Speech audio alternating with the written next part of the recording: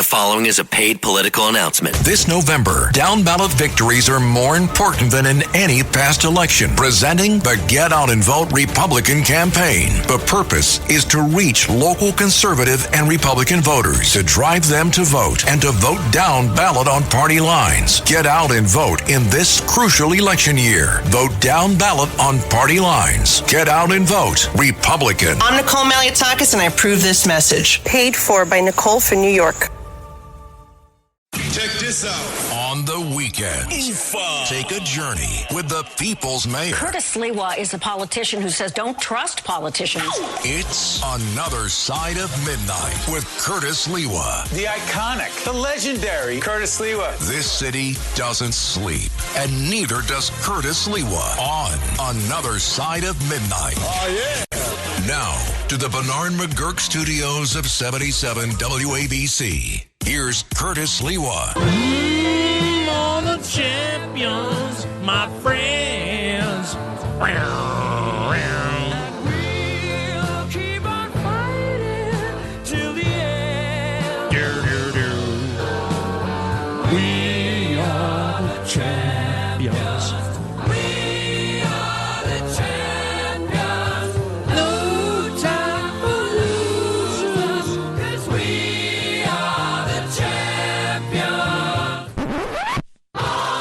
We are the champions. Let me just say, ladies and gentlemen, I couldn't give Jack Diddley squat if Donald Trump did another interview with somebody somewhere.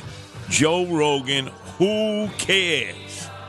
Oh, and then Harris with Beyonce and Willie Nelson in Houston. Who cares? It's time for the election, all right? It's nonsense. When you start reading columns like in the New York Times, hypothetically, could Donald Trump win the general election, the total number of votes, yet lose the Electoral College? My God, they're running out of things to talk about. Yeah, we're going to talk about the Israeli retaliatory strike against Iran, but that's not the main story. I'm surprised at you, Jonas, Holy Roller Boy. The Yankee game against the Dodgers was over. You didn't hit breaking news, right? That's because you get so involved in political talk. Oh, political talk, Trump, Harris, fashion, that the really big things that count to everybody listening right now, you didn't even touch on, right? Didn't even touch on. Breaking news, WABC. Unfortunately, our beloved New York Yankees lost, but what turned out to be an extraordinarily exciting game. While all of you were engaged in political talk, I didn't listen. Not a moment. Because I was listening to the Yankee game from Chavez Ravine in Los Angeles, having flashbacks to when Yankees win. The Yankees win. No, jerky boy, the Yankees didn't win, you idiot. Obviously, Broadway Bill Lee, you were on the boards doing the Rita Cosby show. It didn't happen.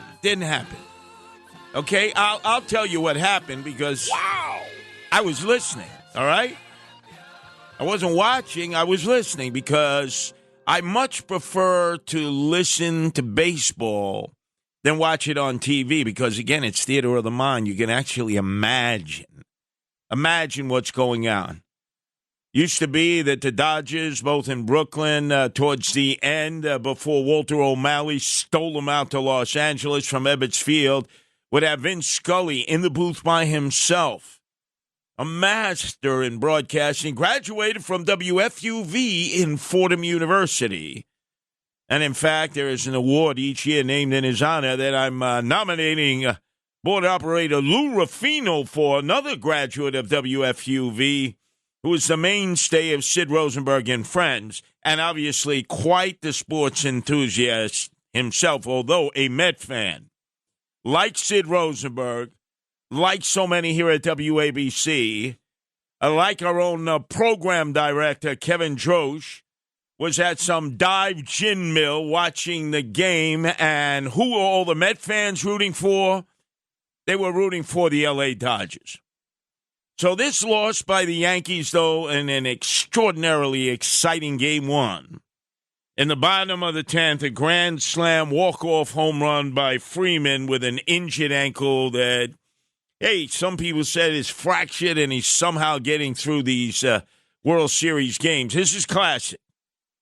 I fault, actually, John Sterling. I believe that John Sterling is the nemesis here because he's no Vince Scully.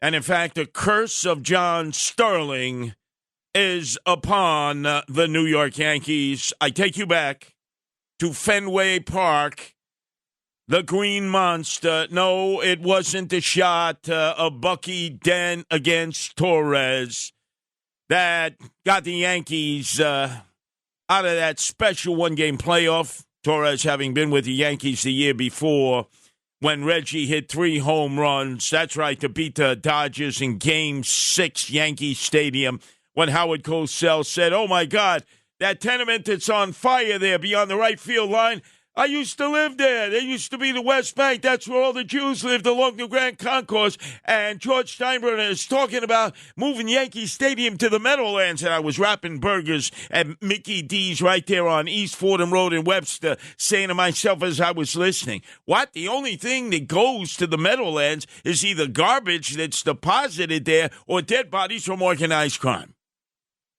Oh, yeah. The Bucky Dent home run. You know, that was with a cork bat. He used Mick the Quick Rivers cork bat. Mick the Quick Rivers, a degenerate gambler, always had the racing form in his back pocket, was living on Meshulah Parkway in the Bronx, hanging out at the OTB. He was the leadoff hitter. Bucky Dent was in the 9th hole, lousy hitter. Basically punching Judy, single hitter. Hits that home run, right? But we're not talking Red Sox Yankees here. We're talking the L.A. Dodgers, and we're talking the New York Yankees, who lost Game 1. But I got to give props to the Yankees. It was an exciting game. Where is my John Sterling cut here that I so desperately want because he is the GOAT? Now the 3-2 swung on, a pop foul back here. Ow! Ow! Ow! It really hit me. I didn't know it was coming back that far. So once again, it'll be a 3-2. I don't want to hear your nonsense. The curse of John Sterling is upon the New York Yankees. Although, let me tell you, as I was listening intently, and an excitement returned to me, not like Chris Matthews had when he first heard Barack Obama and he got a little tinkle up his legs. An excitement that you had as a young person listening on your Sony transistor radio to baseball games as you would keep your radio under the pillow late at night in the wee hours of the morning, as we are now taking you to the break of dawn at 6 o'clock, and you tried to avoid either your father or your mother hearing that radio. So when they would come and check up on you, you had to quickly turn that radio off and act like you were deep asleep. And I'd be listening to the New York Yankees on their West Coast visit as they be playing the L.A. Angels, then California Angels, Dean Chance on the mound, Mickey Mantle at the plate, because obviously they were 3 hours behind.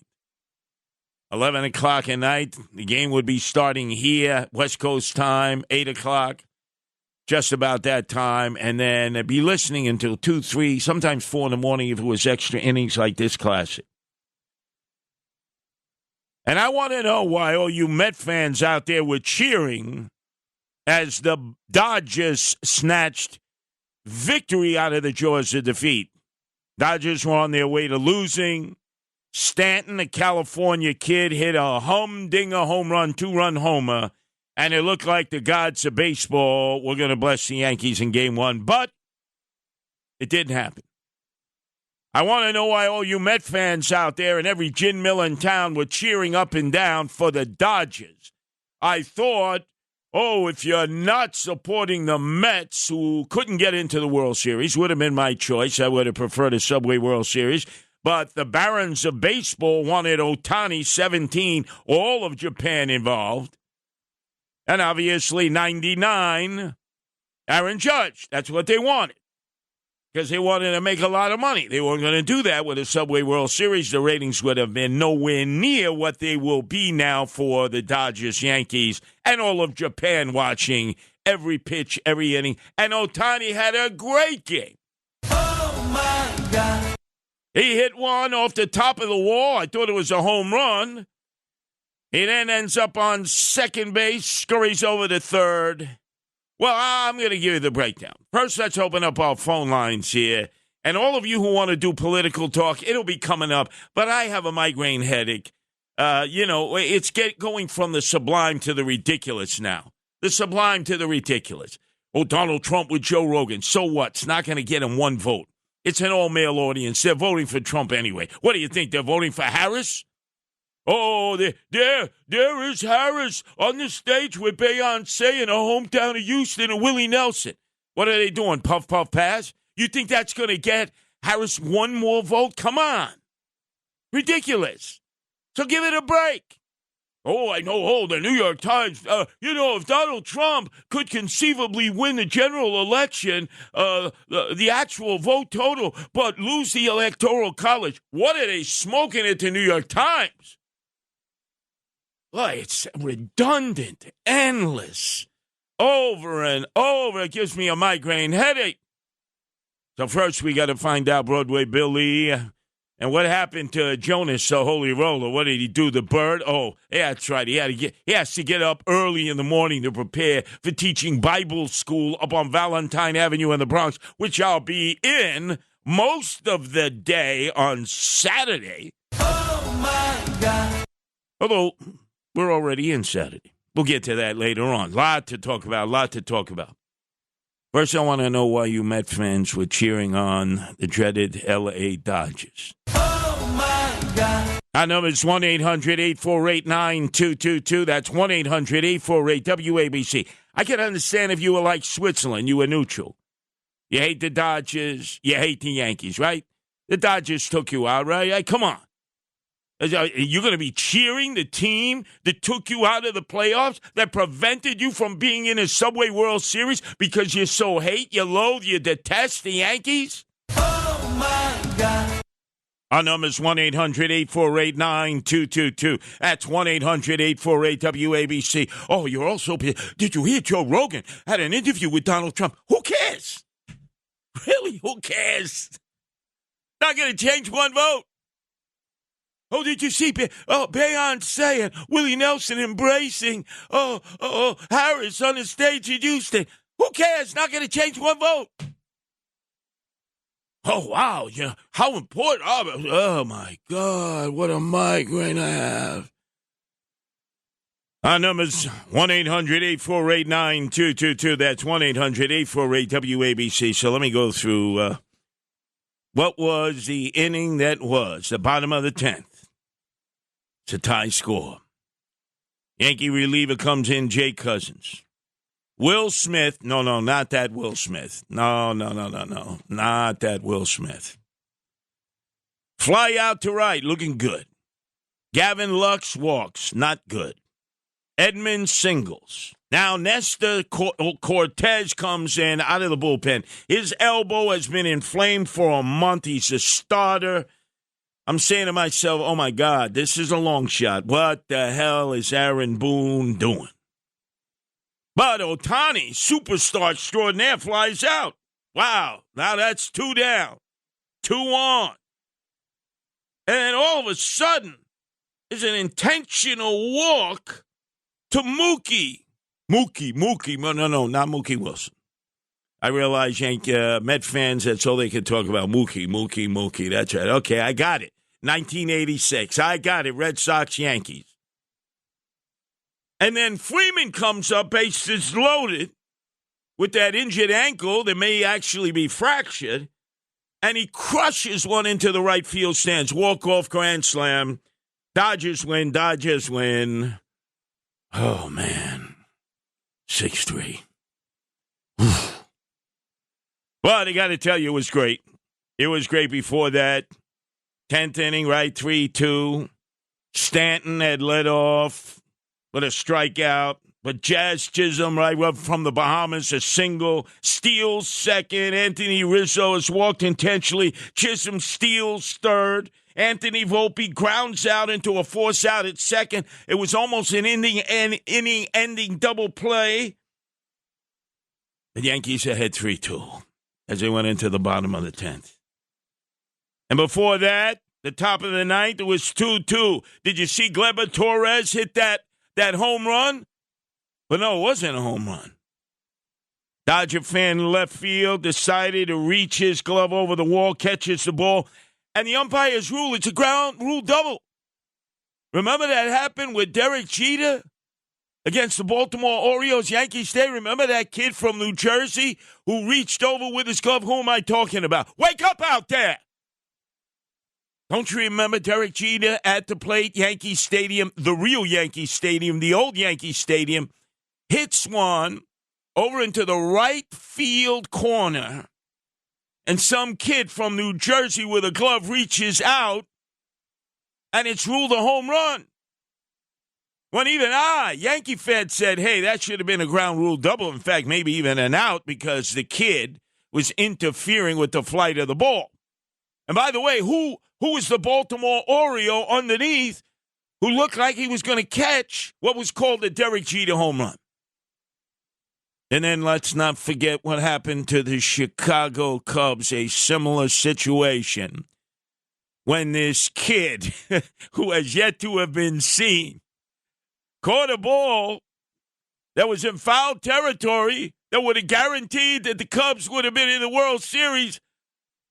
And he caught the ball, and all of a sudden the whole city turned on him. They ran him right out of town. Right out. Do you remember? Do you remember, ladies and gentlemen? Am I scratching your medulla and your cerebellum? This is baseball time. Finally, baseball has returned as the national, international pastime, brief as it will be. Because we know it's smash mouth football, unfortunately, that has replaced baseball as the national pastime. But because the gods of baseball got their wish, Japan and the West Coast versus the East Coast, the Yankees versus the Dodgers, Ohtani 17 versus Aaron Judge 99. Wow, it doesn't get any better than that.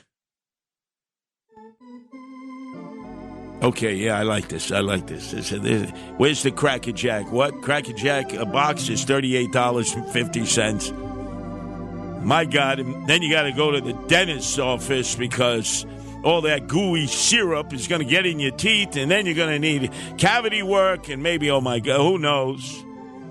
And no prize in the Cracker Jack box any longer. No prize. Wow, what's that dirty water hot dog? What? $22.50? It's microscopic. I need a toothpick in order to eat it like I'm at some trendoid party in the Upper East Side. No, I don't have the feel. That's why I don't go to the new Yankee Stadium. It's like a mall. It's the house of Aroyd and Jeter. I hated Jeter, number 2. Hated him with a passion. But what the hell? It was a Yankee night. It was meant to be a Yankee night. Did you see that Gleyber Torres home? It was a home run. Who was that idiot who put his glove down, caught the ball, and then the umpires rule a ground rule double? Oh, my God. Now, let's go to Elliot in Staten Island. Your turn to be heard here, WABC, Elliot. Hey, how you doing, Curtis? Whoa. As a Yankee fan, how do you think I'm doing, Elliot? I can imagine. How do you think I'm doing? I'm calling a different subject. Calling about the death of a famous rock and roll Hall of Famer. He died at 84. The bass player for the Grateful Dead. Are you out of your freaking mind? I hate the Dead. Hey, Tony, what the hell is this? A guy's calling up about the Grateful Dead bassist. What, did he join Jerry Garcia in LSD hell? What a Mama Luke. You think I care about the Grateful Dead? First of all, it was a Bay Area band, San Francisco, dropping acid all over the place. Al Gore, Tipper Gore claimed they were Deadhead fans. I don't believe that, not for a second of it. Where the hell did this guy come from? We're talking baseball here, baseball. I'm going to give all of you another opportunity, ladies and gentlemen, or I think I'm just going to slam the microphone down here and just forget it. I'll let you talk to yourselves about whether Trump is a fascist all night long, right? The most ridiculous thing I've ever heard in my life. Going to try it again. 1-800-848-9222. That's 1-800-848-WABC. Cortez. And it was Freeman hits the ball to right field. She is gone! Those are Met fans cheering. Meet Freddie! Those are freaking Met fans cheering! Series. You traitors! These are Met fans cheering. It's the Dodgers who prevented you from getting into a Subway Series, and you're cheering on Ohtani, right? Oh, is that the bottom of the eighth? Ohtani hits that shot. I thought for sure it was a home run. Hits the top of the wall, gets a double. Then the Yanks botch the play. He ends up on third. Mookie Betts, sacrifice fly. No, not Mookie Wilson. You get these Mets all for toots.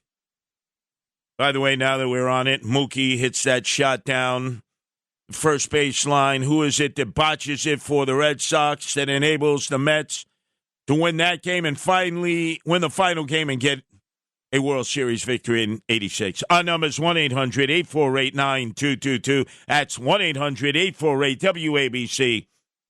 Let's go to John in Manhattan. Your turn to be heard here at WABC. Johnny? Hey, Curtis. How you doing tonight? How do you think I'm doing? Are you a bunch of morons out there? So you brought up the 96 one with Derek Jeter. So the kid that put the hand in right field was Jeffrey Mayer.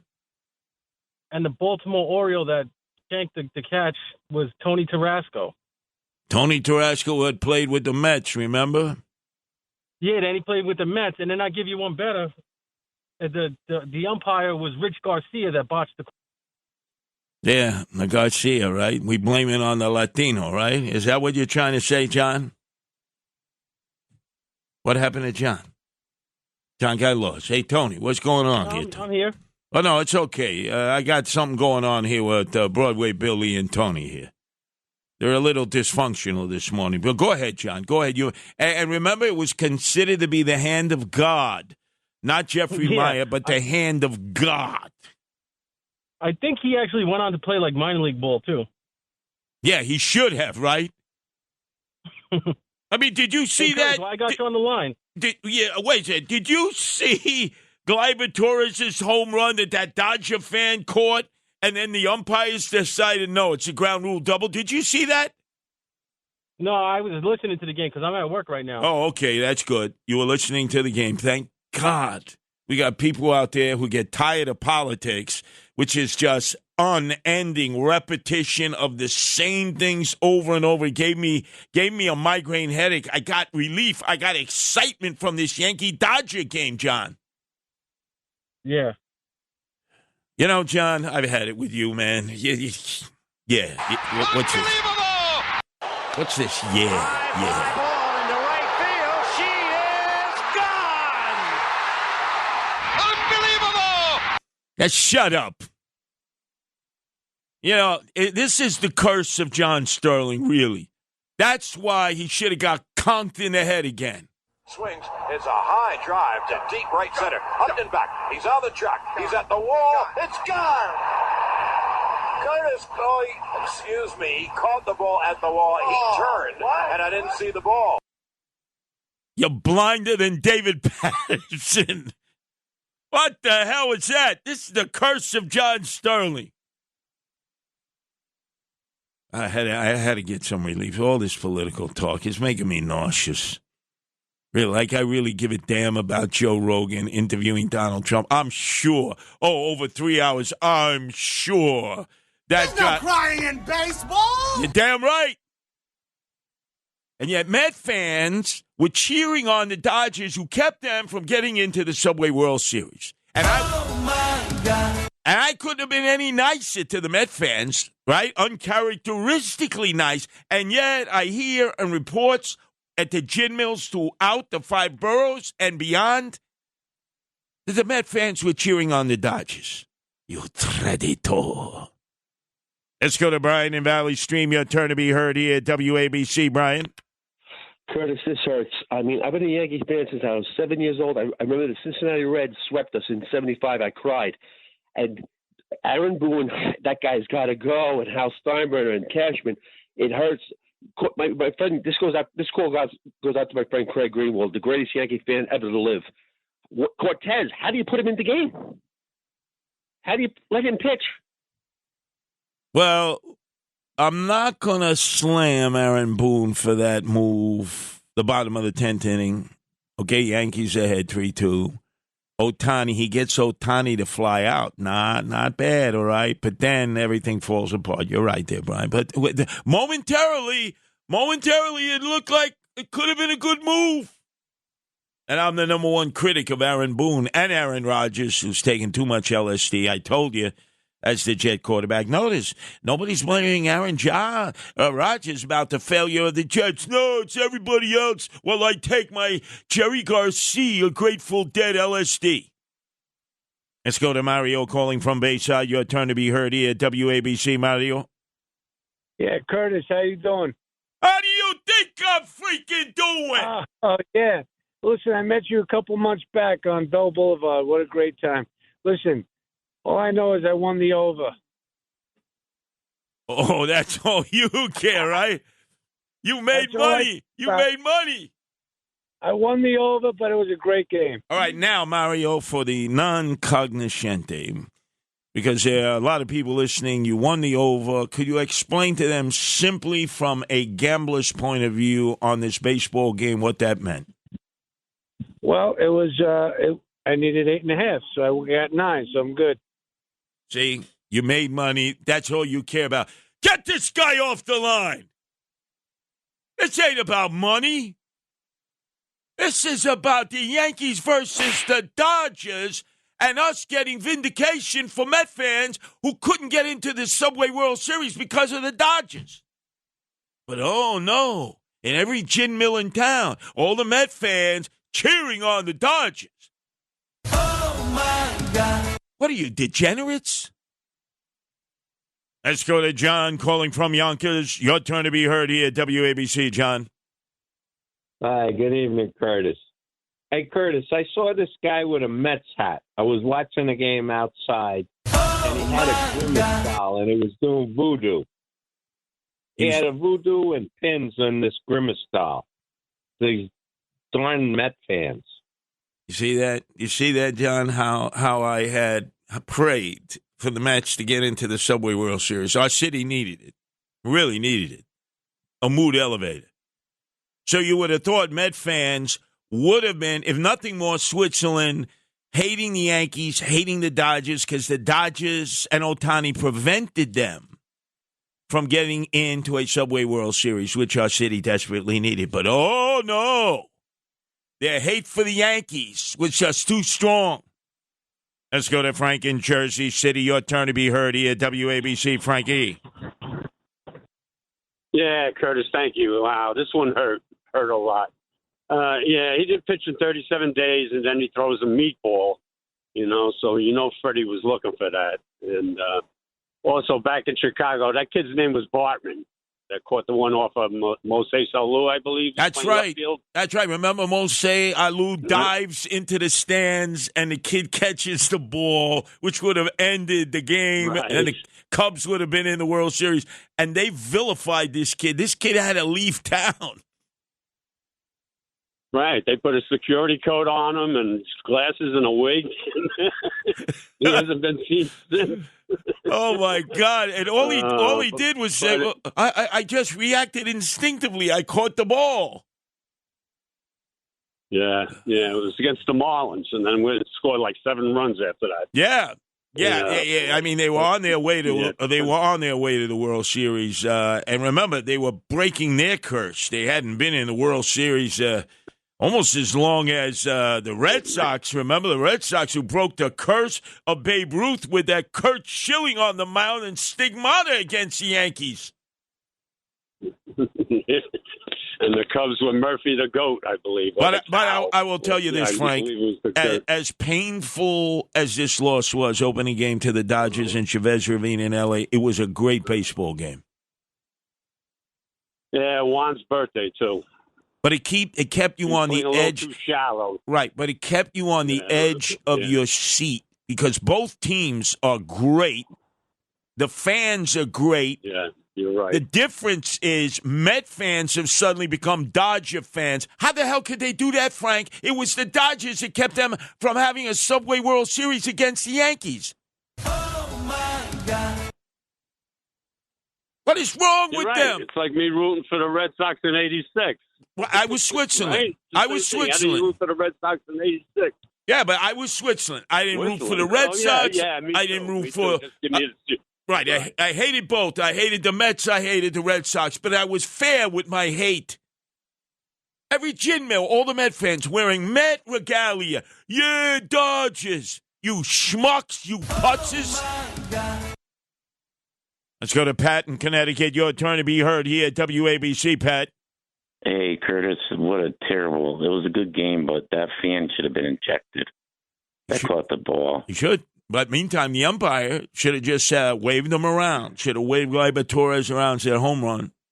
My wife goes, why did we stay up for this? It was a great game until that, but they should have just pitched to Mookie because he struck out like 4 times tonight. So I don't know why they intentionally walked him.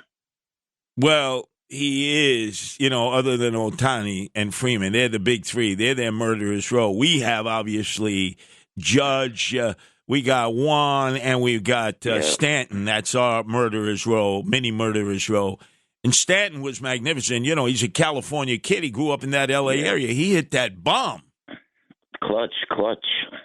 Telling you, this guy is like Mr. October. He disappears the rest of the year.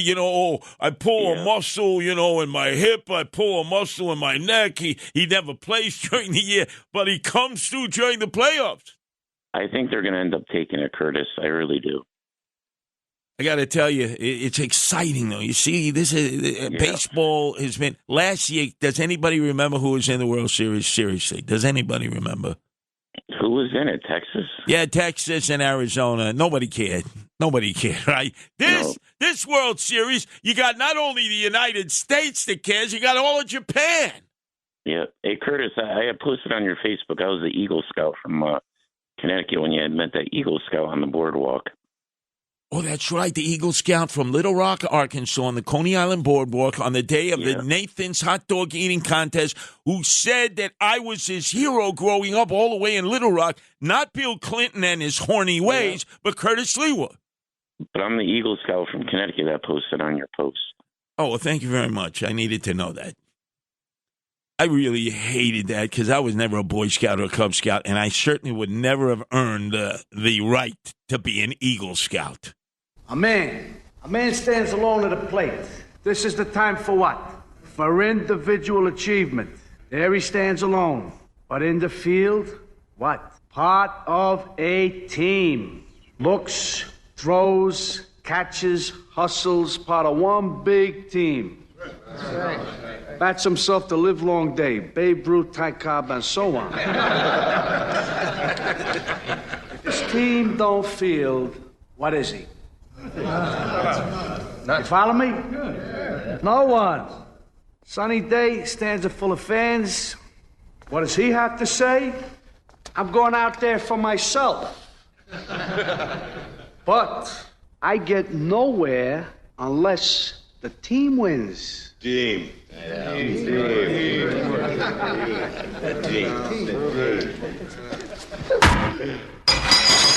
Oh, Jesus Christ. Oh, man, got him good. Al Capone, Scarface. Wow. By the way, team, who's the other guy who always said, my team, Eric Adams. He's on his way to the big house, him and his team. Let's go to Jeff in Long Island. Your turn to be heard here at WABC, Jeff. Hey, Curtis, I know you're having a shit-ass night, but that's besides the point. I'm a Met fan. Yes, Jeff. What happened to Jeff? No, there's Jeff. There's Jeff. Now just make sure you get a little Fell's Naphtha soap in your mouth. You can't cuss, Jeff. What do you call it? It was Bill Buckner. It was the guy that Mookie Wilson beat. Mookie Wilson would have beat it out anyways. I know, but Buckner botched it. Everyone wondered why did the Boston manager leave Buckner in there. But it was one of those classic moments. Most people think that was the last game of that series. It was not. It got the Mets into the final game, which they won. Yeah, but that only tied the score. I know that, but without that, it's over, man. It's over, Jeff. Oh, yeah, absolutely. I was at the game. You could have heard a pin drop. Now, let me ask you a question, Jeff. You were at the game. Did you see Yankee fans wearing the interlocking NY cheering for the Red Sox? No, I'll be honest with you. I didn't see that. All right. So why tonight were the Met fans cheering for the Dodgers who kept them from getting into a Subway World Series? Because they're schmucks. That's why. Thank you. New York is New York. You gotta root for New York, no matter what. I know, but we had a chance, which our city desperately needed, a Subway Series as a mood elevator. It was Ohtani and the Dodgers that prevented the Mets from getting into the Subway World Series. So I would have thought that Met fans would have been like Switzerland, like I was in 86, when I hated the Red Sox and hated the Mets equally, and I was just Switzerland. Yeah, well, to me, New York is New York. You gotta root for New York no matter what. No, that's not true. God, these callers are pissing me off. And you think I was going to listen to all that political talk tonight with the Yankees, Game 1 against the Dodgers, Chavez Ravine? Oh, that sixth inning, that Stanton moonshot, wasn't that great? He's homered in his last 4 playoff games, 6 home runs in October alone. He's Mr. October, not quite Reggie Jackson. I'm not giving him that title yet. But let's see who else hit 6 home runs in October. Let's see. It was Bernie Williams. The Mel Hall made cry. A drive to deep right field. This ball is gone. That wasn't Stanton's home run. You cheated on that. Driven deep to right field. That ball is gone. See ya. A 2-run home run the other way. And the Yankees retake the lead 5-4. Hold on a second, man. Well, you're cheating there. Where it goes! Back at the wall and is gone! Yankees on top, 8-7. That is not the game. Yo, I realize, Broadway Billy, you're trying, right? We got about 6 hours of sleep, and then dust this off, and it's a brand new game tomorrow. So go to sleep. You sound like Cheetah doing an interview. You say nothing. Let's go to Raul calling from Georgia. Your turn to be heard here at WABC, Raul. Oh, man, what a pleasure. What a pleasure to speak to you, Curtis. Well, it's not a pleasurable night and morning for me, that's for sure. Oh, trust me. I'm right with you. I'm a big-time Yankee fan. I'm actually from the Bronx. I'm on my way to Atlanta from the Bronx. I just left yesterday. I got 4 hours left on the drive, and I'll be listening to you the rest of the way. Oh, I appreciate that. Reminds me back in 96 when the Yankees finally got back into the playoffs and then the World Series against the Atlanta Braves. They lost the first 2 games in Yankee Stadium against the Jones boys of Atlanta. Andrew and Chipper. That's right. Excellent. And nobody knew Andrew. He came from the Curacao. I couldn't even find that on a map. This guy was like the Black Mickey Mantle. 2 home runs in the first game. He's patrolling the old Yankee Field center field. I said, oh, my God. And then what was Michael Kay and John Sterling say? Oh, the Yankees can't win now. They're down 2 and they're going to Atlanta. And every night on the post-game show, I would have Ted Turner half in the bag on. And meantime, there's John Sterling talking on and on and on. Hey, John, I got Turner on the line. Oh, I got now it. the 3-2 swung on, a pop foul back here. Ow! Good. So, Raul, what brings you down to Atlanta? So I'm attending SneakerCon. You ever heard of SneakerCon? SneakerCon, yeah. Yeah, so I'm on my way to set up my table. I'm going to be a vendor there today. Now, question, what is the most desired, customized sneaker, obviously limited edition sneaking out of the way? The old Mickey Mantle card was the most desired card. I think they paid like $14 million for his rookie card. What is the most desired sneaker now, limited edition? Well, if you ask me, I would have to say the Off-White Air Force Ones, Virgil Abloh. He's now passed away to the hereafter, so those are pretty coveted. Well, I got beef with that because as a kid, I couldn't wear sneakers. I had flat feet. They had to put orthopedic shoes on me. Man, I had to play stickball in the streets with orthopedic shoes. It made me look like Lurch. The shoes that Lurch used to wear, Herman Munster. Got to play stickball. I couldn't wear PF Flyers. I couldn't wear Converse. I couldn't even wear Skippies. Although I'd rather wear, to be honest with you, those Lurch-like shoes, those Munster-like shoes, those orthopedic shoes. I would never want to be caught dead in a pair of Skippies. Wow. Weak.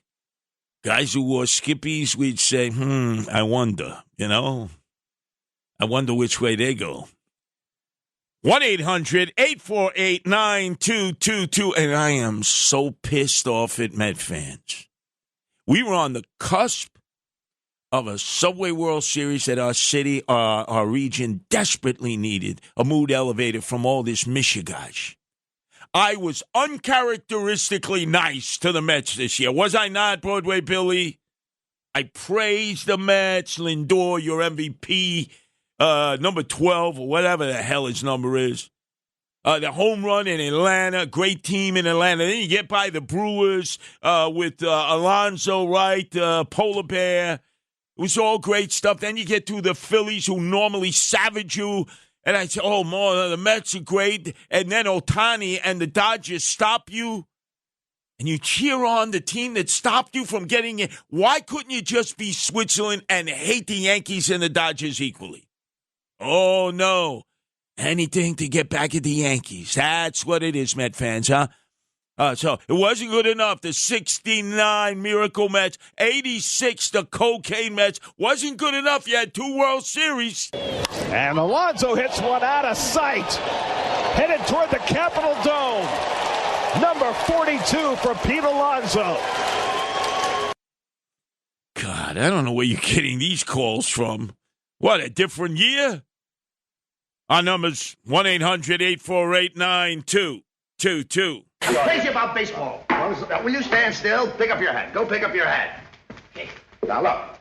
Then you'll go and peddle your popcorn and don't interrupt the act anymore? Yes, sir. All right. But strange it may seem, they give ball players nowadays very peculiar names. Funny names? Nicknames, pet names. Not as funny as my name, Sebastian Dinwiddie. Oh, yes. Funnier than that? Oh, absolutely. Yes. Now, on the St. Louis team, we have who's on first, what's on second, I don't know's on third. That's what I want to find out. I want you to tell me the names of the fellas on the St. Louis team. I'm telling you, who's on first, what's on second, I don't know's on third.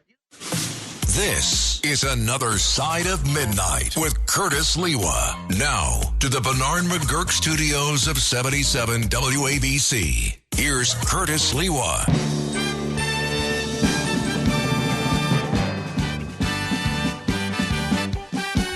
I am really pissed off at Met fans, really. Uncharacteristically this year, I was nice to the Mets, who I loathe, I hate, I despise normally. Some people would say, you're running for mayor again, so obviously you don't want to alienate the Met vote. I get that. I'm sure that's part of it. But I was nice. And now I get reports from throughout the tri-state area that in gin mill after gin mill, bar after bar, Met fans festooned with their own Met regalia were cheering on the L.A. Dodgers, Ohtani and company that kept you guys from being in a Subway World Series against the Yankees and renewing your loss of 2004-1 to the Jeter-led Yankees.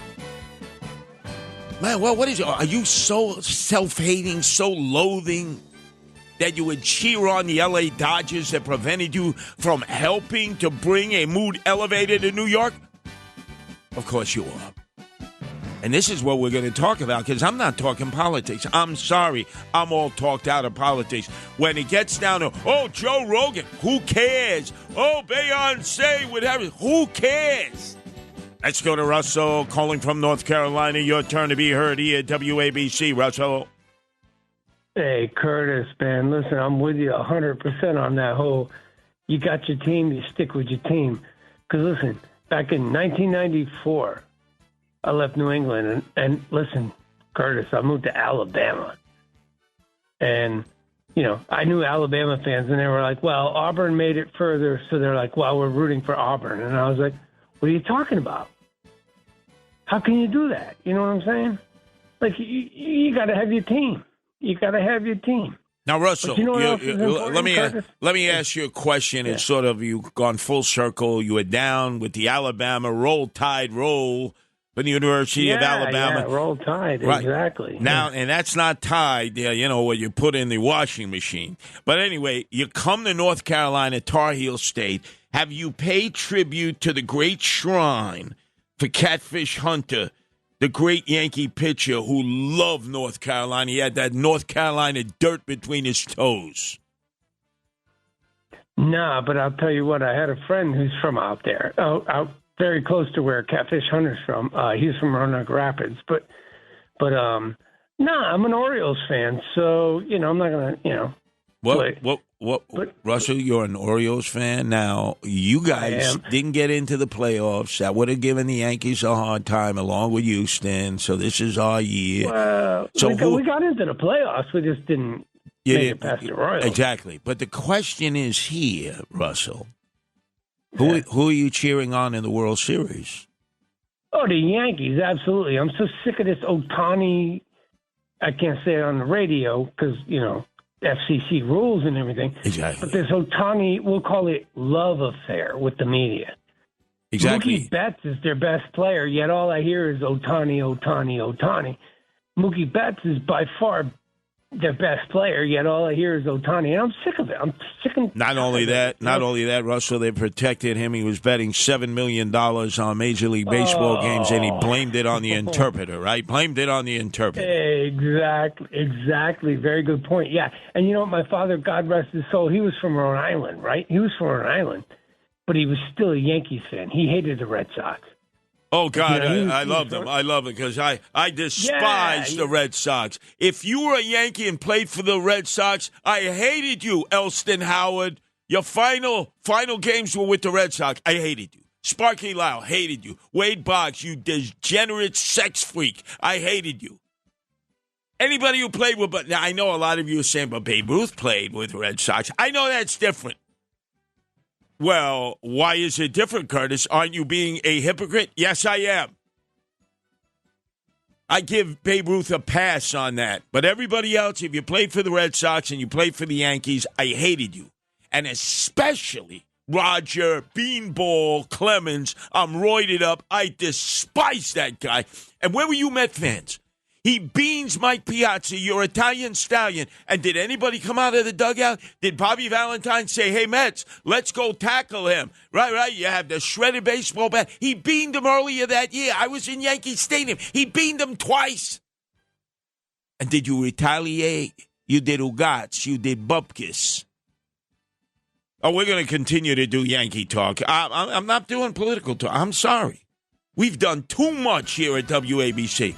Nonstop to the point where we're talking about Joe Rogan. Oh, he talked to Donald Trump. Who cares? Beyonce, oh my God, she's with Harris and the pot smoker there, Willie Nelson. Who cares? It's not going to change one vote. Baseball. Come on, it's back to being our national pastime, and now we got all of Japan hooked in here. So you Met fans, you didn't cheer the Yankees on. You should have. You cheered on the people that prevented you from being in a Subway World Series. A pox on all of you Met fans. I'm back to hating you right down to the marrow of your bones. Left center field. Francisco flushes the game with a 3-run shot. Yeah.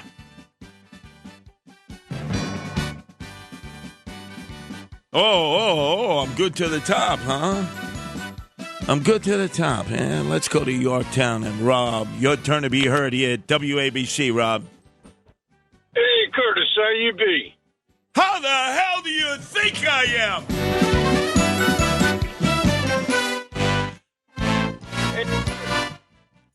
Go ahead, Rob. It's like this. We got a. I'm a Met fan, right? And yeah, you sound like a Met fan. What are you, special ed? What are you? What are you? A product of social promotion? How you doing? Get this Met fan out of here. He sounds like all of them. So up next, I'm not talking politics. I'm sorry. You want to talk politics? Go listen to the Joe Rogan podcast. God, I couldn't think of anything more boring. But what I'm going to do is I'm going to go into flashback mode, 1963, a 9-year-old kid. My beloved Yankees got swept by the L.A. Dodgers. First time East Coast had played West Coast since the Dodgers abandoned Ebbets Field, Walter O'Malley, and Horace Stoneham took the New York Giants and Willie Mays out to Candlestick Park in San Francisco. The worst baseball park ever. And there they were. Koufax, Drysdale, Johnny Podges versus Whitey Ford. He was going to do it. Whitey. I met his nephew the other day in Howard Beach, man. It made my day. We were swapping Whitey Ford stories. Yeah, Whitey Ford, remember? Up there, Bayside, Whitestone, huh? One of our own. Not for that World Series. Check this out. On the weekends, take a journey with the People's Mayor. Curtis Lewa is a politician who says don't trust politicians. It's Another Side of Midnight with Curtis Lewa. The iconic, the legendary Curtis Lewa. This city doesn't sleep, and neither does Curtis Lewa on Another Side of Midnight. Oh, yeah. Now, to the Bernard McGurk studios of 77 WABC. Here's Curtis Lewa. On the streets of the Bronx is where I wanna be.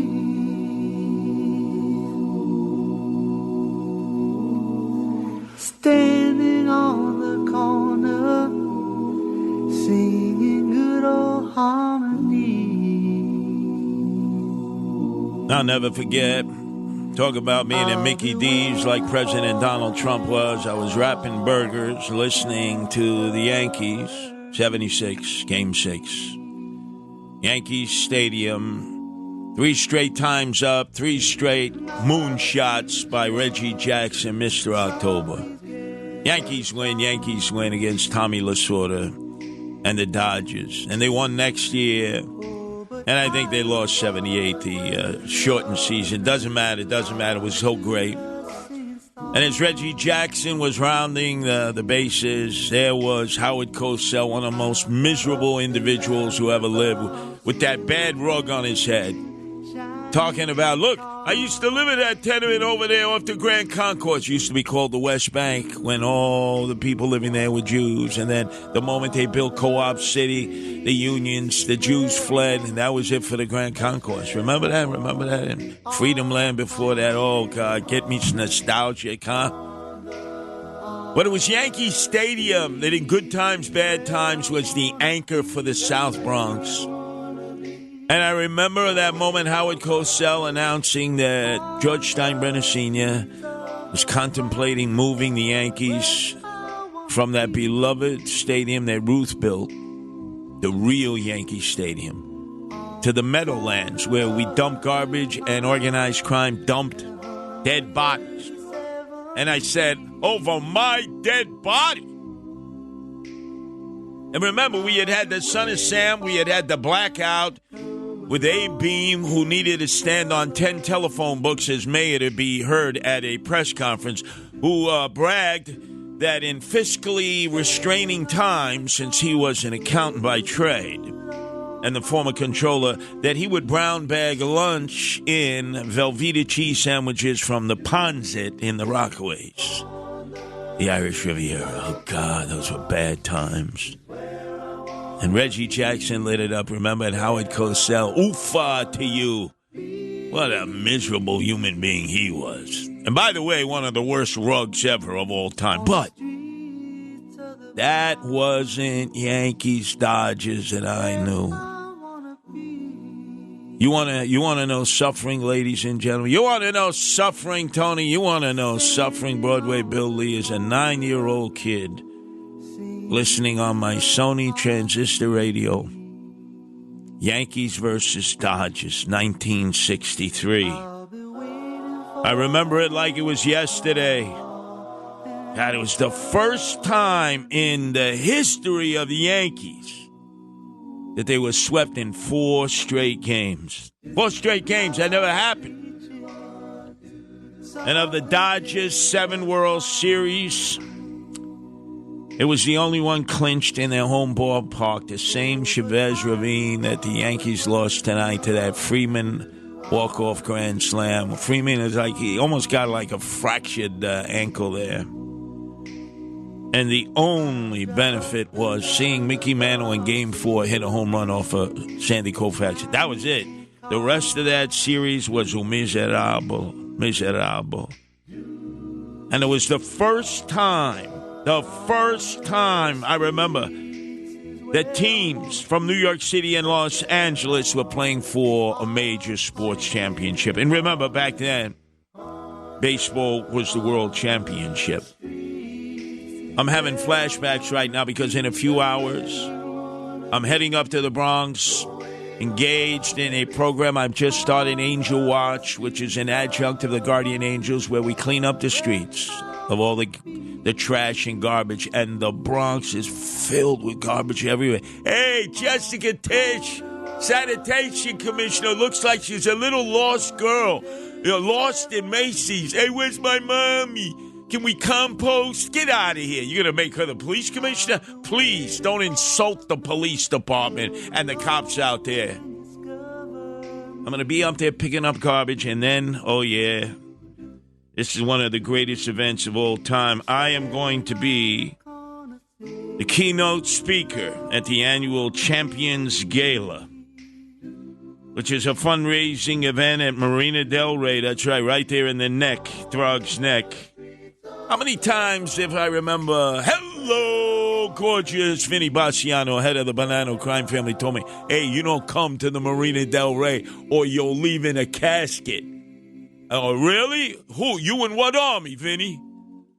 Right by Tommy's, right there on East Stream on Tommy's, where they wouldn't even take my money. Not because they were giving me free pizza. They said, we don't want to be seen serving you pizza because it'll upset, hello, gorgeous Vinny Baciano, who was a hairstylist. That's right. Why all these wise guys? How come they like being hairstylists, huh? You think maybe they went both ways, huh? That's what I suggested in the streets of the Bronx. And, hey, Vinny took umbrage to that. Maybe that's why he wanted to kill me, Tony. But he prided himself that he was a Yankee fan, right? Because everybody was a Yankee fan in the Bronx. How could you not be? He made Mickey Mantle cry. The paper said that the Mick was crying. Mickey Mantle, is that what you're upset about? Mickey Mantle makes $100,000 a year. How much does your father make? I don't know. You don't know? Well, see, if your father can't pay the rent, go ask Mickey Mantle, see what he tells you. Mickey Mantle don't care about you, so why should you care about him? Nobody cares. Chaz Palminteri, great Yankee fan. Great Yankee. I remember listening to him on the Fan. It was a Sunday morning, and I was in charge of watching my 2 youngest sons, Carter and Hunter. And I told them because all of a sudden Chaz Palminteri came on the Fan. They were talking baseball. They were talking records. Reggie Jackson, great stuff. And you know the guy, I forget what the hell his name is, Schneer or whatever the hell his name is. Maybe somebody out there knows who I'm talking about. Told him, we're up on a break, Chaz. We got to go. What? You got to go? Oh, my God. I was telling my kids, Hunter and Carter, hey, go play, run out there in the street. Play dodgeball with the cars there. Just make sure you don't get turned into a speed bump. Oh, man. Chaz Palminteri, great Yankee fan, right? You had to be a Yankee fan growing up in the Bronx. I mean, it was almost like treacherous not to be. But I'll be there, Master Ceremonies. Well, not Master Ceremonies. I'm the keynote speaker. And this is about boxing, one of my passions. Going to be there with Jerry Cooney. Going to be there with Mickey Ward, Michael Spinks. Iran Barkley. Oh, yeah, Iran Barkley. Great fighter out of the Bronx, man. He took on the best. He took on the Hands of Stone, right? Didn't he take on Roberto Duran, huh? Oh, man. Aaron Davis. John Scully. My favorite, Vito Antuofermo. Yeah, got caught. At 22 fell out of his leg on the West 4th Street train station of the A train, and they clipped him. How could they do that? Junior Jones. And, of course, Blood Mitch Green. Remember Blood Mitch Green got into that fight with Mike Tyson up in Harlem? I remember walking on 183rd Street, and there was Blood Mitch Green, great heavyweight, sitting in like a Lincoln LTD, and he had a television on the hood of the car, a television. And he goes, hey, Curtis, you want... I think he was watching a Yankee game at that time. TV built into the hood of his freaking car on 183rd Street in the Bronx. Nobody knows the Bronx better than me. So I'm picking up the garbage first. Then I'm there at the annual Champions Gala to honor all the boxers who don't have any kind of health care, any kind of compensation package whatsoever. You know, the managers, like, isn't it great to be an American? Don King, they just basically rape them. And they leave them with nothing and all kinds of problems afterwards. Man, this is going to be great. And then they're giving me an award. I don't know what they're giving me an award for. And then I got to go out there and find Reverend Ruben Diaz Sr., who's going to be on a truck there campaigning for Trump and the Republicans through the heart of El Barrio, the South Bronx. See, that's my day. But you know what's going to happen? Every time I stop at a bodega, hey, well, what happened to the Yankees yesterday, Kurt? What happened to the Yankees? And I'm going to say whatever you think of the loss just hours ago at Chavez Ravine. And by the way, great game. The Freeman walk-off home run. And I know a lot of people are pissed, like, how do you take a guy, Aaron Boone, how do you take a guy who's been on the shelf for about 36 days, who's had a sore elbow, Nestor Cortez, and put him in there? Hey, look, you got Ohtani to fly out. I get it. All right. All right, look, there are a lot of things that could have been redone. But it was an exciting game. And I'm not talking politics. The rest of the station, that's all they do. Talk politics, morning, noon, and night. It's 50-50 between Trump and Harris. We'll get to that later on. It ain't going nowhere. But if you think I'm going to be talking about Joe Rogan, talking to Donald Trump, are you out of your freaking mind? He already has the men's vote. You think I'm going to be talking about Harris on the stage in Houston with Beyonce? Thunder Thighs there? She already has the female vote. What the hell? What are they doing that for? It's very important. No, it's not. It matters not one vote. Not one vote will be determined by these two appearances. And yet you folks who want to talk about it morning, noon, and night. Oh, did you hear him on with Joe Rogan? Who cares? Oh, did you see Harris with Beyonce? And, of course, Mr. Puff, Puff, Puff, man. And it wasn't Woody Harrelson. He claims he gave that up. But, you know, Nelson, whatever the hell his name is. Our number is 1-800-848-9222. That's 1-800-848-WABC. Now, what I want to do is go back to 1963. When baseball was our national pastime, and I know a lot of you guys and gals grew up listening on your transistor radios. Even Hillary claimed she would be listening to Yankee games. Ma Quana Mai from Chicago. How did you do that, Hillary? But she was a Cubs fan, Wrigley Field, but not a White Sox fan. What a kya down. I remember the year before the Yankees won, remember in 7? Candlestick Park against Willie McCovey, Willie Mays, Orlando Cepeda there. Candlestick Park. It was great. Ralph Terry on the mound. All of a sudden, Willie McCovey hits a line shot. Bobby Richardson puts his hand out, catches it. The Yankees win in 7. Now we're up against their nemesis, the Dodgers. And my hero, Mickey Mantle, I remember he only played like maybe 60 games that year. Was injured like so many times. The catcher, MVP, Elston Howard, was magnificent. It was Joe Pepitone, who I love. What a great ball player. Roger Maris, Tommy Tresh, all of them top 20 home runs. And the pitching, Whitey Ford. And yes, Jim Bouton. Ball 4, Jim Bouton, who came up with that shredded, remember, bubblegum? I think he came from Teaneck, New Jersey. He was right across the Hudson River. Meantime, the Dodgers, man, they were like unbelievable. They blew a 4-game lead with 7 to play in 62. And then all of a sudden they beat the Cardinals. And they got into the World Series. And I got to tell you, it was amazing because they had on the mound the greatest Jewish athlete of all time, Sandy Koufax. Not a doubt. Don Drysdale, who would give you a shave, would always be throwing the ball at your head. And Johnny Padres, who had been with them in Brooklyn when they last beat the New York Yankees. Oh, it was so good. I remember it. But we got so many phone calls because I think people like me are just tired of talking politics. I wish the election were tomorrow. I wish it would be over. It's like too much. Way too much.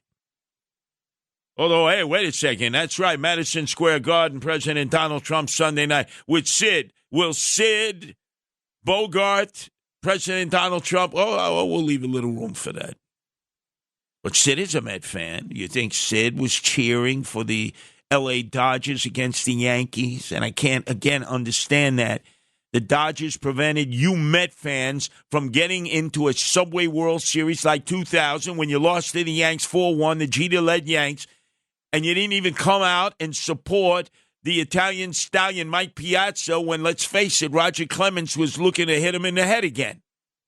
The shredded bat, Bobby Valentine. What were you? How come you didn't call all of your charges out and try to give the Yankees a beatdown, especially the one that I hated, Roger Clemens? I hated him. Why? Because he played for the Red Sox. I'm being very honest. If you were a Yankee and if you had played at any point in your career with the Red Sox, I hated you. That's how deep my hate for the Red Sox is and continues to be. But let's go to the phones because people do want to talk baseball. They do want to talk what has been the revival, at least briefly, of what used to be our national pastime with Japan, West Coast versus East Coast, Yankees, Dodgers, Ohtani 17 versus Aaron Judge, who was missing in action earlier tonight. With Stanton, who came through. Oh, man, the Cali kid. Hey, Judge is a Cali kid, too. But it was Stanton who hit that bomb. Our number is 1-800-848-9222. Let's go to Chris and Bethpage. Your turn to be heard here at WABC. Chris.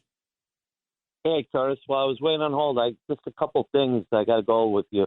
Quick correction. It was 77 when Jackson hit the home run, not 76. 77. Thank you. Thank you for that constructive criticism.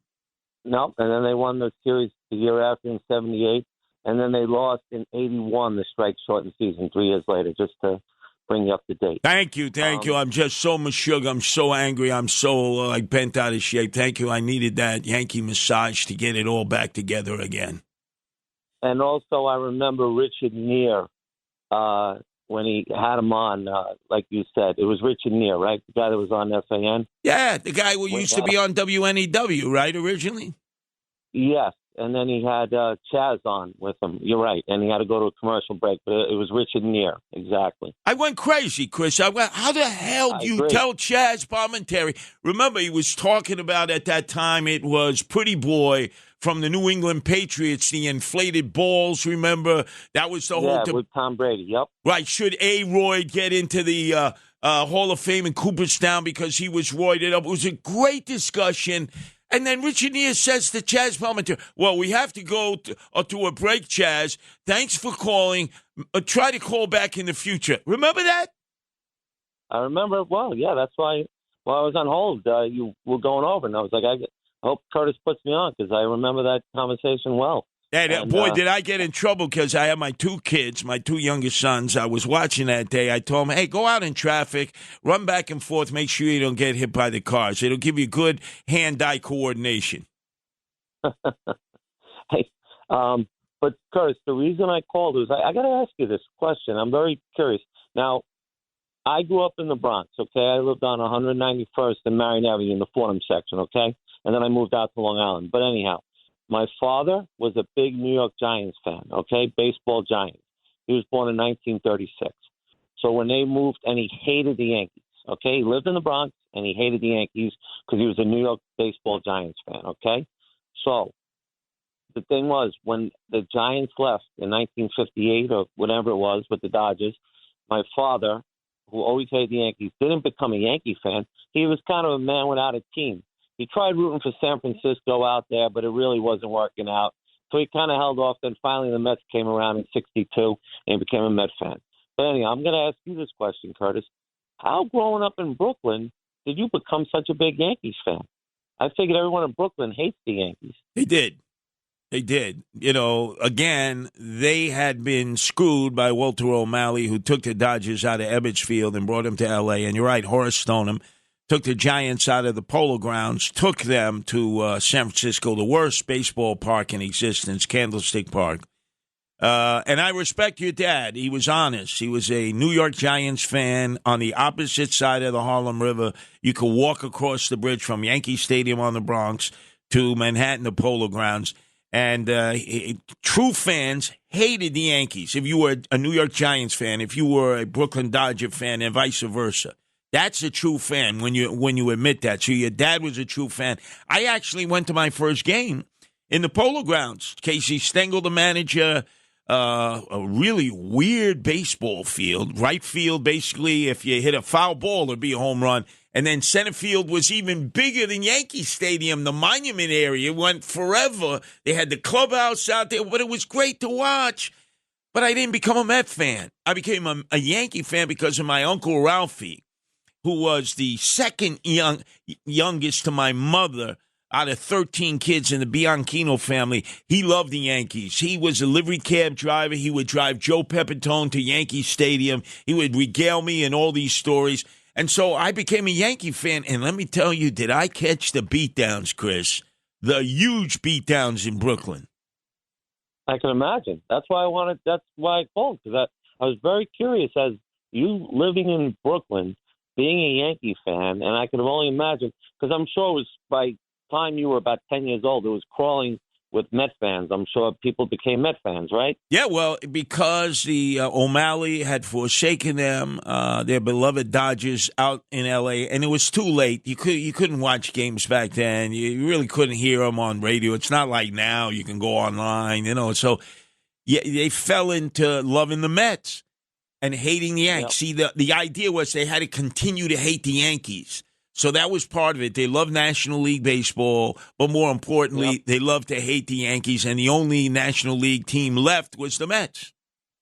Yep, exactly. And my father, once again, like I said, he loved Willie Mays. Like, forget about it. If I ever talk about any player and I say this or that, he goes, "You don't know anything," because I saw Willie Mays. My father was at that game in 1951. He was sitting in center field, the World Series.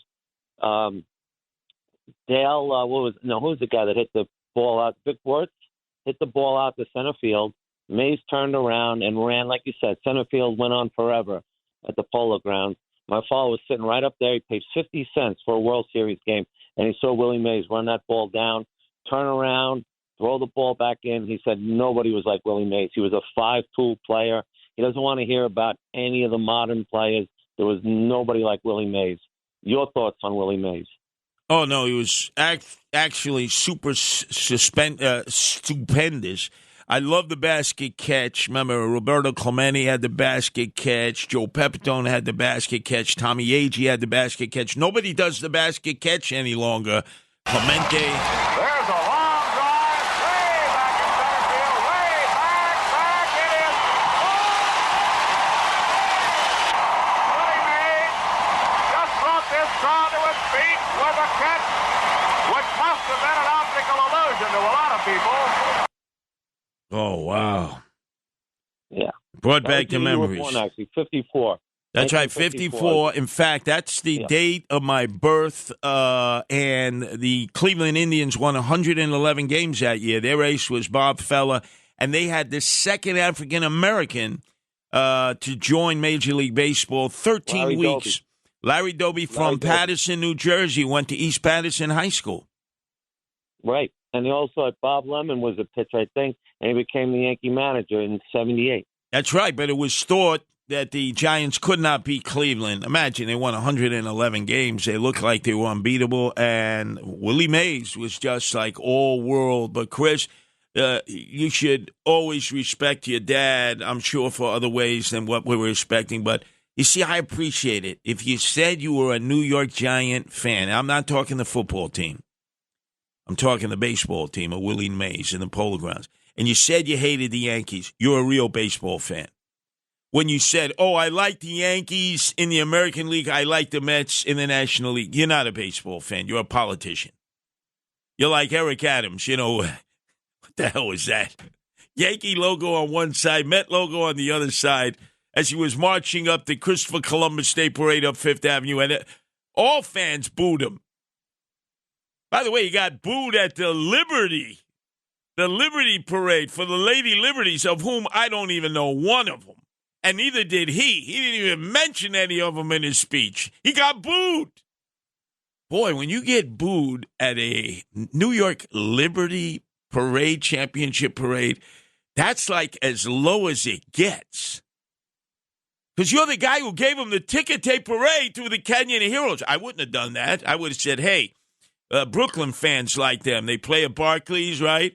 Give them a parade through Cadman Plaza, the Brooklyn Borough Hall. That's where most of their fans are from. You know, Brooklyn Heights, that area. Not the Canyon of Heroes. He gave them that, and they booed him. Let's go to Mike in New Windsor. Your turn to be heard here at WABC. Mike. How you doing, Curtis? How do you think I'm doing, Mike? How do you think I'm doing? I know. I shouldn't have even said that. But I'll tell you this. I'm a New Yorker, born and bred, and I'm a Mets fan. And I honestly will tell you that any real Mets fan will also go for the Yankees if the Mets didn't make it.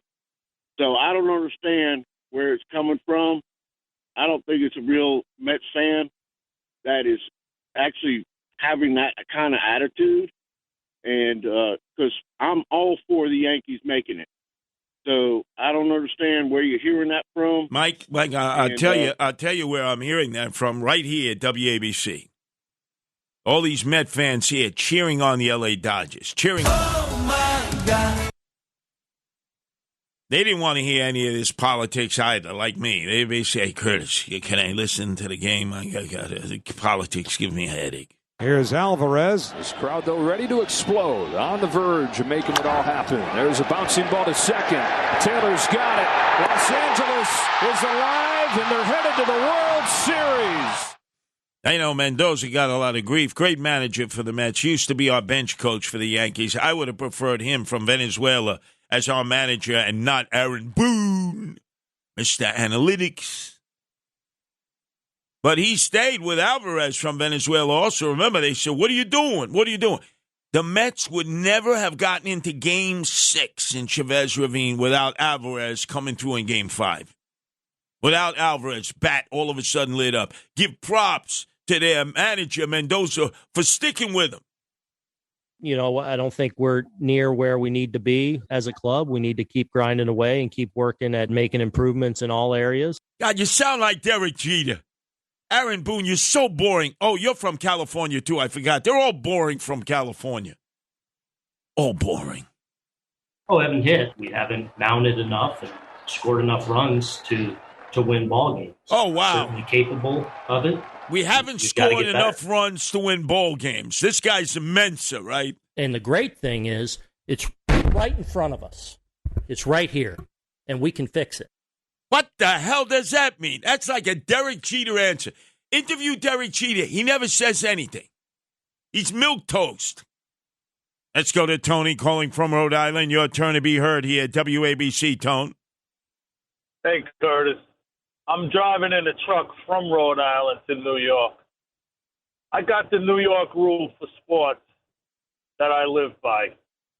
Whatever the sport is, if there's a New York team in it, you go for New York. If two New York teams are in it, you can vote. You root for what team you want. But I don't care what the sport is. If it's a horse race and Run Curtis Run is running against the California horse, you go with the New York horse. If it's two guys playing chess and one guy's from New York, you root for him. And especially against Boston, Philadelphia, and Atlanta, you always have to go for New York no matter what the sport is, except for Buffalo because that's not really New York. Yeah, you know, as you're bringing all this up, you're hitting key points here, Tony. But I got to tell you, I'm thinking back, as bad as it is for Yankee fans tonight, although it was an outstandingly played game both sides. Yeah, it's another gut punch, and we've had a number of those obviously here in the first half, and you know, we've gotten off the mat each and every time, and we got to do it again. What the hell does that mean, Aaron Boone? That is so cliched. I hate guys being in different spots. You know, Brantley going out to first base and playing first base for us. You know, guys having fun playing the game, though. Yeah, fun. How the hell are you going to have fun with you? You're a dullet. Our numbers, 1-800-848-9222. Great for Aaron. I like Aaron. I played with Aaron, you know, and sometimes when you're in a situation like that, it's almost like you're in a no-win situation. And unless you win, right? It's another side of midnight. Now to the Bernard McGurk studios of 77 WABC. Here's Curtis Lewa.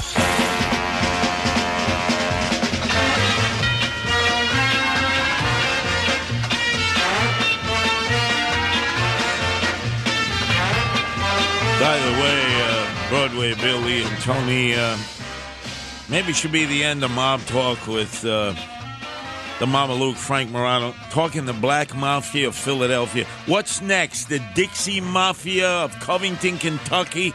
As he run out of people from Italian organized crime, La Cosa Nostra, the Mafia to interview? The Black Mafia of Philadelphia? That's like the Dixie Mafia of Covington, Kentucky, across the river from Cincinnati. Oh, well, might as well get Elvis Presley's Mafia right from Memphis.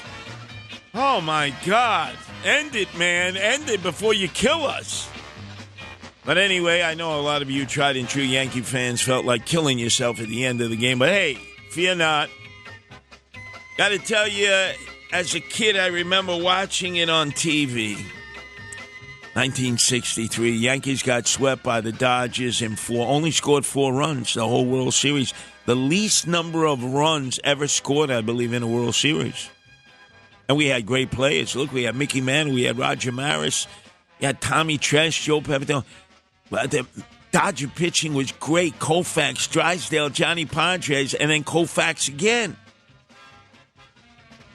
But remember, the broadcaster was Mel Allen. Remember Valentine Blast, Mel Allen, and I think Mel liked the Geldings. Mel was a guy's kind of guy, if you know what I mean. Anyway, the point was a great broadcaster, had that southern sound to him, and I remember he had laryngitis when he was doing the broadcast. I think it was on Channel 4. And he lost his voice completely by the end of the game. And who came in and took over? The great Vince Scully from WFUV Fordham, who was like the last broadcaster in all of baseball before he retired to just single-handedly be in the booth for the L.A. Dodgers. That was a great moment. A great moment. The next year, replaced?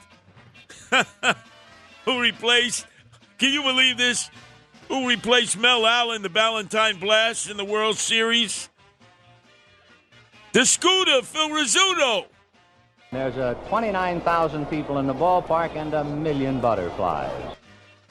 That was 1964 7-game series. The Cardinals beat us. I remember that. Ken Boyer, who was the brother of Clete Boyer, the Yankee third baseman, was the MVP of the NL.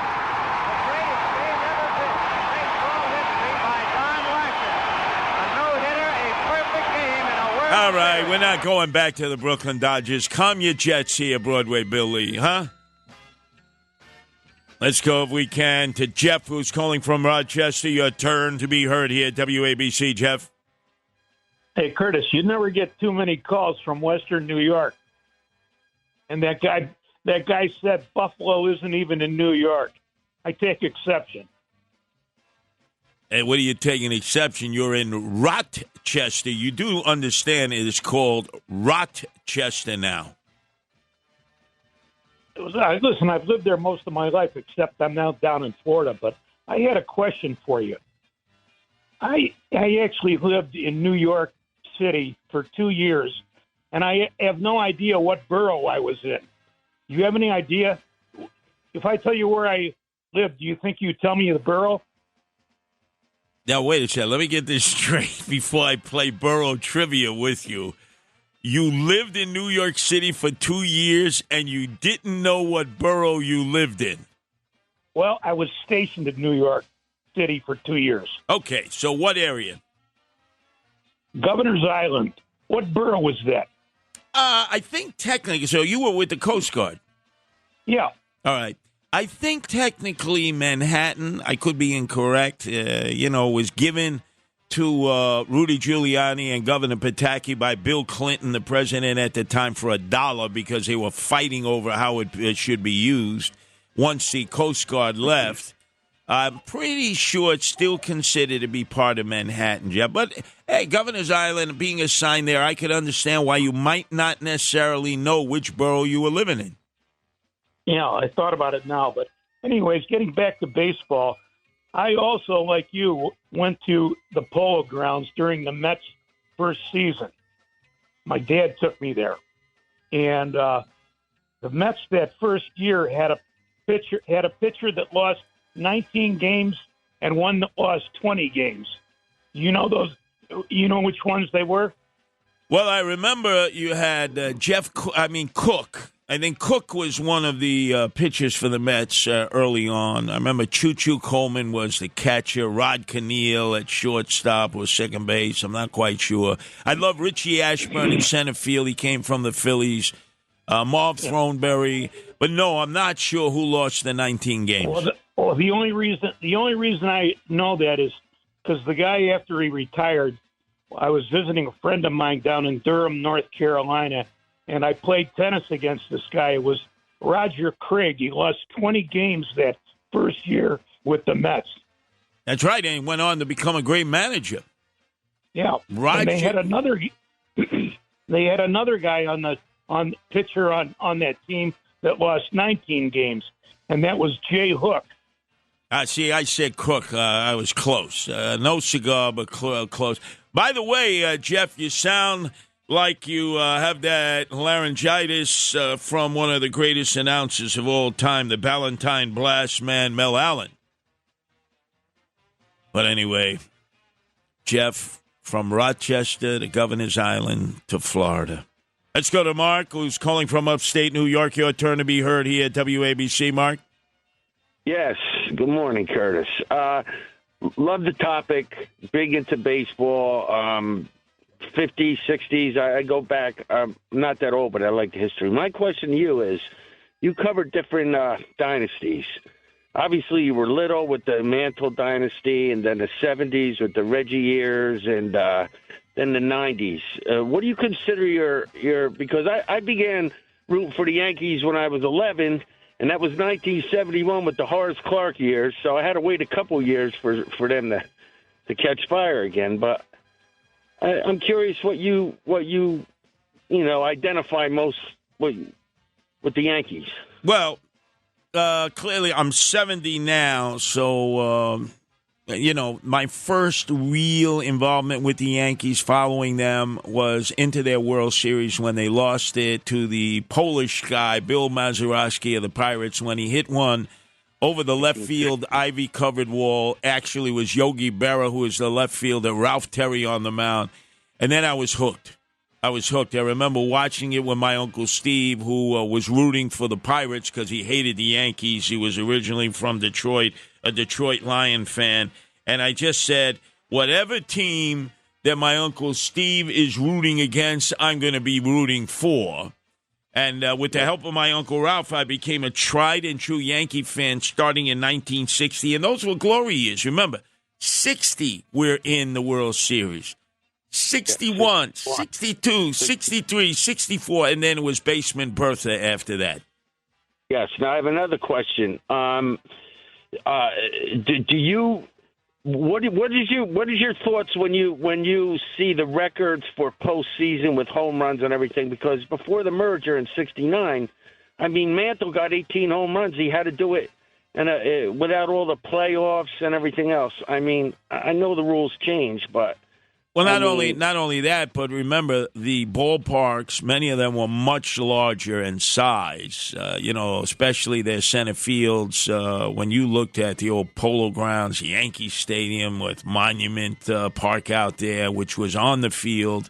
You look at War Memorial in Cleveland. These were huge parks, and they shortened, remember, the length of the walls. They pulled them in when all of a sudden the pitchers were dominating too much. So I would say that when you look at guys in the Mickey Mantle era, they had a much more difficult time, although some of the parks had short porches like the Polo Grounds down the right field line. So overall, I would say that probably was the biggest difference is they shortened up a lot of the parks from what they used to be. Right. And one more thing. Didn't Yogi, wasn't he a catcher for the early Mets too? Yogi Berra. Now you got me on that. I think briefly he may have had a cup of coffee. Obviously, he became the manager, but I don't know if he ever caught a game as a Met. He may have. All I can remember of the Mets, their catcher there was what a phenomenal name, Choo Choo Coleman. I mean, is that a great name for a baseball player or what? Yeah, that is. It's up there with Coco Crisp, I think. But that's. And by the way, Horace Clarke, he was from the Virgin Islands, and when your number one player was Horace Clarke, you knew you were in double trouble. Right, with Celerino Sanchez and wait. Yeah. Celerino Sanchez came on halfway through the season from Mexico, one of the greatest third basemen of all time for at least half a year. Yes, and Jerry Kenny, Rich McKinney, all those great names. Well, thank you, Curtis. Oh, thank you for the memories. I feel so much better now. Celerino Sanchez from Mexico. You know who just died? Dodger great Fernando Valenzuela. Screwball guy. He threw screwballs very difficult to hit. I'll never forget being there in what they call the soccer field in Tijuana. All the illegals would gather in the soccer field, and when the night would come down, this is before they had the fence or anything there, they would then run through the San Ysidro canyons, and the vendors would sell them L.A. Dodger caps and Fernando Valenzuela shirts. So when they were running on their way to Los Angeles and they got stopped by Border Patrol, they would say, "Oh, we're Dodger fans. We're on our way to Chavez Ravine," in Spanish. Oh, of course. What a great pitcher he was. He's no longer with us. What do we do? Do we have tequila? Do we have a shot of tequila? Fernando Valenzuela? What do you think? You know, the great Sal Magli, you call him the barber, man. He was forced to pitch in Mexico because neither the Dodgers or the Giants would sign him. They basically ostracized him, so he played in Mexico. Celerino Sanchez, before Greg Nettles, one of the greatest third basemen, at least for half a season, that you'd ever want to see. How many people would have known he was from Mexico? How many people would have known that Horace Clarke was from the Virgin Islands? Because I used to read the Topps baseball cards. I would memorize everything on the back. How tall they were, what their weight was, all the teams they played for, which minor league teams, which town they were from, how big they were. 6 foot, 200 pounds. I knew it all. Whatever happened to my Topps baseball cards, I'll tell you, I had boxes of them, Florsheim boxes of them. And every time that somebody was traded from one team to another, I would write on the top of the card their new team, which meant they were no good. They were no good. Madonna my. Let's go to Alan in Long Island. Your turn to be heard here at WABC, Alan. Buchanan, go. Got through, you see that? Got through your tone. What, do you got a can of corn in your ear, huh? Our number is 1-800-848-9222. This is Another Side of Midnight with Curtis Lewa. Now to the Bernard McGurk studios of 77 WABC. Here's Curtis Lewa.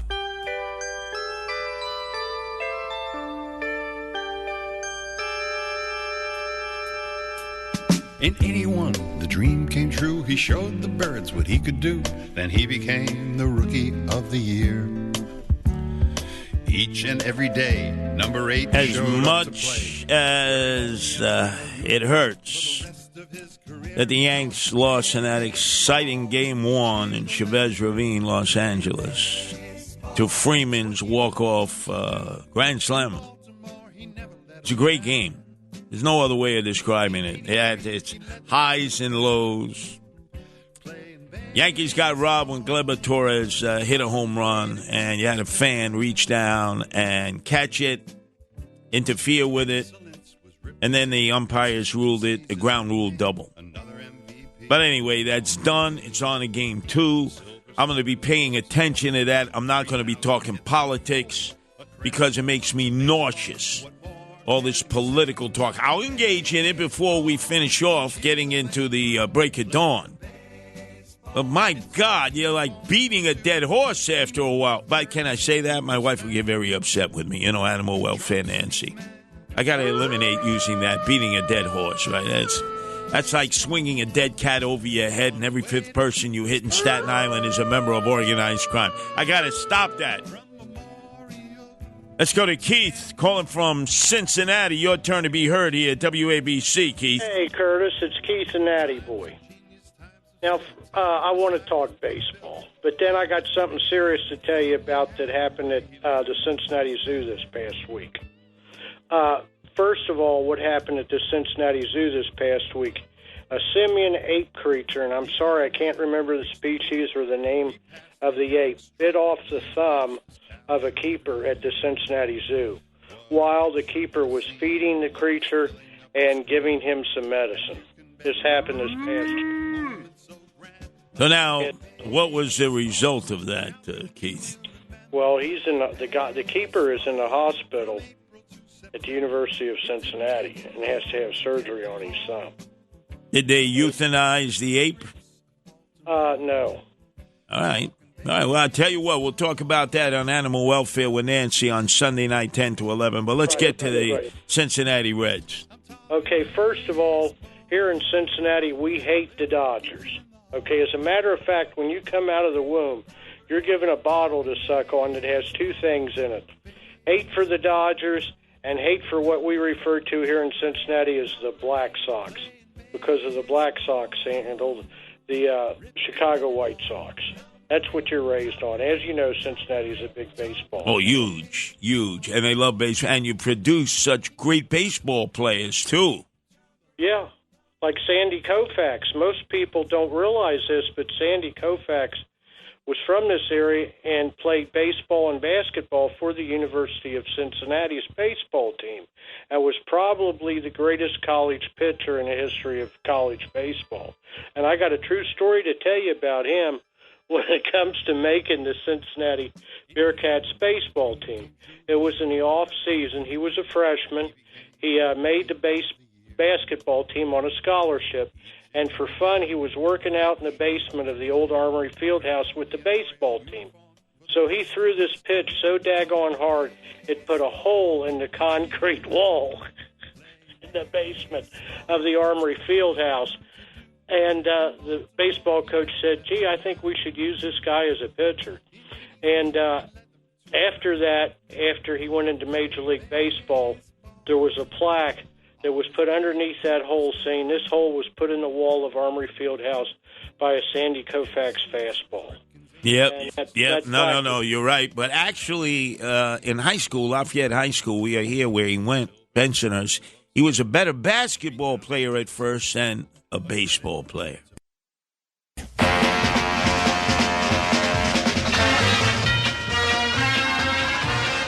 Got to tell you, we're going to shift now to what happened in Iran earlier before the Yankees lost Game 1, 10 innings to the Dodgers. Again, exciting baseball. I did not listen to any political talk all night, and I would not. There's been too much, way too much. It's become repetitive. It's the same old, same old. It's like endless, and to me, it makes no sense. You're going to call Donald Trump a fascist. You're going to call Harris a communist. It's sort of like enough already. We'll get to that later on. But we will do a pivot and shift from baseball. I'd much rather talk all 6 hours baseball because I could, and I've done it before. In fact, I've done sports talk radio. But this was a great relief. And not have to repeat what has been said all day long here at WABC and other stations. Rogan and Trump. Beyonce and Harris in Texas. Who cares? It's not going to change one vote. Not one vote. And yet they go on and on and on. To the New York Times actually lead story. Is it conceivable that Donald Trump could win the popular vote but lose the Electoral College? That is the most ridiculous story. It means they're running out of stuff to write about, to talk about. But we're not. Up next, Israel lights up Iran and the Ayatollahs. Check this out. On the weekend, take a journey with the People's Mayor. Curtis Lewa is a politician who says don't trust politicians. It's Another Side of Midnight with Curtis Lewa. The iconic, the legendary Curtis Lewa. This city doesn't sleep, and neither does Curtis Lewa on Another Side of Midnight. Oh, yeah. Now, to the Bernard McGurk studios of 77 WABC. Here's Curtis Lewa.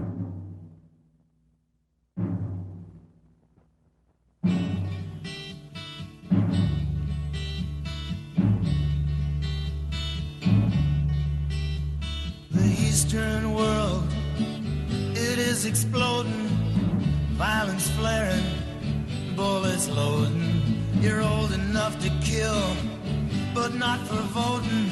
You don't believe in war. But what's that gun you're toting? And even the Jordan River has bodies floating. But you tell me over and over and over again, my friend, you don't believe we're on the eve of destruction.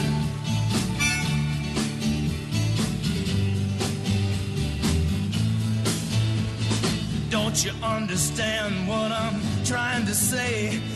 Can't you feel the fears I'm feeling today? If the button is pushed, there's no running away. There'll be no one to save with the world in a grave. Take a look around you, boy.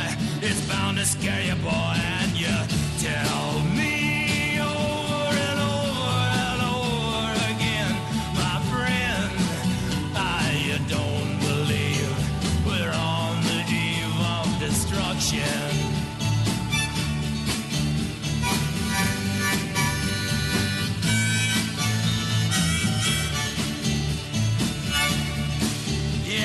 my blood so mad, feels like coagulating.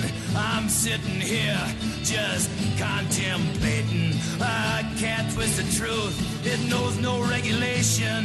Handful of senators don't pass legislation, and marches alone can't bring integration. When human respect is disintegrating, this whole crazy world is just too frustrating. And you tell me over and over and over again, my friend, you don't believe we're on the eve of destruction. Barry Maguire, great song, came about in the Vietnam War era, but really can be applied to so much that is going on in the world today, whether it is the continued war, the meat grinder up in the Ukraine between Zelensky and his forces and Vladimir Putin, who is now bringing in North Korean regulars of the evil seed of Kim Jong mentally ill behind the kimchi curtain of North Korea. That meat grinder continues to just kill people. Close to 600,000 reported dead, Russians dead. Man, even for a country the size of Mother Russia that lost millions to Hitler and his Nazis in World War II, it's a hell of a lot of dead people. And Trump has said that if he gets elected on November 5th or soon after, when the vote tally is taken in, he will begin negotiations immediately, even though he hasn't been sworn into office, between Zelensky and Putin. As that war is showing signs of escalating by, remember, Macron said he wanted to send French troops a long time ago, which I thought was, what? The French troops into the Ukraine? Anyway, so that's one hot spot. And, of course, with tonight's Israeli retaliatory attack for the Ayatollah's attack of October 1st on Israeli territory, here it is. It's a back and forth now, as the Israeli Defense Forces say they launched 3 separate strikes in the wee hours of the morning in the Middle East, the Persian Gulf, and they were focused on military targets in and around Tehran, and also the locations of the defensive missile systems, or what we would have called in the Vietnam War era in North Vietnam, protecting Hanoi, the SAM missiles that took some American flyers down like John McCain and others who ended up in the Hanoi Hilton. So this song encapsulates so much. But the Israelis have sought their vengeance. They've gotten it. They say for now it's over. And now it's like a game of high-stakes chess. Okay, they said check. It's up to the Ayatollah, who's in hiding now. They move him from place to place because they're so terrified that the Israeli Mossad and Shin Bet and the agents that are embedded within Iran will locate where the Ayatollah is, and the Israelis will light him up. That's how broad a battle this is between the Israelis, Tehran in Iran, all the Ayatollahs, and all their surrogates. 7 different battles that Israel is waging at this very moment. So this is the appropriate music to play. But there's a reason that I feel gleeful about this attack, because it's the attack that we never waged. We never did. On 2 occasions. We didn't do it in 1983 when Hezbollah took out our troops, our United States Marine troops who were in Beirut at that time, and more Marines were killed than at any other time in a single day, other than, I think, the Battle of Iwo Jima against the Japanese. I'm not quite sure about that. And then, of course, there was the Hezbollah attacks against our barracks in, of all places, Saudi Arabia, the guardians of the Sunni faith. And you say, well, how did Hezbollah get in there and blow up our barracks there? killing Americans, and got away with it because the Saudis would not work with the FBI, would not work with the American national security agencies, and seemed to be giving cover to Hezbollah to come in and blow up an American barracks there in the lands of Mecca and Medina, which means that the Saudis are fair-weather friends. They always have been, always will be, can't be trusted. And in fact, for those of you who are out there, you know damn well that members of the House of Fraud, the 3,000 fake fugazi, phony princes with those fake mustaches and beards who wear the schmatas in Saudi Arabia, but when they come here to New York, they got the knockoff Armani suits, they're chasing trim, they're drinking, they're doing blow, cocaine, they're decadent and debaucherous, but they're the guardians of the Islamic faith. Sure they are. I don't trust any Saudi Arabian, none of them. And in fact, why was it after the attack of 9/11 where so many Saudis were directly and indirectly involved, including support that came from the House of Fraud, the 3,000 fake, phony, fraudulent Fugazi princes? Why were all the remaining Saudis in America put on a jet and shipped back to Saudi Arabia without going through any kind of scrutiny, huh? Bush family always kissed the tuchus of the Saudis, whether it was Bush 41, because he loved, anybody who was into oil. And I'm not talking olive oil, I'm talking petroleum. He loved them. As did Secretary of State, his Baker guy there, who loved the Palestinian cause, hated the Israelis, I might add, hated them, but had to show that they were supporting Israel. Hated them, Baker and Bush 41, hated the Israelis. Bush 43 was different because he believed in the actions of preemptive war. That turned out to be a disaster. Look at Iraq. We're still dealing with that as we speak. But Bibi took matters into his own hands. He decided it was important to strike at Iran and also in Syria because of the agents of Hezbollah that are embedded there. And he lit them up. And now we'll see what transpires. But for me, there was a sense of revenge. We never got it with Ronald Reagan when he was our president. Remember, they put together that peacekeeping force, multinational. I think it was the French. They lost troops in the barracks that were bombed by Hezbollah, the French barracks. Not as many as we lost, the American barracks. 241 Marines, dozens injured. I think 60 French were killed. And the orders were given by the Secretary of Defense, Caspar Weinberger, soon after to retreat, to leave Beirut. Because at that time, remember, the Palestinians, the PLO, were battling away. Israel had invaded. Ariel Sharon, it was an absolute bloodbath there. And the ongoing civil war there between the Muslims and the Hamal Christians and the Jews, and that was endless. But we basically, we abandoned ship there in Beirut. We left. We got our asses handed to us by Hezbollah. We never acknowledged that. And Ronald Reagan retreated. There's no other way to describe it. And so this, to me, was payback. This, to me, was payback for the payback we never gave Hezbollah and the Iranians for the 2 truck bombs that detonated at our building right there in Beirut that housed the U.S. Marines and the French troopers, the peacekeepers who were there because of the Lebanese Civil War. I think as many Marines were killed there as the first day of the Tet Offensive, as one day of a battle in Iwo Jima. It was massive. Never got any revenge for that.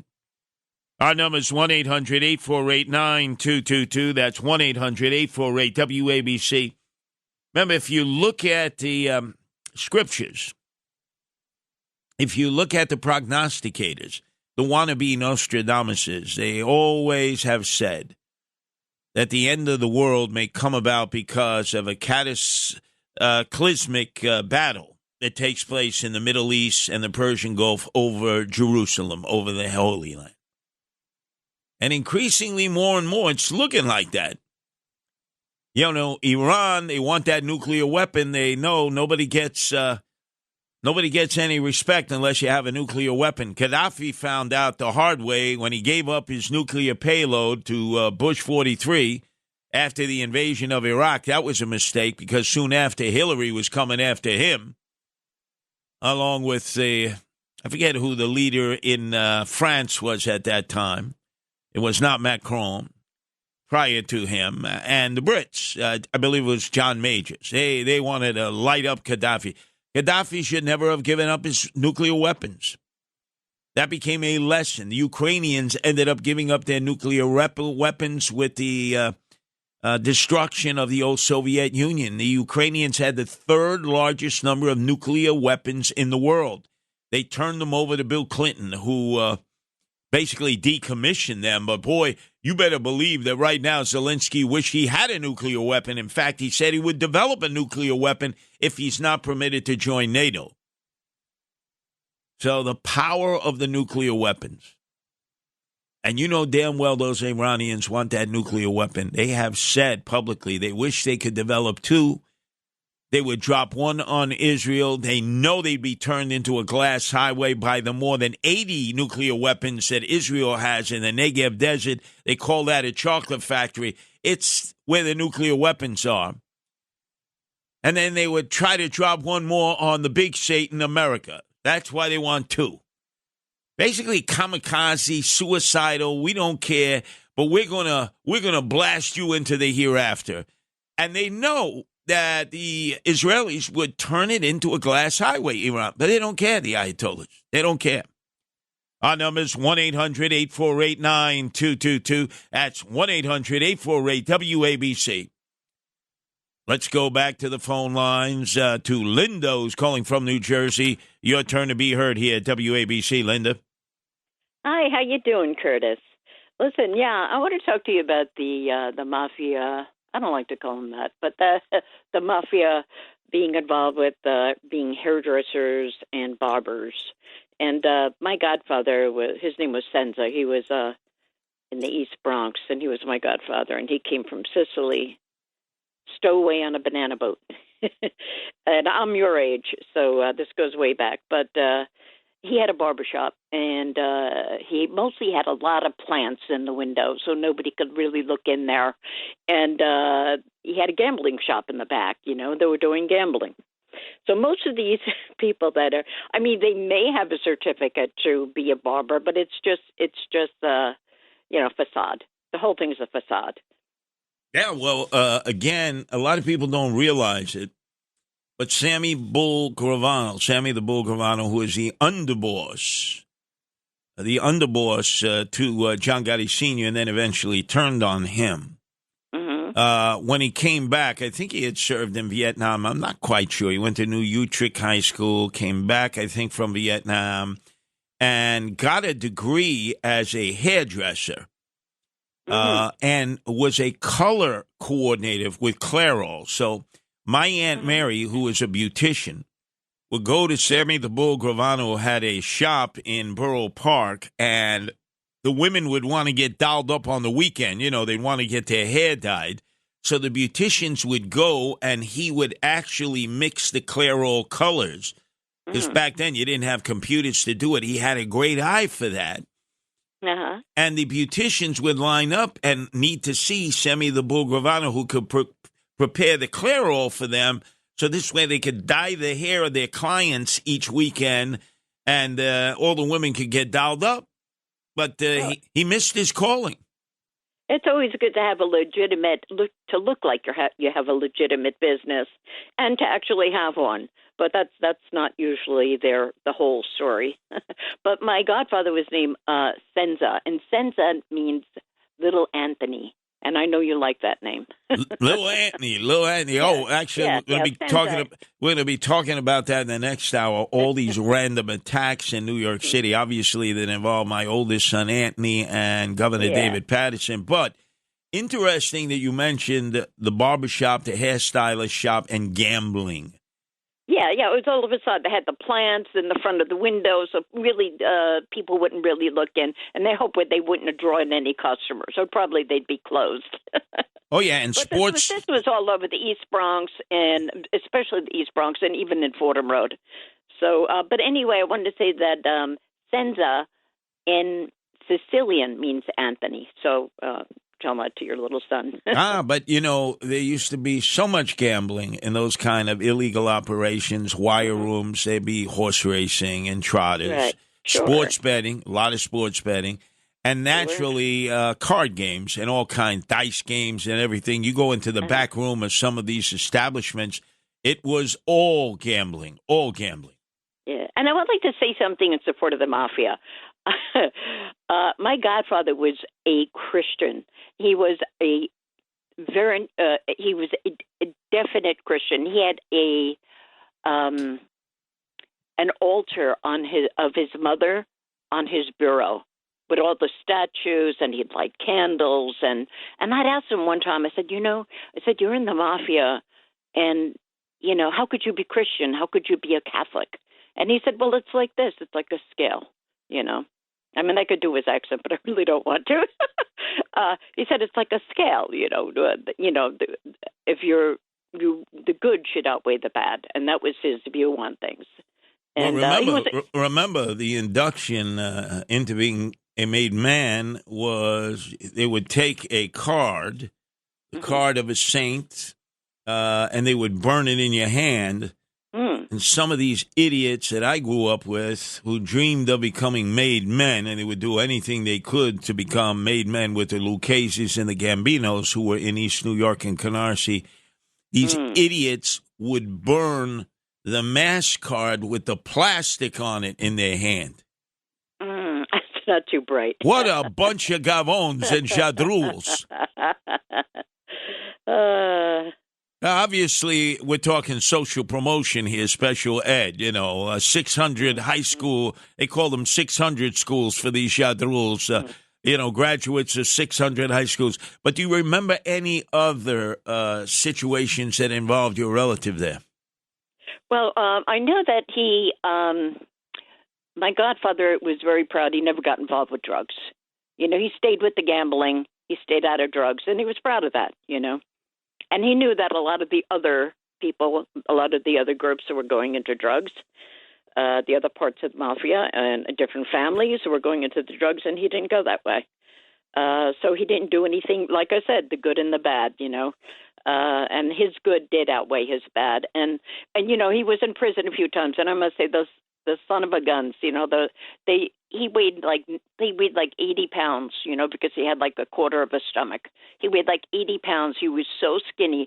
They would throw him in jail, and they wouldn't even give him a blanket for days, They were cruel. I mean, if anybody was really bad, it was the so-called good guys that were bad, and the bad guys were really good, Some of them, not all of them. Well, you had obviously interesting experiences. You did put your finger on the pulse of what made them a lot of money, which was the illegal gambling in a lot of legal establishments, and then also the numbers that everybody played back then, and they controlled that.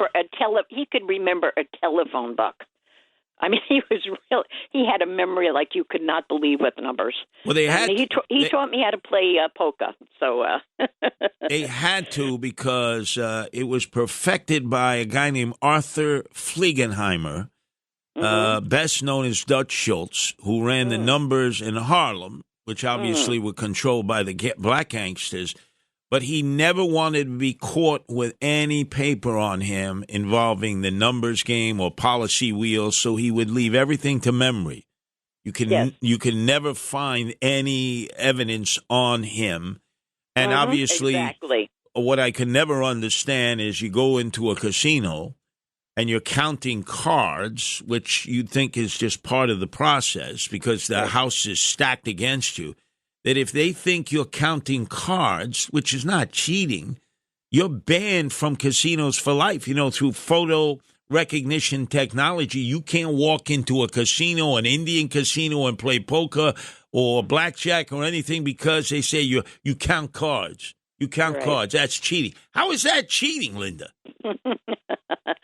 Well, you'd have to have a good poker face to look like you're not counting.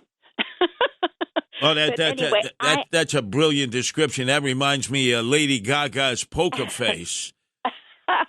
Listen, I want to ask you, since you're my age, did you ever get a Mickey Mantle card? Yeah.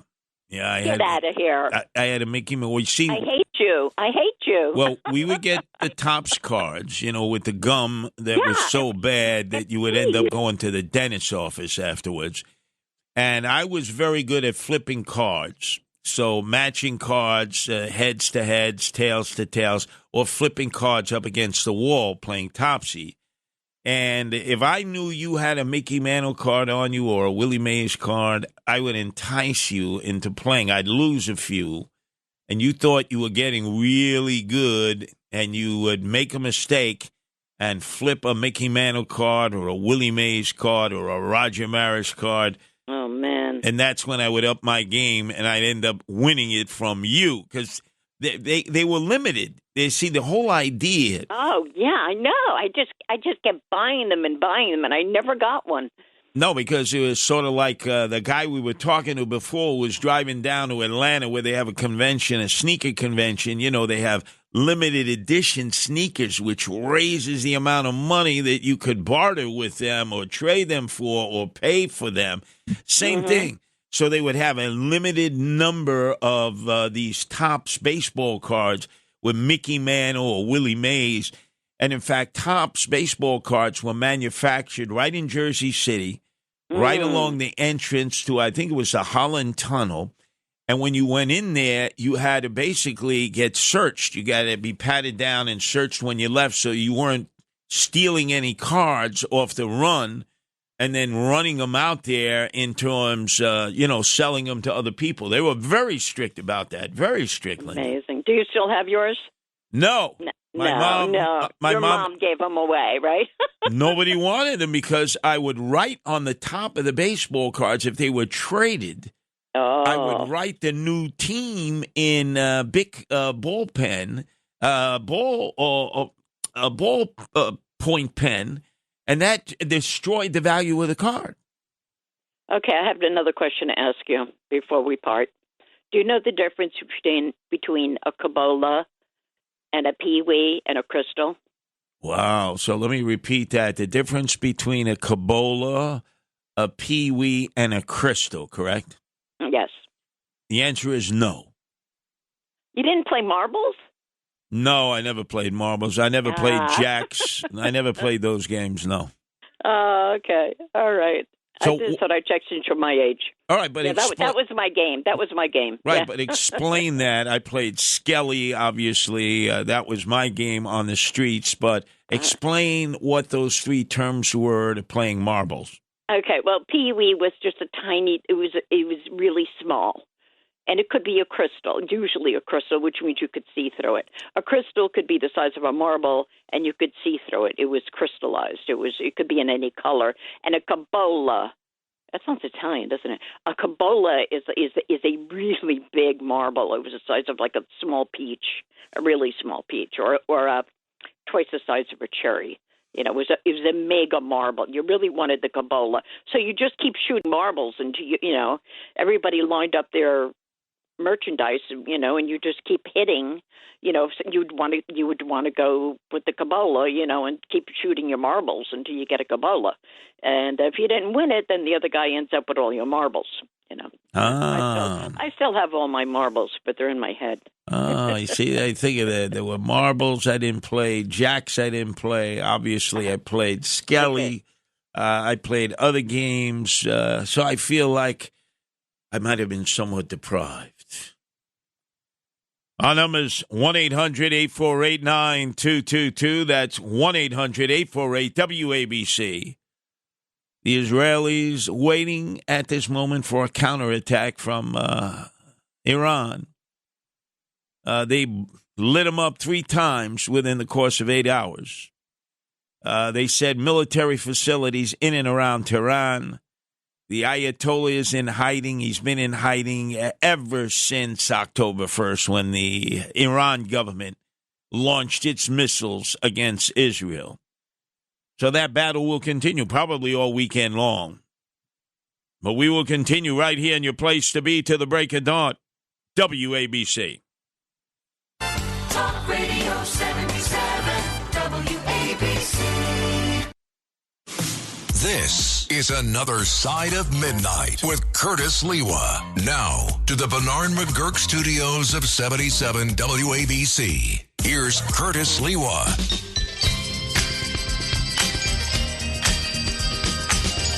Well, Bibi Netanyahu's decided he's settling all scores with the Ayatollahs in Tehran, with the bombing runs made hours ago in and around Tehran. And let's see, so he's got Iranian-supported groups in Syria that are at war with Bibi, Iranian-supported groups in Iraq. What a disaster that was, invading Iraq looking for weapons of mass destruction that did not exist. What a mess that is there. The West Bank itself, where there are elements of supporters of Hamas. Then you have the Gaza, where there is still a war going on. Hezbollah in the southern part of Lebanon, that war still going on. The Houthis in Yemen across the Red Sea. And, of course, the Ayatollahs in Iran. That's seven different battles that the Israelis are fighting all at the same time, and they say their retaliatory strike of a few hours ago, 3 different sorties, is complete, and now it's touche, Ayatollah, who's in hiding. What are you going to do? Because if you fire on Israel, this time Bibi says he will double the amount of punishment that he sends in. They did not strike any of the oil wells or the oil refineries. They did not strike anywhere near their nuclear weapons development facilities, which are 3 floors underground in the middle of their desert. Our number is 1-800-848-9222. Let's go to Paul, who's calling from Connecticut. Your turn to be heard here at WABC, Paul. Hi, Curtis. Good morning. I was thinking about the Yankees games in the 70s and Thurman Munson, Willie Mays, Mickey Mantle. We used to go get some pretty good seats right above the dugouts. My friend's father worked for a Greek shipping tycoon. Niarchos was his name in New York. Yeah, well, the benefit back then in the cavernous Yankee Stadium, this is after they had a run of World Series appearances, 60, 61, 62, 63, 64. The last one, the Cardinals, in 7 games they lost. Then they started to enter into basement bertha territory where they would finish last or next to last. So you had this stadium that seated more than 50,000. Sometimes would only have about 5,000 people in there. And you could basically have a seat in the nosebleed section and walk right on down, and you'd be sitting in the boxes right there next to the dugout because nobody was in Yankee Stadium. It was empty at times. Oh, it was nice. And then also they had Jack Nicholson in One Flew Over the Cuckoo's Nest talking about the 1963 Yankees and Dodgers, wanting to watch the game. That sometimes I feel like that. Wait, they had Jack Nicholson, Mr. Basketball, Mr. L.A. Lakers, talking about baseball? Yeah, One Flew Over the Cuckoo's Nest movie. He wanted to watch the World Series game, and the Nurse Ratched wouldn't let him put it on because they'd listen to music at that time. Wow, I forgot it. He wanted to go smash the window and get a cigarette to the nursing station. I forgot. They was giving me 10,000 watts a day, and I'm hot to trot. Next woman takes me on, going to light up like a pinball machine and pay off in silver dollars. I forgot all about that, Paul. I forgot all about that. Jack Nicholson from Jersey. Grew up, obviously, in that era. I have a cousin from Chicago on my dad's side that is, looks just like Jack Nicholson. When I walk around Chicago with him, people come up and say, oh, wow, Jack Nicholson, Curtis Lewa. And I'm like, they think my cousin is Jack Nicholson. And he doesn't tell them any difference. He makes them believe he's Jack Nicholson. Well, I'm not sure really what his heritage was. I was born in Chicago, but I only lived there a couple of years. Yeah, well, that's my cousin Glenn. He's all Polish. His mother was Polish. Obviously, his dad, my uncle, was Polish. So I'm wondering what. But he's like a spitting image. Now, I don't think he smoked as much marijuana as Jack Nicholson, who was like puff, puff, pass, with actually at that time, McEnroe. McEnroe used to hang out with him all the time. Wow. That's interesting. And I got to tell you, Paul, there were those times when I thought it might have been over. When Burke represented CBS, supposedly a former member of the CIA, you know, all that horse crap, and the CBS destroyed the Yankees to the point where Steinbrenner and his consortium had to come over from Cleveland with Gabe Paul and buy the Yankees for, I think, $10 million for CBS. $10 million. What was it in the early 70s? And at that time, George Steinbrenner Sr. was just a managing partner. He was not the owner and operator. Eventually, he became the primary owner of the Yankees. But not at first. They came out of the company, the American Shipbuilding Company, which eventually went bankrupt in Tampa. But that's how the Yankees were saved, because CBS just destroyed them. This guy, Michael Burke, was the worst. And the Yankees were always finishing last. Thank God for Steinbrenner saving them. Pretty sure that's the way it went down. Let's go to Jay in Cincinnati. Your turn to be heard here at WABC, Jay. Great show, Curtis. But I guess some of their neighbors over there, Israel neighbors, are just poor students of history, aren't they? You know, look at Egypt when they went to take on Israel. You know?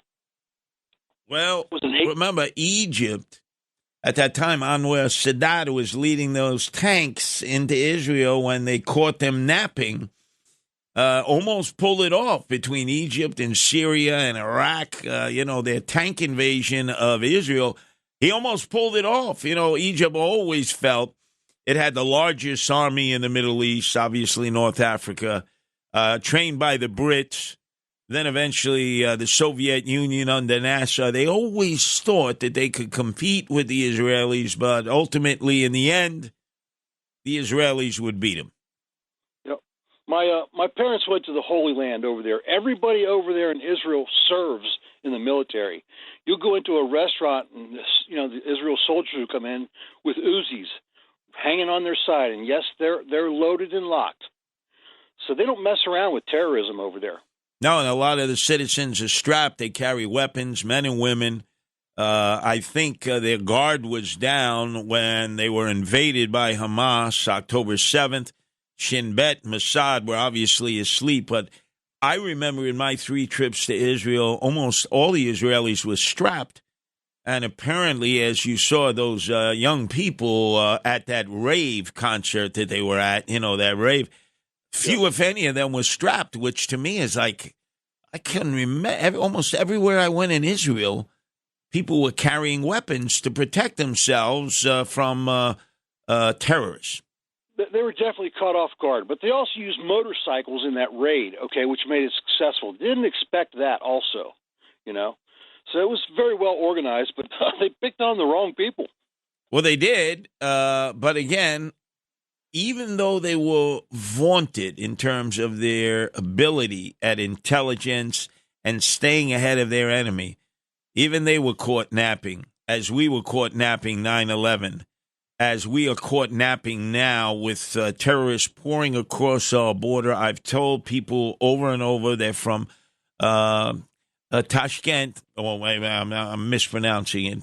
They're Tajikistans. And they live in Borough Park, and they're the most virulent anti-Western individuals who have already been responsible for ISIS-K, killing Iranians when they were commemorating the 4th anniversary of Suleiman being incinerated on the orders of Donald Trump. Remember when he landed in his Lear jet at Baghdad Airport and Trump ordered him to be taken out by a drone, and he was. But ISIS-K, right in Iran, took out hundreds of Iranians that were there to commemorate Suleiman. They all ended up getting killed.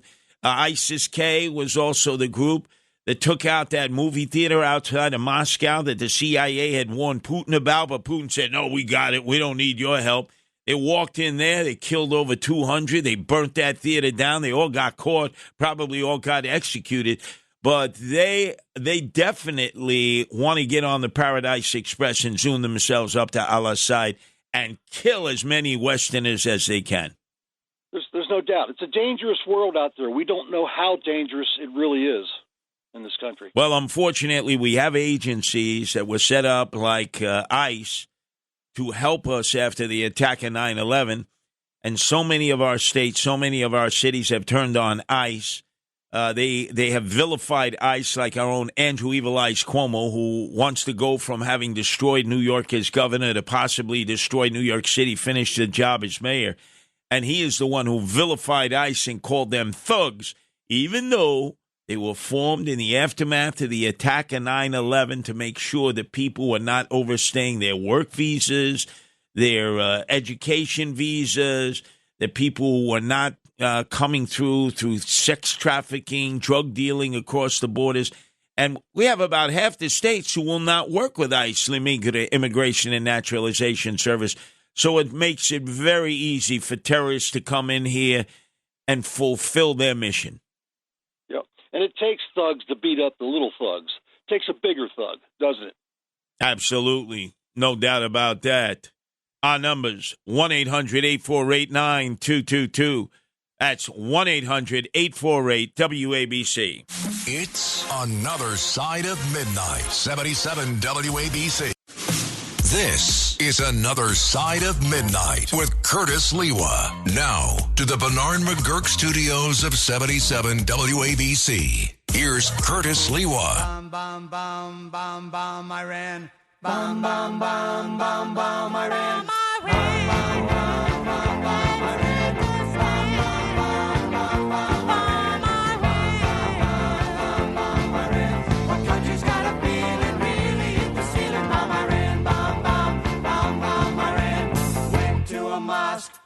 Throw some rocks. Tell the Ayatollah gonna put you in a box.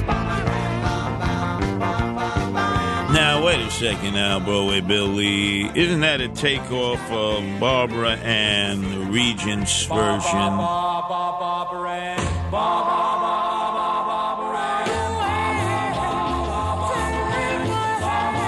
Yeah, that was, I can remember, 1960, 61. That's when I first heard that. And then there was the Beach Boys remake.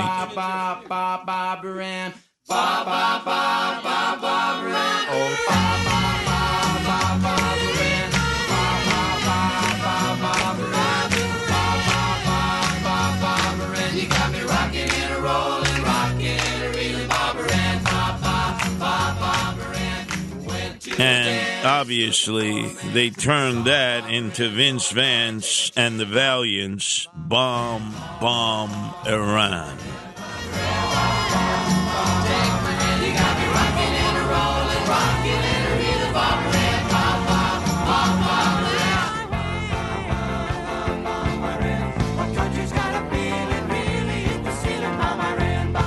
So we went from Vince Vance and the Valiants, who did Bomb Iran, back to the origin of the song, Barbara Ann by the Regents in 60, 61, and the remake by the Beach Boys in 65.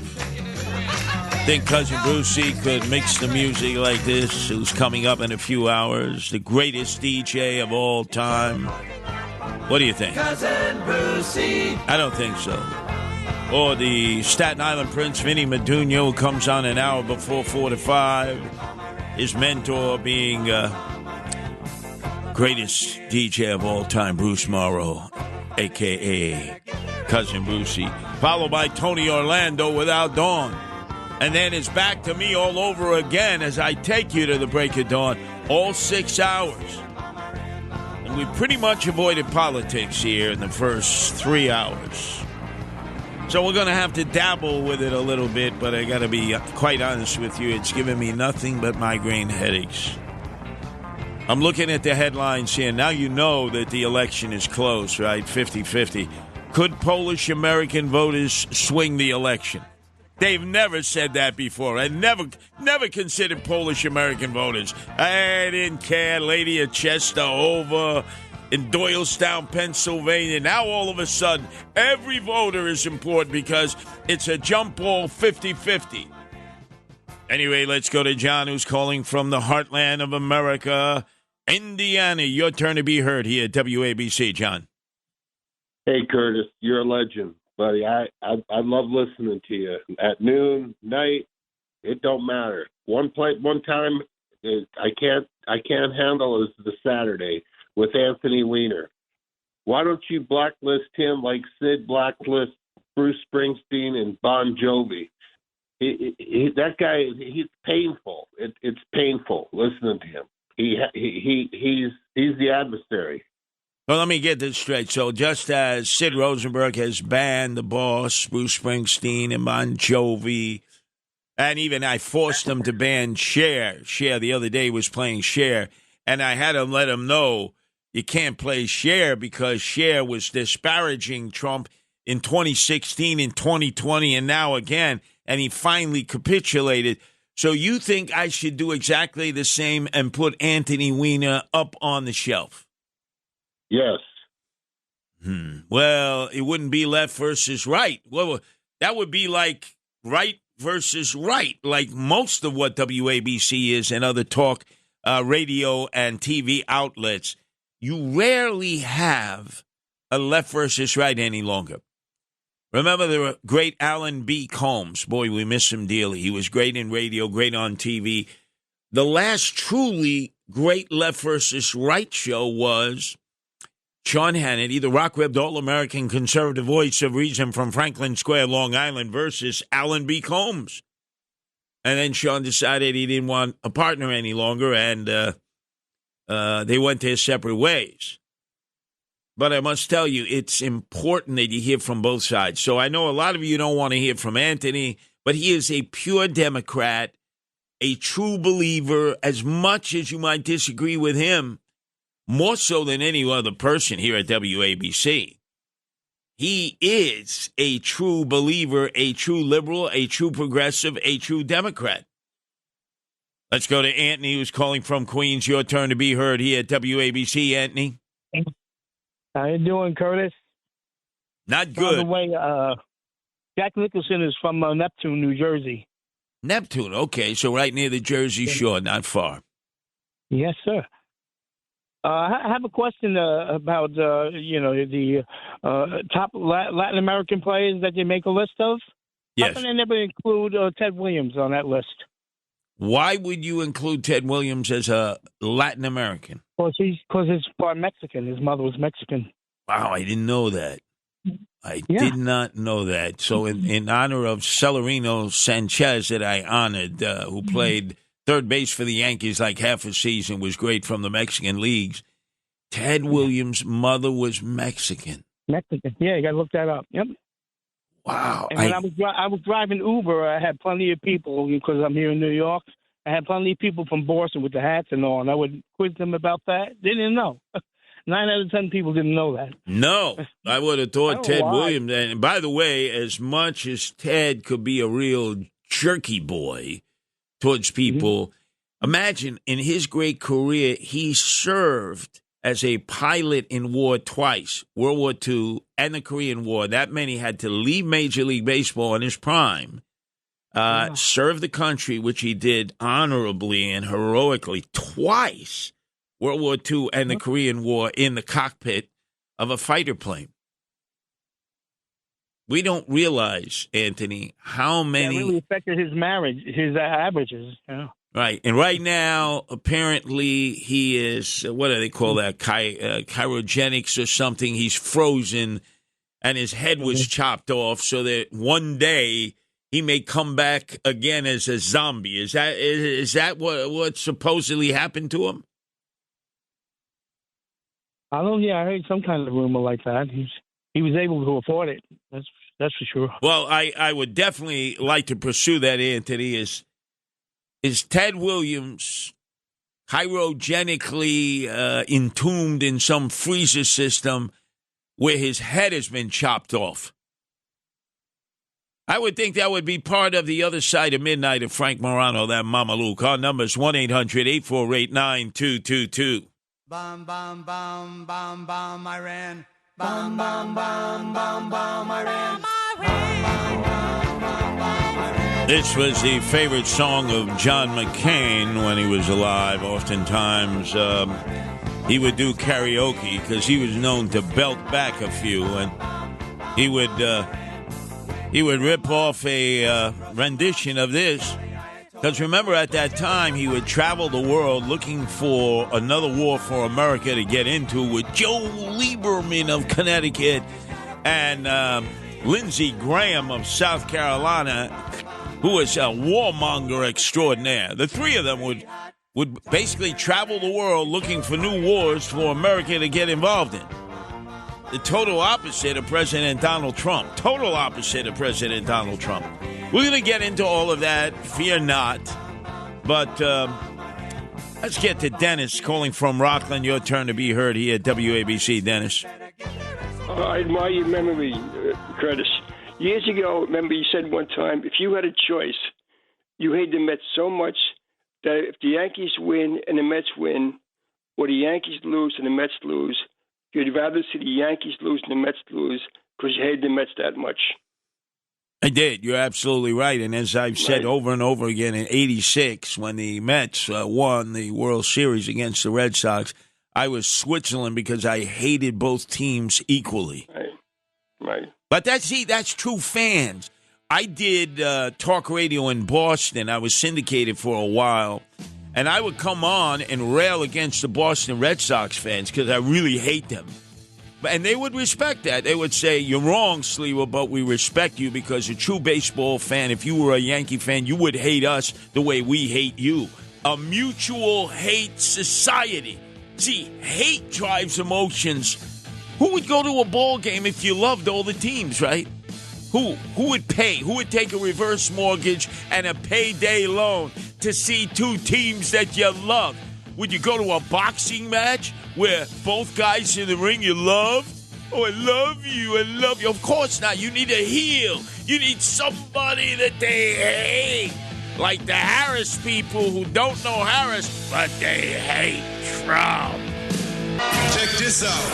On the weekend, take a journey with the People's Mayor. Curtis Sliwa is a politician who says don't trust politicians.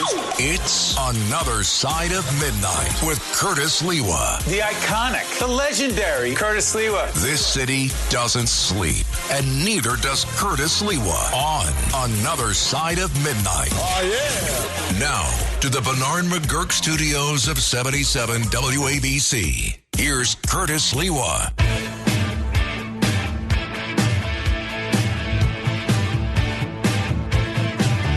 When it comes crashing down and it hurts inside, you gotta take a stand, it don't have to hide. If you hurt my friends, then you hurt my pride. I gotta be a man, I can't let it slide.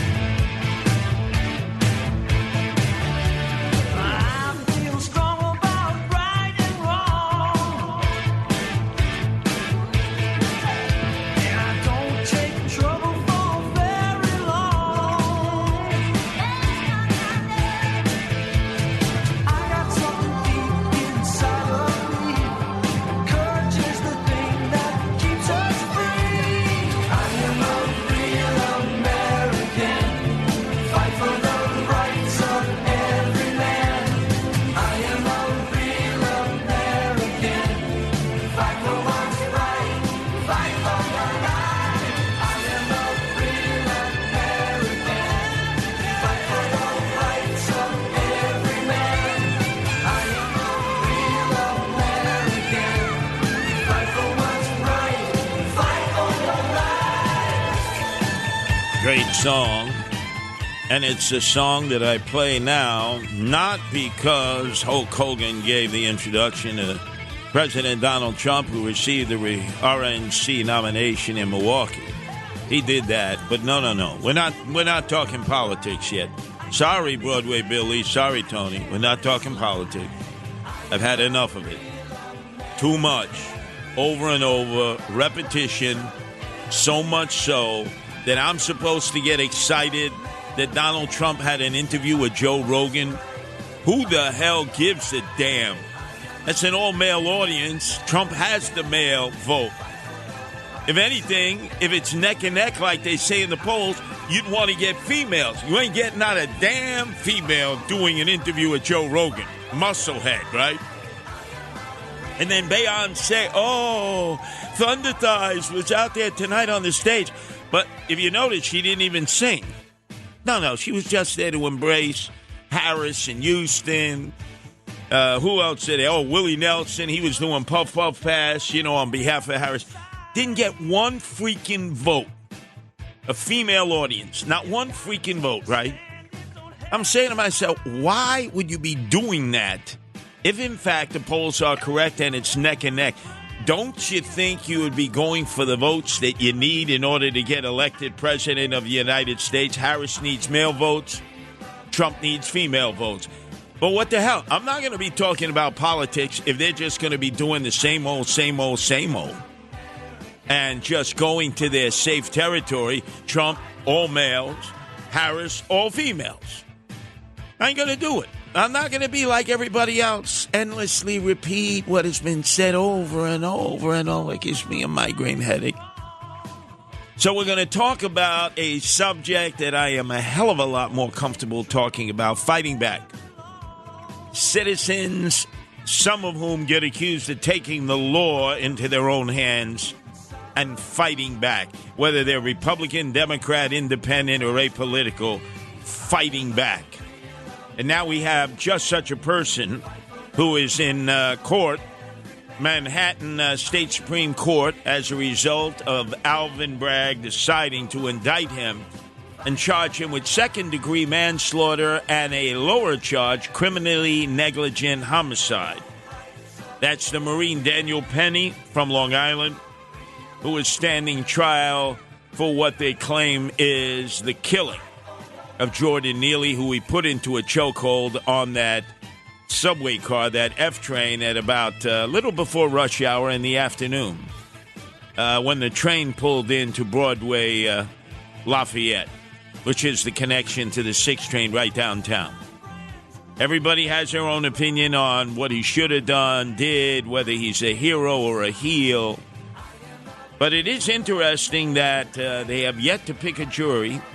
They're doing the voyeur. They're interviewing potential jurors. They'll probably go through hundreds before they sit a jury of 12 for this criminal trial with 6 substitutes.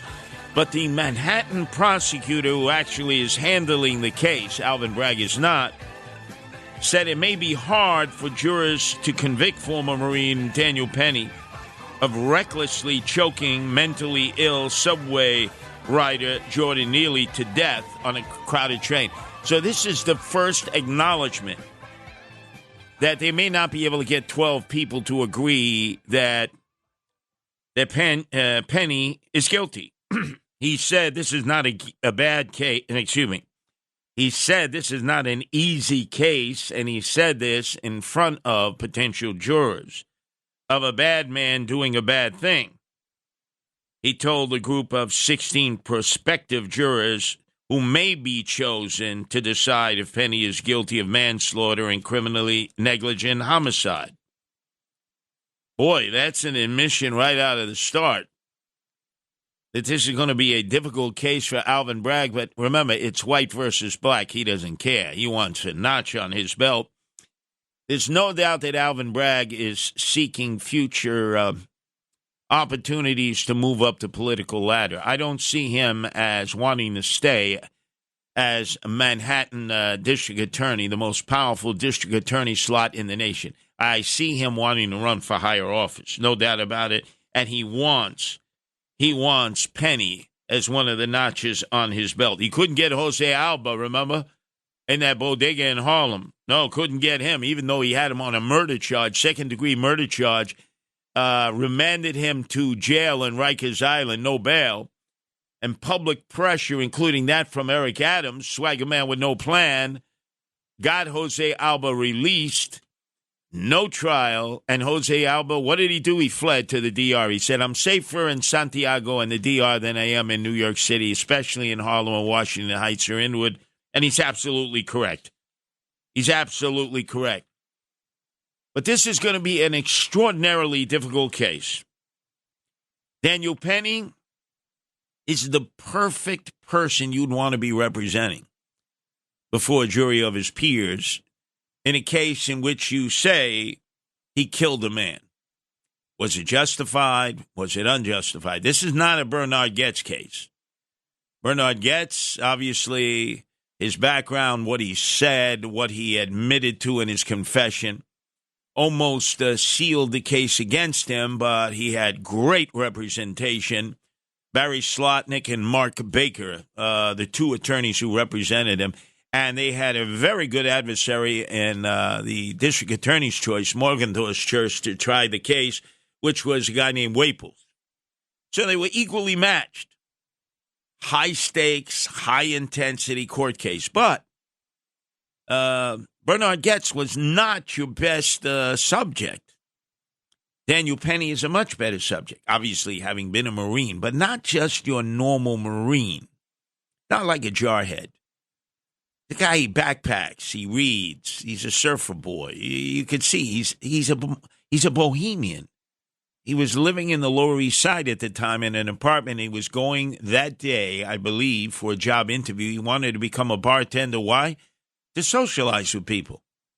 Because that's what bartenders do. You know, you go and you tell him all your woes, the bartender, and then he fixes you up with a few drinks. He talks to you.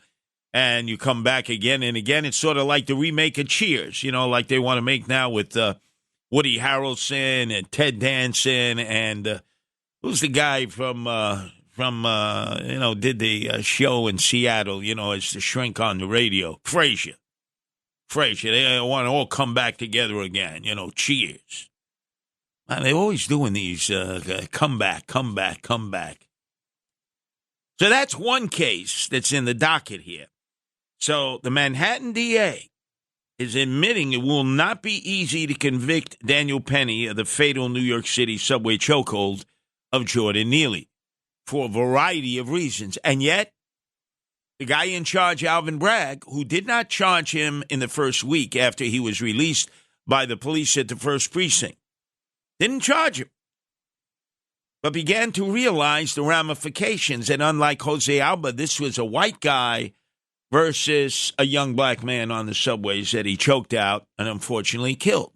And then the pressure from Al Slim Shady Sharpton, who not only wanted Daniel Penny charged with murder, but wanted the two Good Samaritans who helped him keep down Jordan Neely. He wanted them to be charged with manslaughter, and he had a partner in all of that. AOC, all-out crazy Alexandria Ocasio-Cortez, leader of the Socialists of America. They both wanted murder charges on Daniel Penny, and they both wanted manslaughter charges on the two Good Samaritans. Thankfully, nothing ever happened to the two Good Samaritans. I'm sure at some point they may be testifying in this case. I don't think they would be favorable to the DA. You never know. But probably would be called by counsel for Daniel Penny. Our number is 1-800-848-9222. That's 1-800-848-WABC. But in more news about people needing to fight back because of random attacks that occur. And remember, I know that well because so many of you reached out to me and showed your concern about the welfare of my oldest son, Anthony Chester Sliwa, who, again, suffered a massive beatdown. I mean, the video went viral all over the world. I was forced to post that video. It's something I didn't want to do because it is so graphic. It is so devastating. How he was on the ground and these thugs were kicking him and punching him. And this female, this 34-year-old female who was a NYCHA employee with purple hair, had punched him first. Anthony, the very next day after he had been released from the hospital, he said to me, Dad, what was I supposed to do? You always taught me never punch a woman, never hit a woman. He's right. I always told him that. Well, boy, have times changed. Now the thugettes sometimes are rougher than the thugs. So he went down and suffered a massive beatdown, and to his credit, Governor David Paterson, who was there at that time, jumped in like a whirling dervish, was able to start throwing people around, throwing them in the air like he was using osotogari, a old judo technique, sweeping them and throwing them.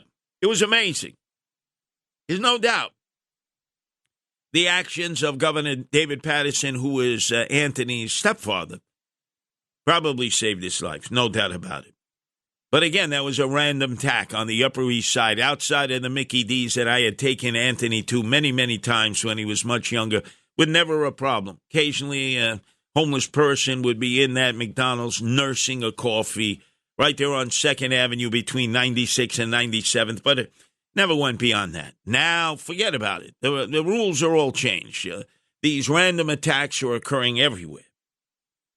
Like this random attack that affected a guy who got into a feud over a cigarette, believe it or not.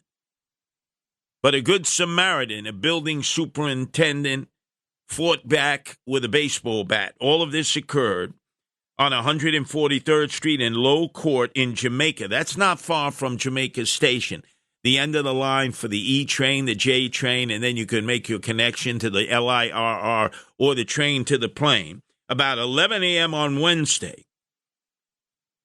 when this transpired. First tonight at 11 o'clock, new details about a stabbing in Queens over a cigarette. The victim, lucky to be alive tonight. He was likely saved by a good no fear. Eyewitness News reporter Josh Einiger with details from Jamaica.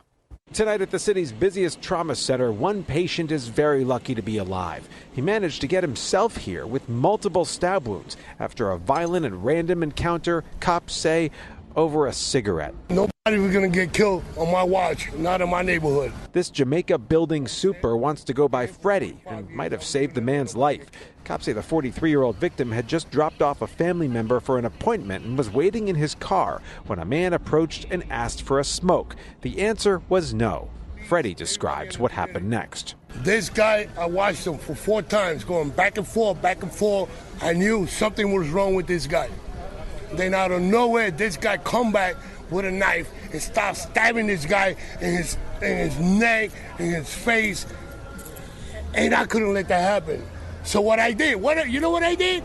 I grabbed my baseball bat and I hit him 2 times with my baseball bat and he ran like a baby. It happened on a residential block just around the corner from Jamaica Station. Freddie, who spent much of the afternoon with detectives, says after he distracted the assailant, he tried to attack him. But Freddie had it covered. When I hit him in the leg, he came charging me with the knife and I hit him across his shoulder. And he ran. No word from the NYPD on where they believe the assailant might have gone. They continue to search for him late tonight. And as for the victim, doctors here at Jamaica Hospital have managed to patch him up. A very lucky man whose luck might have changed had it not been for Freddie. In Jamaica, Queens, Josh Einiger, Channel 7, Eyewitness News. Being described as another random attack in this city. Can't make any rhyme or reason for it.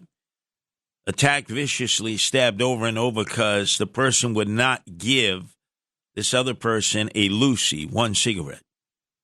All over 1 cigarette. Now, you know damn well that person is probably emotionally disturbed. I cannot believe that because the person that he requested a cigarette from didn't give him a cigarette, probably wanted Newports. Oh, yeah, Mentos. You know, that used to be like currency in jail, Newports. But they supposedly don't let you smoke in jail anymore, right? But, you know, they still sneak the smokes. And it ain't just Newports, Mentos. It's weed and anything else they can get their hands on, Sherms. You know, they love that. You dip that cigarette in formaldehyde and you have a Sherm. It's like angel dust. Any number of things. You can tell by the smell what the hell it is. Our number is 1-800-848-9222. But here you heard the superintendent grabbed his Rocky Colavito baseball bat, his Louisville Slugger, and he tooled this guy up. We got to encourage more of that. There's just not enough cops. 32,500 police. Their morale at an all-time low. They don't even know who their police commissioner is. I go up to cops every day. Very friendly. But I say to them, who's your police commissioner? They hunch their backs. I don't know. Jessica Tisch? I say, oh, God, we heard she might become our police commissioner, our boss, the sanitation commissioner. Yeah, pass the Grey Poupon. Jeeves, can you pick up that piece of litter there, please, along Park Avenue? I come from a very wealthy background here. I'm a police commissioner. Please stop it. 32,500 cops. We need a minimum of 38,000 cops. And remember, the biggest mistake of Eric Adams, as soon as he became mayor, he never put that $1 billion back in the budget that Comrade Bill de Blasio, the part-time mayor, the dope from Park Slope, had removed with the support of Dermot Shea, his lapdog police commissioner at One Police Plaza. What a disgraziato, what a shanda. Never put it back. You don't have enough cops. How are you going to respond to all these calls? So now we got to empower people to fight back. We have no choice. We got to empower them. And this guy, this building superintendent, did the right thing. He went, he got his Rocky Colavito Louisville Slugger bat, and he tooled up this guy. It's the only thing that would have stopped this guy. Just not enough cops to respond. 1-800-848-9222. Let's go to Giuseppe in Queens. Your turn to be heard here at WABC, Giuseppe. Curtis, I also want to comment on the previous segment, too. But first on this, you're not going to know if someone's threatening to kill people on the subway and they're physically strong. You're not going to have a printout in front of you of the guy's mental health history and be able to say in that moment, this guy is really coming from the point of view of having mental health issues and give him a break. You don't have that information, Curtis. You're correct. But I always have operated by this rule of thumb in the streets. If somebody is going to come up to me and tell me they're going to kill me, I'm going to believe them and I'm going to take a preemptive measure. I have to. If you're going to say, I'm going to kill you, I'm going to kill everybody here, I'm going to kill you unless I get money, I'm going to kill you unless you get food, whatever your rationale for claiming you're going to kill somebody, I will take them extraordinarily seriously and have to launch a preemptive strike. I got to assume that they mean what they're going to say. I had one thing that happened to me. I was just, standing up, holding on, and some guy said I was in his way. He's black, I'm white. First of all, I'm bigger than anybody else, taller than anybody else on the train. But I thought in the moment, this guy upped the ante, because if I'm going to have to fight this guy, I thought I would have to immediately throw him against, the side of the train. You know what I mean? By doing that, by threatening me, I would have to go for the gusto right away. I don't know what this guy's going to do. And then as I got off the train, a black guy said to me, he said, I was praying, that guy's not going to make it through the night, walking up to people. He was totally at fault. I was just standing there, Curtis, but it went through my head. If I'm going to brawl with this guy, I'm going to have to go all out in the split second. Well, just think about it, Joe. We are having this conversation on what Sunday officially will be the 120th anniversary of the subway system coming into being. 120 years, and it is now a disaster. They don't know how they're going to finance the service. Half the people are not paying. They're basically jumping over the turnstile, under the turnstile, through the gates. They're doing fare evasion constantly. The system is dirty. The trains that are taken offline during peak hours, which just backs everything up. it's really becoming intolerable down there in the subway system, or even that part of it that's above ground, Joe. Yeah. And then I just want to comment, you had your caller, he said people aren't a student of history, but I don't see it that way with the Middle East right now. I think it could be Armageddon, because I think the weaponry that's out there is a lot different than it was, say, 30 years ago when Papa Bush went into Iraq. There's much more sophisticated weaponry, missiles out there, and this thing could escalate into where there's these countries all of them will be leveled in 24 hours. I just, even if you keep it as it is, you didn't have drones like this when we had Desert Storm that are out there now. You could just take a drone that you could buy in a Walmart and load them with weapons now. Yep, absolutely. But the great equalizer and all that geopolitically is to get yourself a nuclear weapon. That's what the Iranians want. Gaddafi gave his up. What a mistake that was, because the next moment you knew there was a Libyan putting a .22 caliber up his Hershey Highway, his Tukas, blasting him to the hereafter. How do I remember that? Because the Libyan who did it was wearing a Yankee cap. He probably knew nothing about the Yankees, but he was wearing a Yankee cap.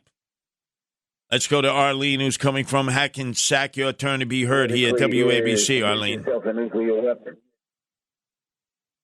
Want. Gaddafi gave his up. What a mistake that was, because the next moment you knew it was a Libyan putting a .22 caliber up his Hershey Highway, his Tukas, blasting him to the hereafter. How do I remember that? Because the Libyan who did it was wearing a Yankee cap. He probably knew nothing about the Yankees, but he was wearing a Yankee cap. Let's go to Arlene, who's coming from Hackensack. Your turn to be heard here at WABC, Arlene. Hello? Yes, hello, Arlene.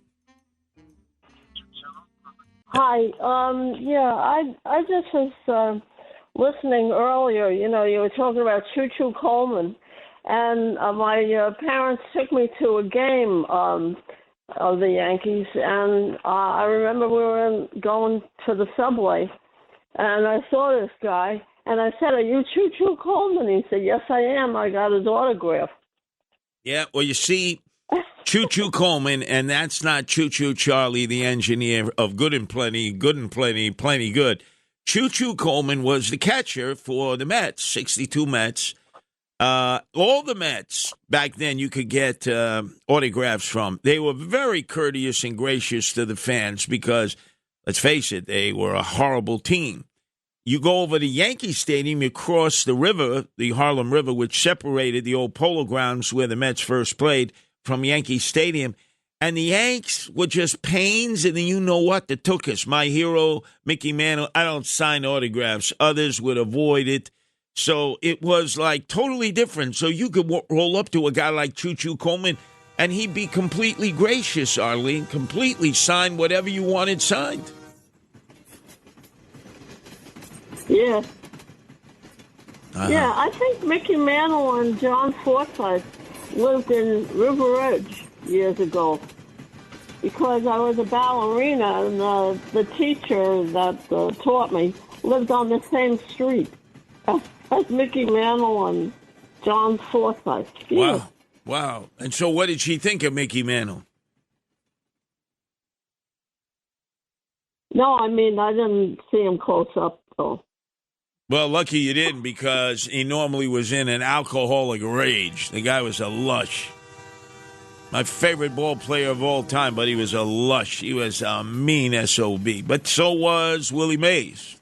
No, Mays was not a lush, but he was a mean SOB. I met him one time up in Riverdale when he lived there.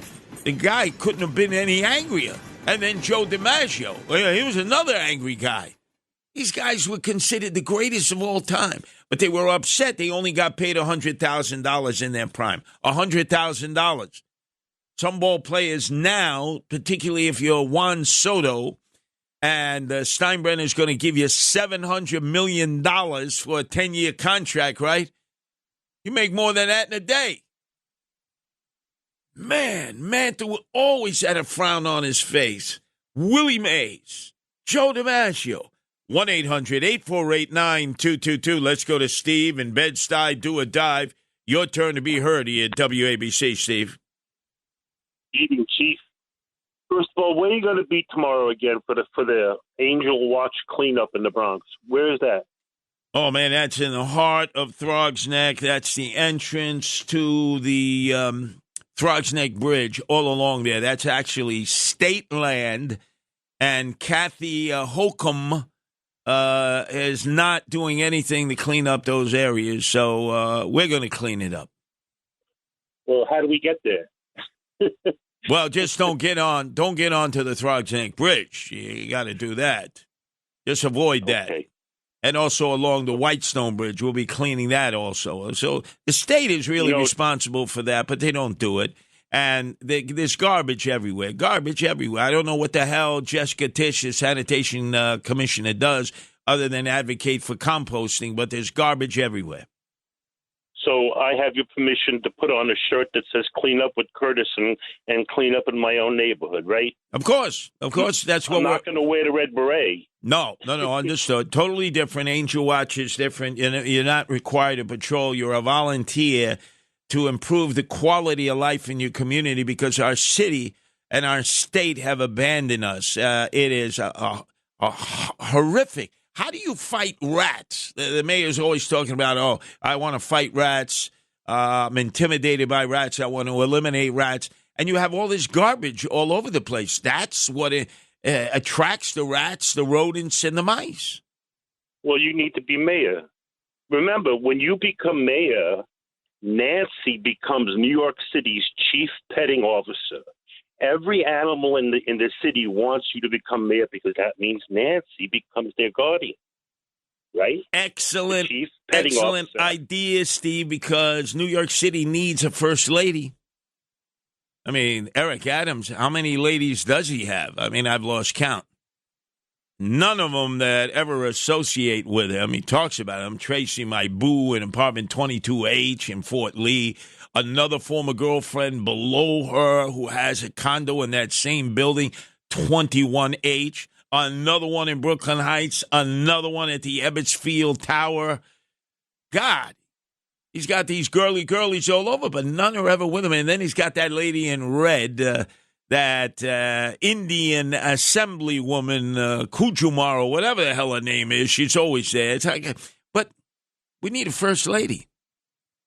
If Andrew Evil Eyes Cuomo jumps in, there's no first lady for him. I mean, he's a perv. He ain't going to have no first lady. So you really need a woman who focuses, as Nancy does, on getting more green space for the parks and taking care of animals. And no-kill shelters. That's imperative because we're still killing needlessly all these animals, and we're paying millions and millions of dollars to basically, if we can't adopt out the animals once you're in a shelter where some people surrender the animals to, never surrender your animal to a animal care and control center in New York City, because if they can't adopt it out, they destroy the animal. Destroy it. They kill it. They even have a kill list. It's like death row. And the governor herself, Kathy Holcomb, couldn't get a reprieve on any animal that's on that death row list. How do you like that? They just seem intent, like, whoa, we've got a quota here. We've got to destroy the animals. We need the space. No, you don't. There's plenty of space in New York. A lot of empty retail space that you could put those dogs and cats in a window, and within a few weeks, they'd all be adopted. People would be passing by, and they want to adopt them. Some of them, it wouldn't work out. They return the animal, and you would find somebody else. Look at it, Madison Avenue. Look at all the empty storefronts. 3rd Avenue. Look at all the empty storefronts. 2nd Avenue. All the foot traffic. You would see dogs or cats in the window, and right away you'd say, gee, I want to come back and see if I can adopt that cat or I can adopt that dog. 97% of people responded to a Pew Research study lately. That included people voting for Trump, people voting for Biden, people who are independent, people who are apolitical. They view pets now as family members, not friends, family members. And also in the Animal Welfare Hour, we'll ask Nancy if she's in favor of this new law that's being suggested that you could take family time off of your job if you had to nurse your pet back to health, the way you might if it was your son or your daughter or your dad or your mom or your grandparents or whomever. 1-800-848-9222. Let's go, if we can, to Marianne, who's calling all the way from Indiana. Your turn to be heard here at WABC. Marianne? Yes, hello, Marianne. Hello. Hello, Curtis. I'm here, Marianne. I'm here. Well, I was going to say that the security systems that you use around your house, they don't work very well. They don't? Do you have a security system around your house in Indiana? I do. And tell us what works and what doesn't work. Well, it seems like it has something to do with the cameras, and when the movement comes, the camera moves and everything, and seems like there's been problems with getting cameras and batteries in there properly. Well, that is true. That is true, Marianne. And then you have to buy the batteries. You have to buy the batteries. Well, of course. Do you think the batteries come with that, Marianne? No, I don't. But, it's kind of a ripoff. You have to buy all these batteries for these alarms to come off. And half of the time they don't come out. It's just, and then they're still doing pranks on your doors and everything, so. Well, I got to tell you, the industry, the security industry now of cameras that ring your house. I mean, a light goes on if somebody even steps into your circumference. Everything is filmed. And yet home burglaries, home invasions, business invasions continue. It's almost like the thugs and thugettes are defiant. They're brazen. They're bold. They'll put the schmata on their head. They'll put the keffiyeh on their head, anything to cover up their face, not because of any religious belief or any health care need to be able to cover up to avoid coming down with COVID. No, none of that. It's all about hiding who you are and what you're doing and not being held culpable, not being held responsible for what you do. Our number is 1-800-848-9222. This is Another Side of Midnight with Curtis Lewa. Now to the Bernard McGurk studios of 77 WABC. Here's Curtis Lewa. In 1965, Vietnam seemed like just another foreign war. But it wasn't. It was different in many ways, and so were those who did the fighting. In World War II, the average age of the combat soldier was 26. In Vietnam, he was 19. In Vietnam, he was 19. In Vietnam, he was 19. In Vietnam, he was 19. 19. The heaviest fighting of the past 2 weeks continued today, 25 miles northwest of Saigon. I wasn't really sure what was going on. 19.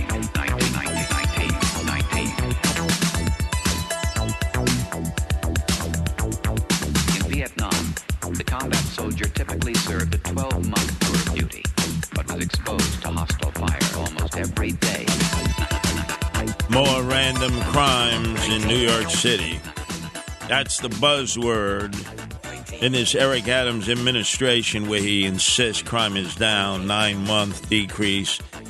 He's ubats, he's titched. He has all the furniture upstairs and rearranged in the wrong rooms. Let me give you the latest on the crime block. 79-year-old Vietnam War veteran and his wife, celebrating her 75th birthday, were randomly knocked to the ground by 5 thugs in Lower Manhattan along Canal Street.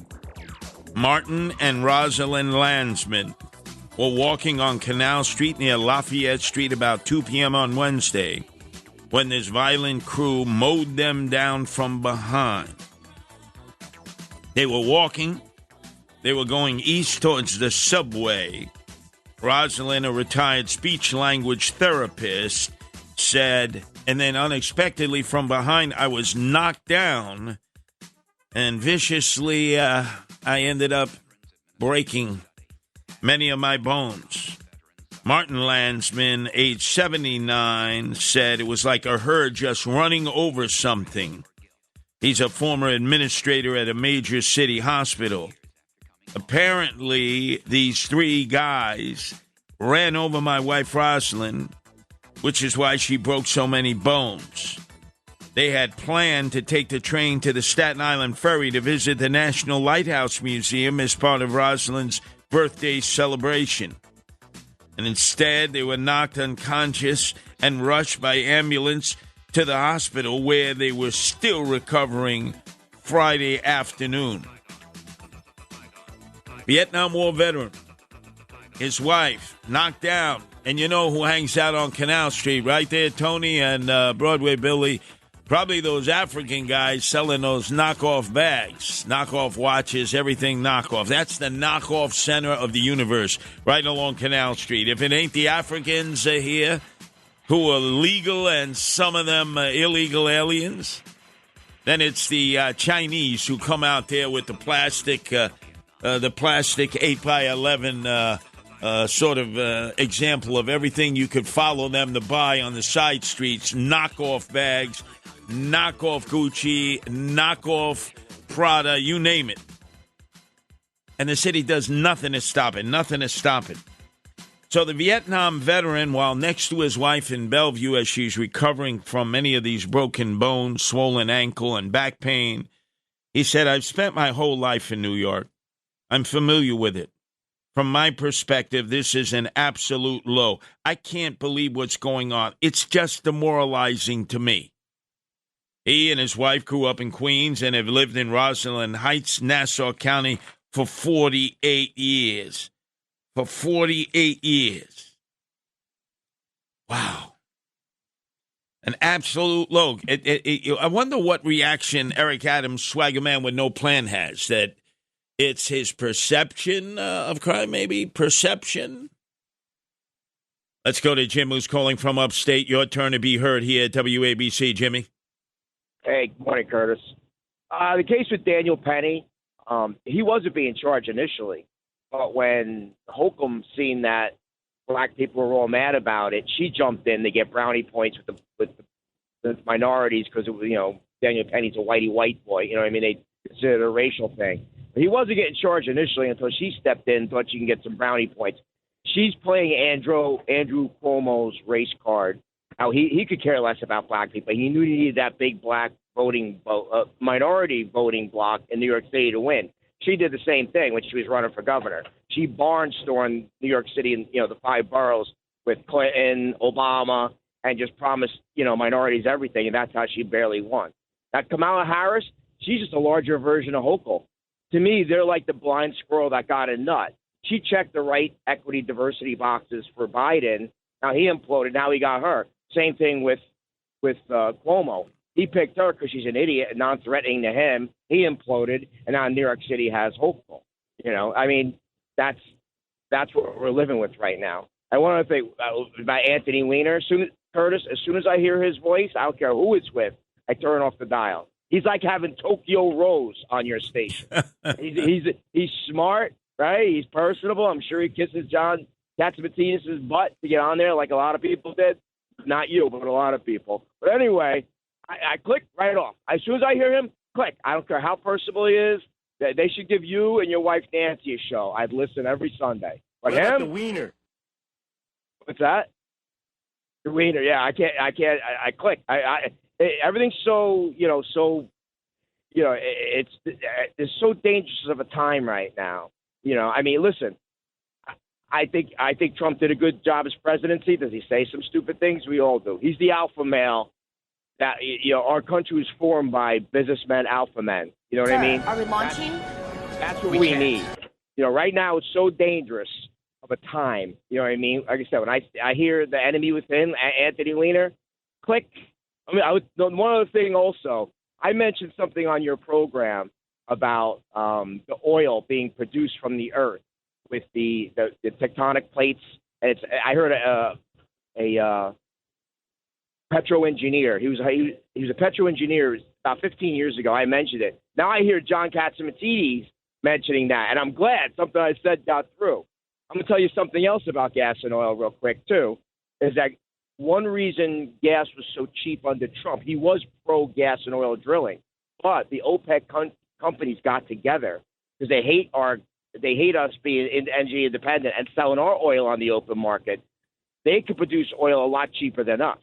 They're like the Saudi Arabians. Their oil comes right out of the ground. They can make money at $8 a barrel. We can't. Our fracking companies have a set point of around $50 a barrel. Anything under that, they lose money. So the OPEC countries got together and overproduced. That's one reason why the gas was so cheap under Trump. They were trying to crush our fracking industry, and they really did put a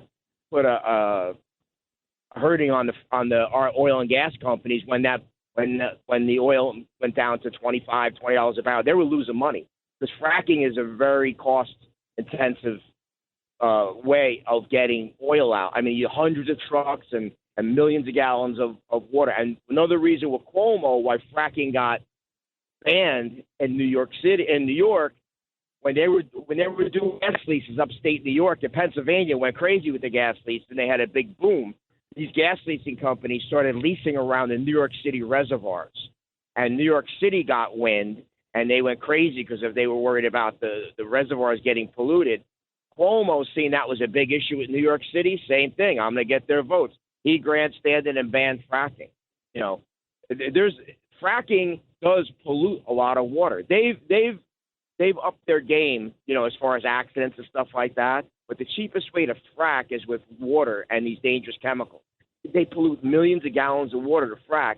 But there's a Canadian company years ago that developed a system that they could frack with propane. They could do the fracturing the rock to get the oil and gas out with propane. But it was more cost intensive, and the whole industry is geared up around using water, which they pull right out of the rivers. Yep.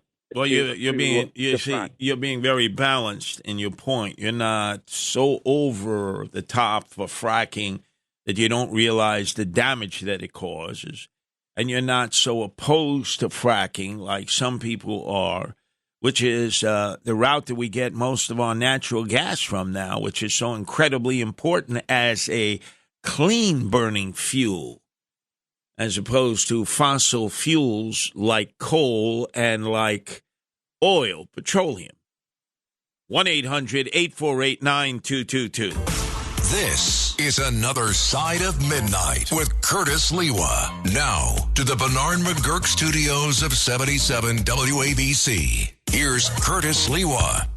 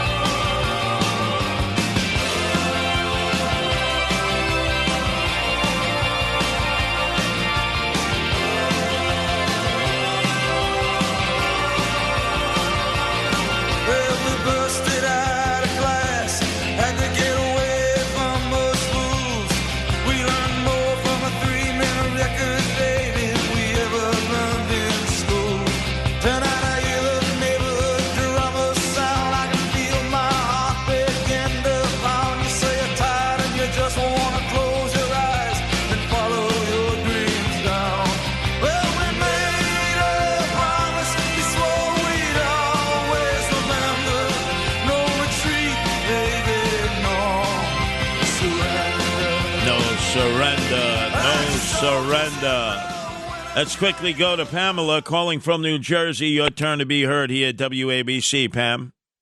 Oh, please. I almost vomited hearing Springsteen. He didn't even serve. He got out of it by saying he had a boo-boo. He fell off his bike. Yeah, right.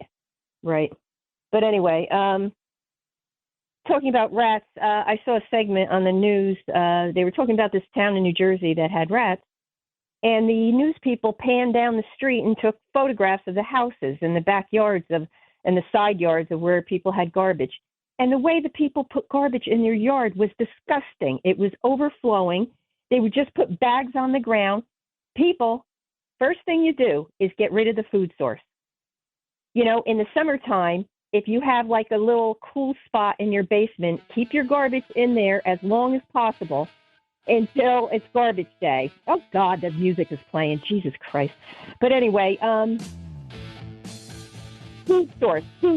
Put your garbage out neatly and as late as possible. Well, Pam got a little frustrated there that she was right up against the musical bed put together by Broadway Bill Lee.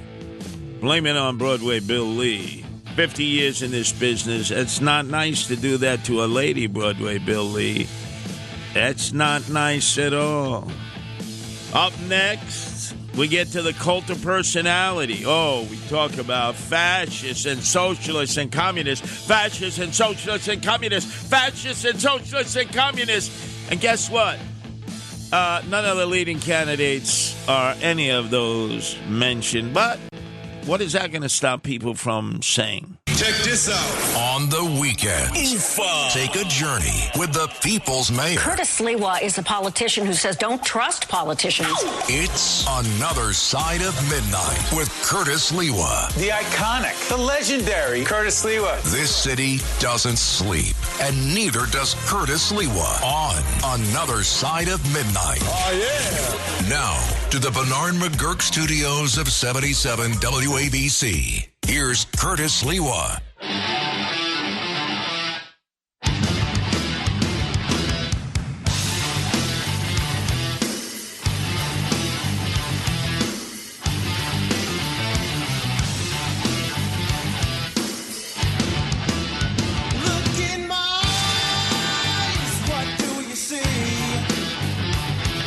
The cult of personality.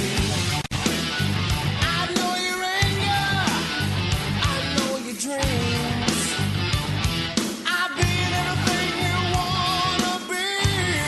Oh, I'm the cult of personality.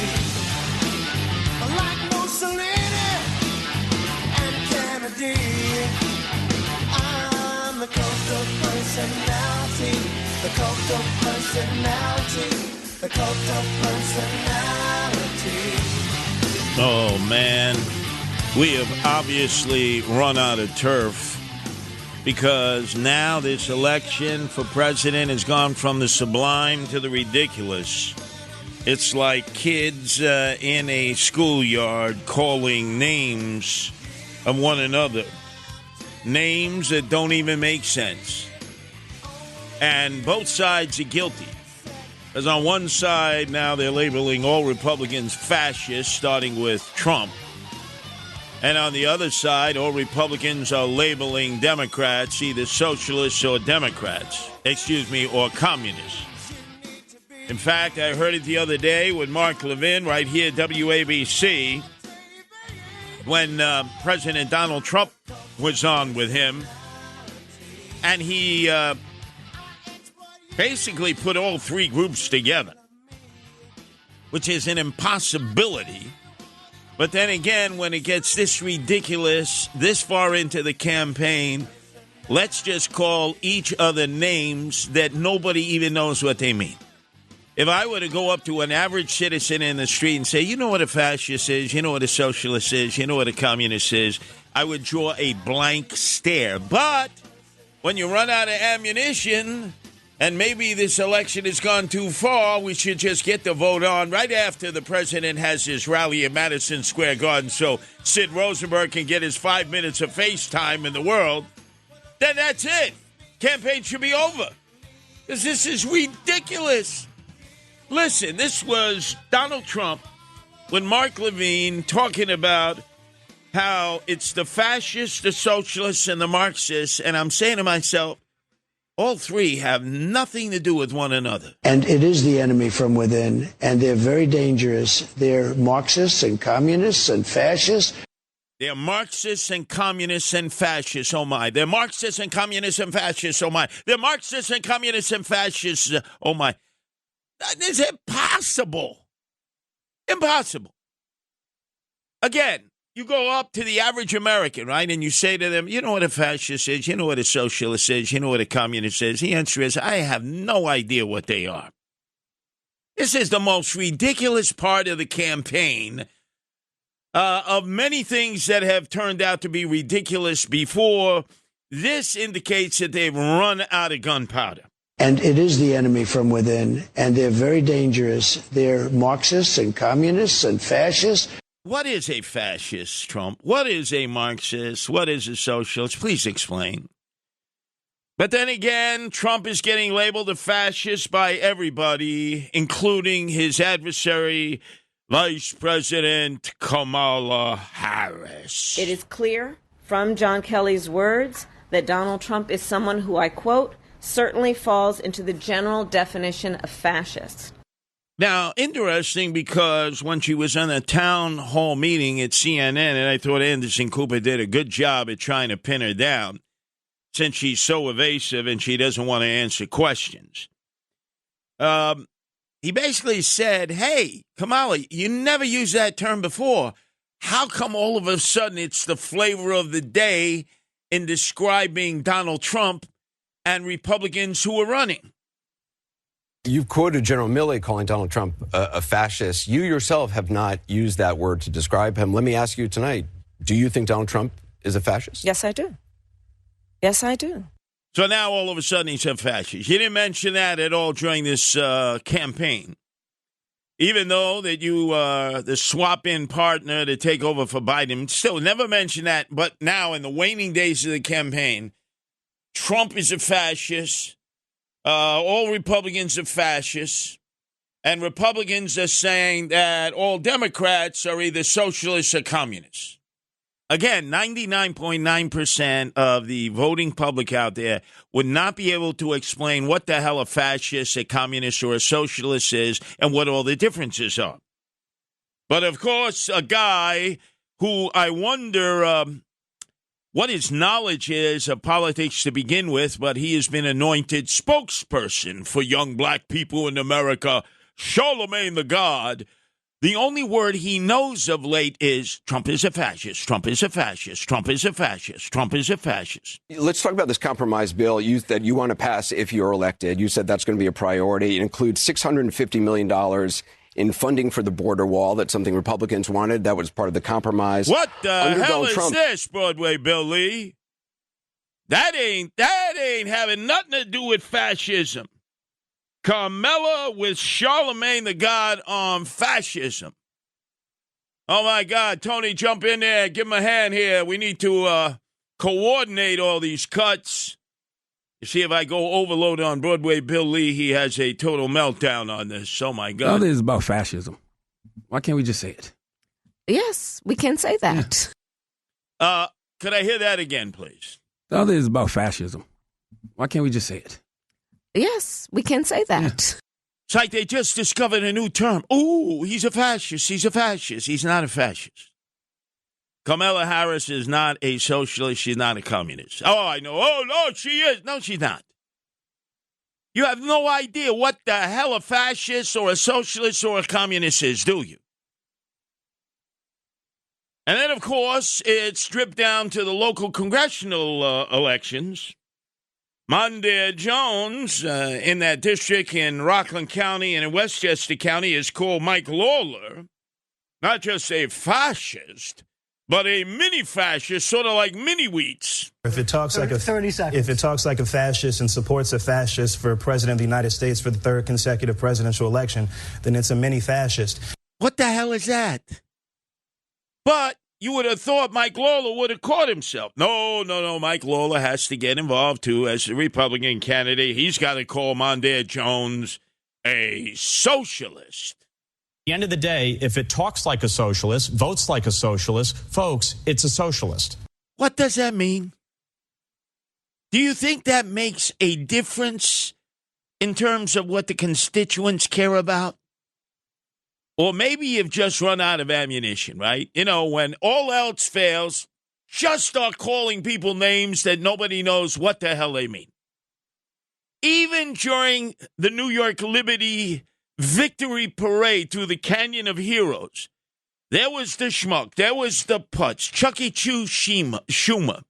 He was doing the jiggle wiggle, proving white men have no rhythm whatsoever. It was a disgusting performance on his behalf.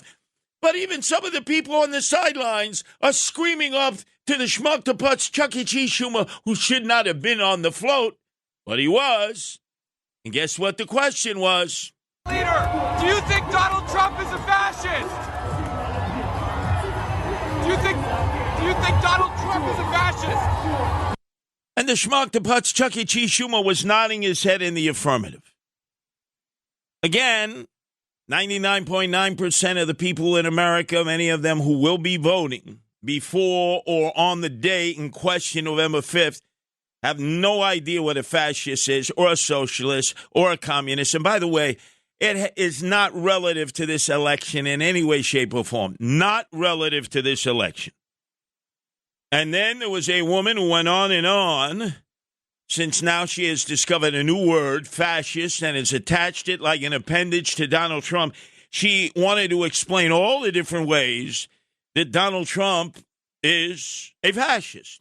I do believe that this election is a litmus test for American tolerance for fascism. The elements of fascism are rooted in this nationalistic drive for more babies for the state, for a strongman-driven nation, and a deep sort of state-based religiosity. So I do believe we have a media problem, and we do have some of our media that is leading people toward fascism. The question of America has become too soft and feminine. I think that is it's a fascist litmus test. So this question of whether the society is too soft and feminine, it was alarming to me that a majority of Hispanic Protestants agree, but that's not shocking. Immigrants are poisoning the blood of the country. This is one of the most terrifying things that you've heard a presidential candidate say, because it is straight out of Mein Kampf. 23% of Jewish respondents agree with that, because that's straight out Nazi talk. Oh, boy. So we go from fascism to Nazism. Again, if I were to stand out on the street corner and I would ask people, could you define what Nazism is, what fascism is, what socialism is, what communism is, 99.9% wouldn't understand what the differences are, nor would they care. What does that have to do with this presidential election and all the down-balloting elections? Politicians say that when they don't want to have to talk about the issues any longer. So they just call each other names like kids in a schoolyard. In fact, it went from the sublime to the ridiculous. Here was Anderson Cooper of CNN arguing with Charlemagne the God, who knows nothing about nothing. And Charlemagne the God was saying, but I've called Donald Trump a fascist more than you. I've called him a fascist more than you. Come on. Up your game, Anderson Cooper. You got to call him a fascist, because I've called him a fascist more than you. You really think that Charlemagne the God understands what the hell the word fascism means? I think you give damn who's elected president. And yeah, I'm especially if that president is a fascist. That's talking about putting people in camps. That's talking about, once again, terminating the Constitution to overthrow the results of an election. That's talking about, jailing his political opponents. Yeah. Like, that rhetoric doesn't scare people? Well, we talk about this every single. This is what I don't think I've been talking about this every night. Anderson Cooper, you talk about that every night? All of a sudden, we're talking fascism in like the last week. It's a talking point. Oh, Trump's a fascist. Oh, but Kamala Harris, she's a communist and socialist. They are neither. Neither. They don't fit the definitions. If you go to the dictionary and you read, what is the definition of these terms? They don't fit those definitions. But what the hell? Why not? Let's just play out the course of this campaign, calling each other names and nobody understands what the hell they mean. And it will not change one freaking vote. It's just eating up a lot of talk time for sure. And it's not going to change one vote in one person's mind or convince one person to go one way or, I can't vote for Donald Trump, he's a fascist. Do you know what a fascist is? No, but it doesn't sound good. I heard somebody call him a Nazi. I know that's not good. Do you know what being a Nazi is? Not really, but it doesn't sound good. Well, you know, they say Kamala Harris is a communist. Oh, I know that's not good. Well, what is a communist? I'm not really sure. It just doesn't sound good. Oh, God. Here's Anderson Cooper and Charlemagne the God, right? It's like, how the hell did they put this Heckle and Jekyll together, this Ebony and Ivory? This is the most ridiculous match that I've ever heard from. It's sort of like, Anderson Cooper, you're going to be arguing with a guy who calls himself a god? I mean, I don't know what you've been watching, but, like, I don't know of any Trump supporters out there or people who like him who are tuning in to me every night to try to get, you know, to be validated in their opinions. You're damn right. Nobody tunes in to CNN. Nobody. Never mind Trumpers. Almost nobody watches CNN. You were the Clinton News Network for a while. You were the Cuomo News Network for a while. Now nobody knows what the hell of a network you are. You're like a network without a purpose, without a vision, without a goal, without a direction. You exist. We know what MSNBC is. We know what Fox News Channel is. But does anybody really know what CNN is other than confused? The Confused National Network. God, Charlemagne. Here's Charlemagne again. All of a sudden, he's Mr. Intellectual. Charlemagne the God who calls, I've called Trump fascist more than anybody else. I think no network has honest conversations about Donald Trump. Nobody's had honest conversations about Donald Trump since 2016. I saw last night they were talking about, you know, the double standard that exists between Donald Trump and the vice president. But it's always a double standard with Trump, whether it's with Hillary, whether it's, you know, against Biden, now with Kamala. We talk about him being a threat to democracy, but we don't treat him like one. What? There hasn't been an honest conversation since 2016. He's the most talked about guy in the world. The other is about fascism. Why can't we just say it? Yes, we can say that. Ooh, I said it. He's the other is about fascism. He's not a fascist, Charlemagne the God. By the way, why do you call yourself God? Would you like me to explain that, Charlemagne the God? Because you don't want to explain it to your audience. Charlemagne the God. When a black brother calls himself God, that means he wants to be a 5%er like Jay-Z, who rocks the crescent of the 5%ers because males are considered gods. Women's are considered earths. And what is the role of a god but to procreate and fertilize the earths? And because you're a god, you need to carry a gun to protect yourselves from all those devils out there who may want to hurt a god. Oh, I know my lessons. A is for Allah, B is for born, C is for circumference. Yeah, this white boy knows that lingo, Charlemagne the God. So knock this crap off. But he knows what a fascist says. Could I hear one more time? I want to hear Charlemagne the God, scholar extraordinaire, declare, I talk about Trump being a fascist more than anyone else. The other is about fascism. Why can't we just say it? Yes, we can say that. Yeah. Oh, God, you said it. Oh, my God. Oh, Vice President Harris, do you feel better now? Did you call him a fascist? He's not a fascist, and you're not a socialist, and you're not a communist. I think you give damn who's elected president. And yeah, I'm especially if that president is a fascist. That's talking about putting people in camps. That's talking about, once again, terminating the Constitution to overthrow the results of an election. That's talking about, you know, jailing his political opponents. Yeah. Like, that rhetoric doesn't scare people? Well, we talk about this every single. This is what I don't think I've been talking about this every night. No, I talk about it more than you do. Anderson Cooper says, no, Charlemagne the God. I call him a fascist more than you do. This is the most ridiculous. That's why I'm not listening to political talk the rest of the way. I'm listening to Yankee Dodgers. Be quite honest with you. Because that, I think we all understand. This gibberish, they don't understand it. They throw these terms around. They don't even know. You really think Anderson Cooper knows the difference between a fascist, a socialist, and a communist? We know Charlemagne the God doesn't. And you quoted General Milley calling Donald Trump a fascist. You yourself have not used that word to describe him. Let me ask you tonight, do you think Donald Trump is a fascist? Yes, I do. Yes, I do. All of a sudden, it's the flavor of the day, the word of the day. They run out of ammunition. The other is about fascism. They run out of ammunition. They got nothing more to talk about. They won't do hostile interviews. They'll only do interviews, Trump and Harris, with friendly people. They won't do an adversarial interview any longer. And it is the enemy from within, and they're very dangerous. They're Marxists and communists and fascists.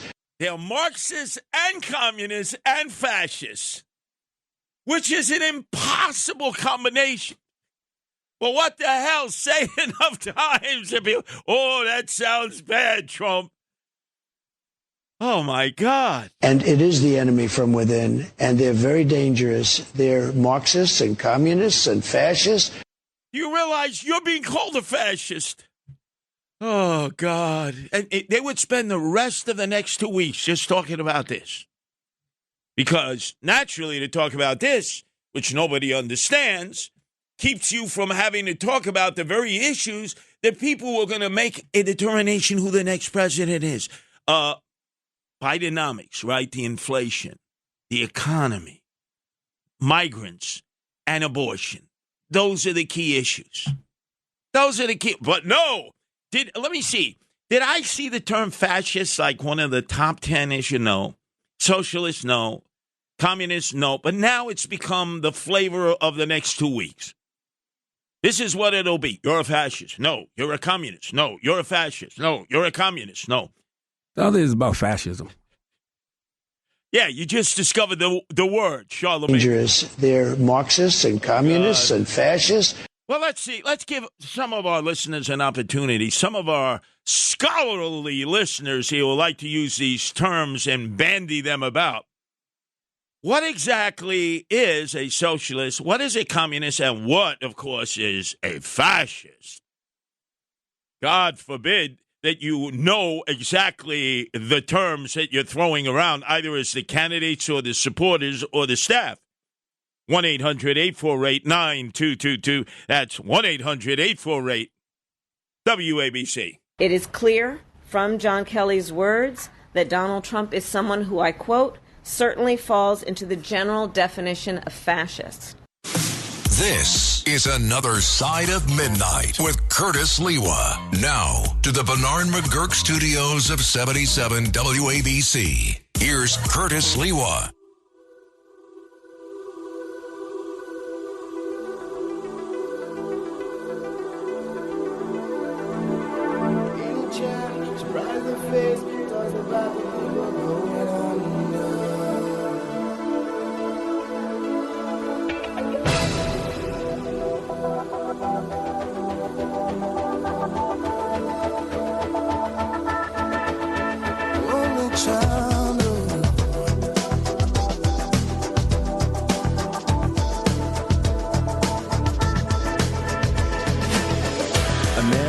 After 70 years, that what he goes there for is to unlock the door.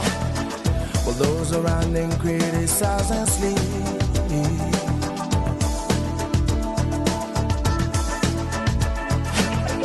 And through a fractal on a breaking wall, I see you, my friend, and touch your face again.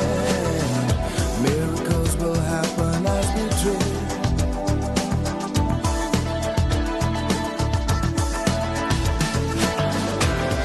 We're never gonna survive unless we get a little crazy. No, we're never gonna survive unless we are a little crazy. Oh, yeah. Fascists, communists, socialists, fascists, communist, socialist, fascist, communist, socialist, fascist, communist, socialist. Most Americans couldn't pick one out of a lineup. And yet this has become the flavor of the final 2 weeks of the campaign. You had Beyonce with Harris talking about abortion in Houston. That's an issue. You had Donald Trump talking about illegal immigration in Texas and Austin. That's an issue. But then what does it evolve into? They're communist, socialists. No, they're fascists. Wow, that's great discourse. That really clarifies everything to me. If I one of those few voters who haven't made up my mind yet. That's really going to get me on track for either Trump or Harris. Not. Let's go to the phones. It's Charles calling from New Jersey. Your turn to be heard here at WABC, Charles. Yeah, whenever somebody starts saying, calling whoever, Donald Trump a fascist or socialist, whether it's Kamala Harris, Hillary Clinton, or whoever, and he's at a big event, it seems like somebody always tries, some crazy person always tries to take a shot at him. So, however you feel about it, the fact is it happened 3 times somebody tried to almost kill him, and they should watch their mouths before they start, getting somebody killed, either Donald Trump or, God forbid, somebody in his family. No, you're absolutely correct, Charles. That is a volatile statement that would trigger off those people who feel then that they have a mission to take out Donald Trump to prevent him from becoming the president of the United States. It's happened twice. As we know, Sniper Boy there in Butler, Pennsylvania, boy, that story hasn't been told yet by the Secret Service and the FBI. They're keeping that hush, hush, mush, mush. And then we had the guy was tailgating to kill Trump at his golf course in West Palm Beach, the Trump International. 12 hours sitting there with a 6-pack of beer in a lawn chair with a AK-47, just waiting for Trump to come put out on the 6 screen. And all of them probably will never know from Sniper Boy because Secret Service and FBI doesn't want us to know about Sniper Boy in Butler. But we do know the attitude of the guy who was there waiting for Trump at his golf course. He certainly made his opinions well known. Let's go if we can. Our numbers, 1-800-848-9222. Let's go to Diane in Brooklyn. Your turn to be heard here at WABC. Diane. Okay. I believe that communism and socialism are very similar in that the central government controls everything. But in communism, there is no private property, which is not true of socialism. Well, also, there are no elections in communism. There are in socialism. Yeah, but, there are threats and everything else, and then people, whatever. Yeah, okay, I'll go with that. Okay, but at least property is a basic difference. Correct, but do you think that the Vice President Harris is a socialist or a communist? I think she's a puppet of the deep state, just like Biden was, and I believe that the deep state has a lot of Obama in it, but But she's not. I don't think she really believes in anything except in her own power. Thank you. She is not a socialist. She is not a communist. You are correct. We don't know what she believes in. She is an enigma, Diane. Right. But what about what I said about communism and socialism? That it's basically the main. What did I say? The main government controls everything. The federal government controls everything, except, of course, that the private property is not permitted under communism. Well, now that you have quantified that, Donald Trump, the president, basically put all 3 categories into one. They're Marxists and communists and fascists. How could that be? You know what, though? They call him Hitler and everything else. So, constantly. And say that he has to be eliminated. Hello? No, I understand that. Giving direct orders. I don't know. I'm not equating that to the other question. But I'm just saying, this is what they keep yelling about him all the time, and saying that he must be eliminated, that he's a danger to our democracy. Just so you know what the history is, communists wanted to eliminate socialists. Fascists wanted to eliminate communists and socialists. They have absolutely nothing in common. Nothing. And yet, we confuse everything by putting them all together.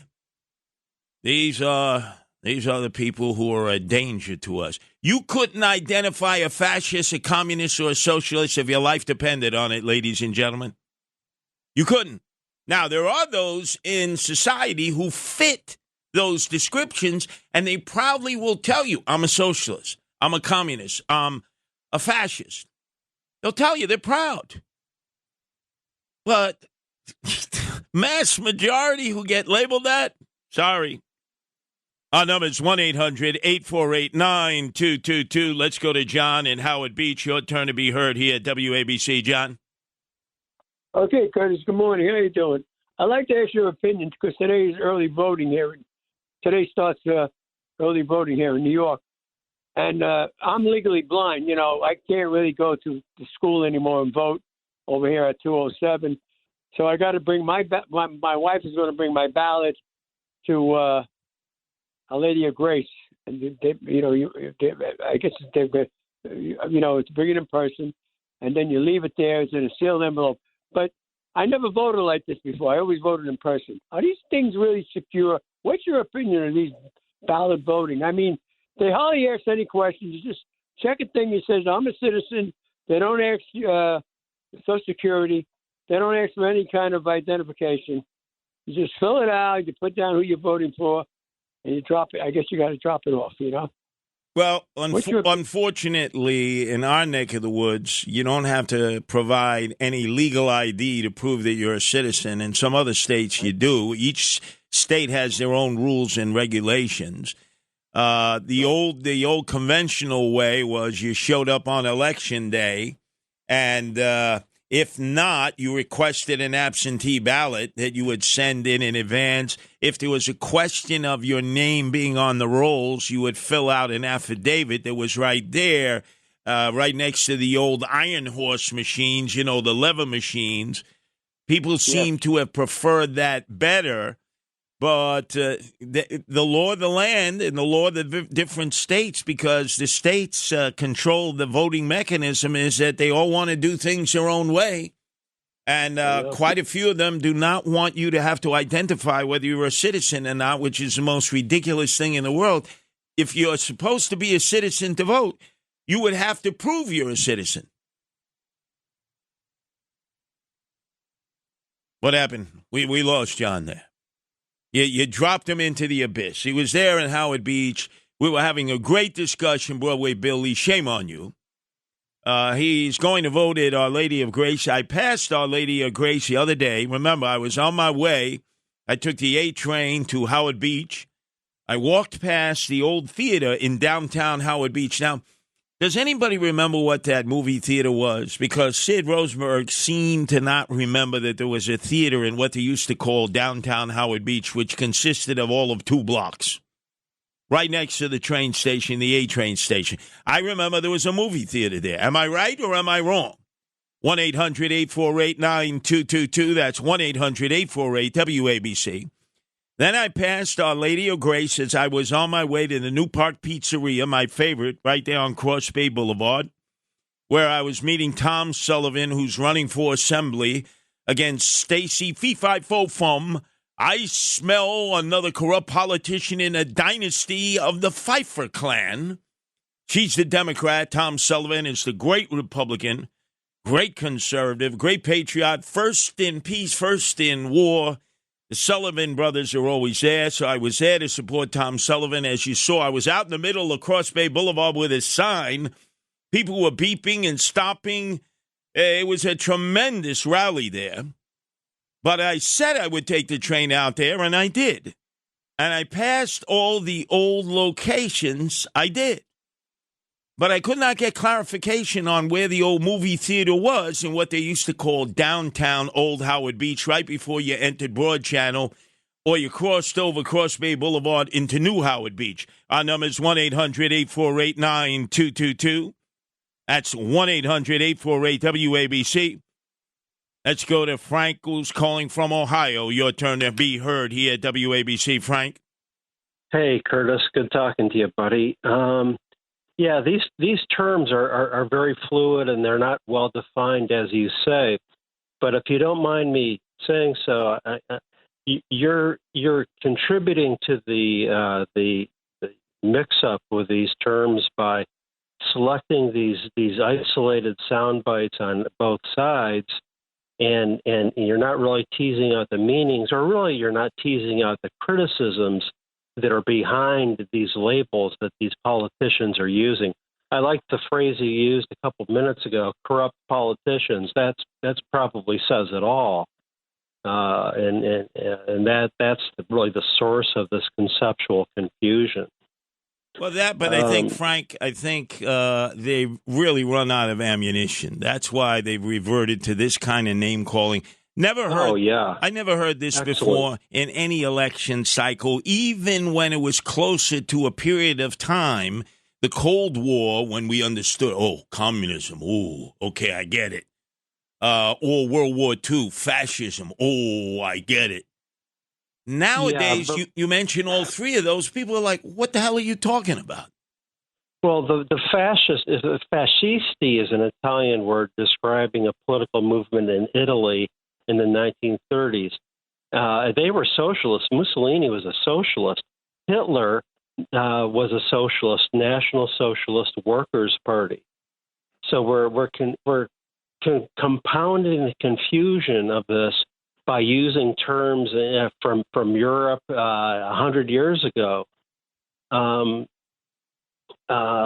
see what the point is. You have to look at the way that these people operate, and your phrase "corrupt politician" really gets to it. And I would place the onus in this situation on the Democrats, the corruption that Trump was outlining, where he basically correctly is using these terms, but he's not explaining as usual really what he means. And in fascism, you have public-private partnerships, cooperation between big corporations and the state. You have statism, drawing from Hegel. Again, we're not using our American terms for describing this, which confuses things, like not calling left and right. Left and right, that's France in the early 18th century or the mid 18th century, where you have people sitting on the left or the right side of their parliament. We're Americans. We should be speaking in American terms.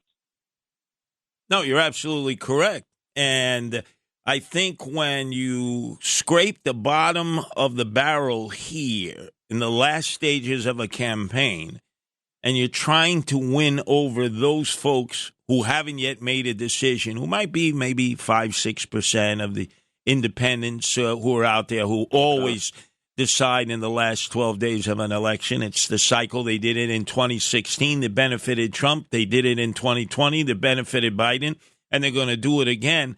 But terms like this aren't going to earn you not one freaking vote out there. Not one freaking vote, John. I mean, Frank. Excellent point. Excellent point. It's really frustrating, isn't it? Well, it's frustrating because now I notice both sides, they only want to do friendly interviews. No more adversarial interviews for both sides. Let's play it safe. It's 50-50. It's jump ball. Let's take it all the way to November 5th this way and see which way the electorate break. I want to see adversarial interviews. I want to see contentious interviews where we put both candidates under the electron microscope. Obviously, Trump has handled more of that than Harris has ever. But you know what he's doing? He's playing prevent defense in football. He figures he's got it won. You could see just his body language, his confidence. He's never been this way before 2016. He was the most surprised guy in the world that he won. 2020, he wasn't sure. Now he has an air of confidence like, no, let's play out the clock. I got this. Interesting. Yeah, interesting. I guess we'll see, my friend. Well, no, I appreciate your edification on this, your explanation. But there aren't that many Americans like Frank who understand the nuances and the difference and the fact that we are using European terminology here in something that is uniquely American. Again, I'm going to state it very, very clearly. Donald Trump is not a fascist. He doesn't come anywhere near close to being a fascist. And neither does Vice President Harris come anywhere near close to being a communist or a socialist. But again, it must make both sides feel better to label them things that they're not. And it is the enemy from within, and they're very dangerous. They're Marxists and communists and fascists. It is clear from John Kelly's words that Donald Trump is someone who, I quote, certainly falls into the general definition of fascist. If it was so clear, Vice President Harris, how come you never mentioned it before? You've quoted General Milley calling Donald Trump a fascist. You yourself have not used that word to describe him. Let me ask you tonight, do you think Donald Trump is a fascist? Yes, I do. Yes, I do. Interesting. It's part of the talking points now. The other is about fascism. Yeah. Tell me, Charlemagne the God. Tell me all about fascism. The other is about fascism. Why can't we just say it? Yes, we can say that. Oh, so one of the George Carlin's 7 banned words by the FCC that you can't see on the radio. They're like little kids. Ooh, what is it about fascism? Why can't we say it? Oh, let's talk about it. At the end of the day, if it talks like a socialist, votes like a socialist, folks, it's a socialist. Oh, man, Mike Lawler, and he called, Mondaire Jones called him a mini fascist. A mini, boy, that was a knock on his height. Well, you don't have Mondaire Jones? If it talks like 30 seconds. If it talks like a fascist and supports a fascist for president of the United States for the 3rd consecutive presidential election, then it's a mini fascist. What is a mini fascist? Is that like mini wheats? You know, sugar frosted mini wheats it's a mini wheat. You know, the normal wheat is the big one. So does that mean Mike Lawler is like a short fascist? Is that really what he's saying? They had an hour of debate time on CBS, Channel 2, and they got caught up in calling one another names. It's the most ridiculous thing in the world to me. Stick to the issues. Stick to the freaking issues. This is Another Side of Midnight with Curtis Lewa. Now to the Bernard McGurk studios of 77 WABC. Here's Curtis Lewa.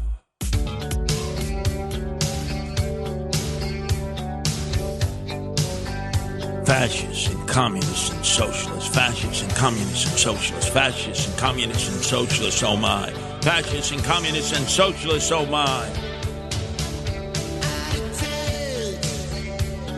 Most ridiculous thing I've ever heard.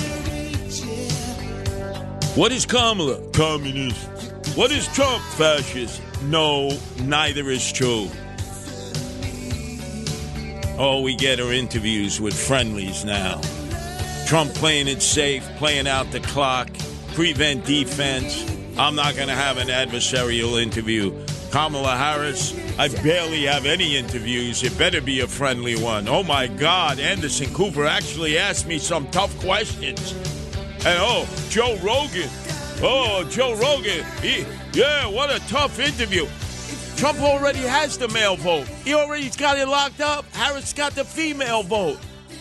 The idea is you cross over and try to get the votes that you don't have or are still up for grabs. Oh, but Trump is a fascist. No, Kamala, she's a socialist. She's a communist. Oh, my God. It's deviated to this.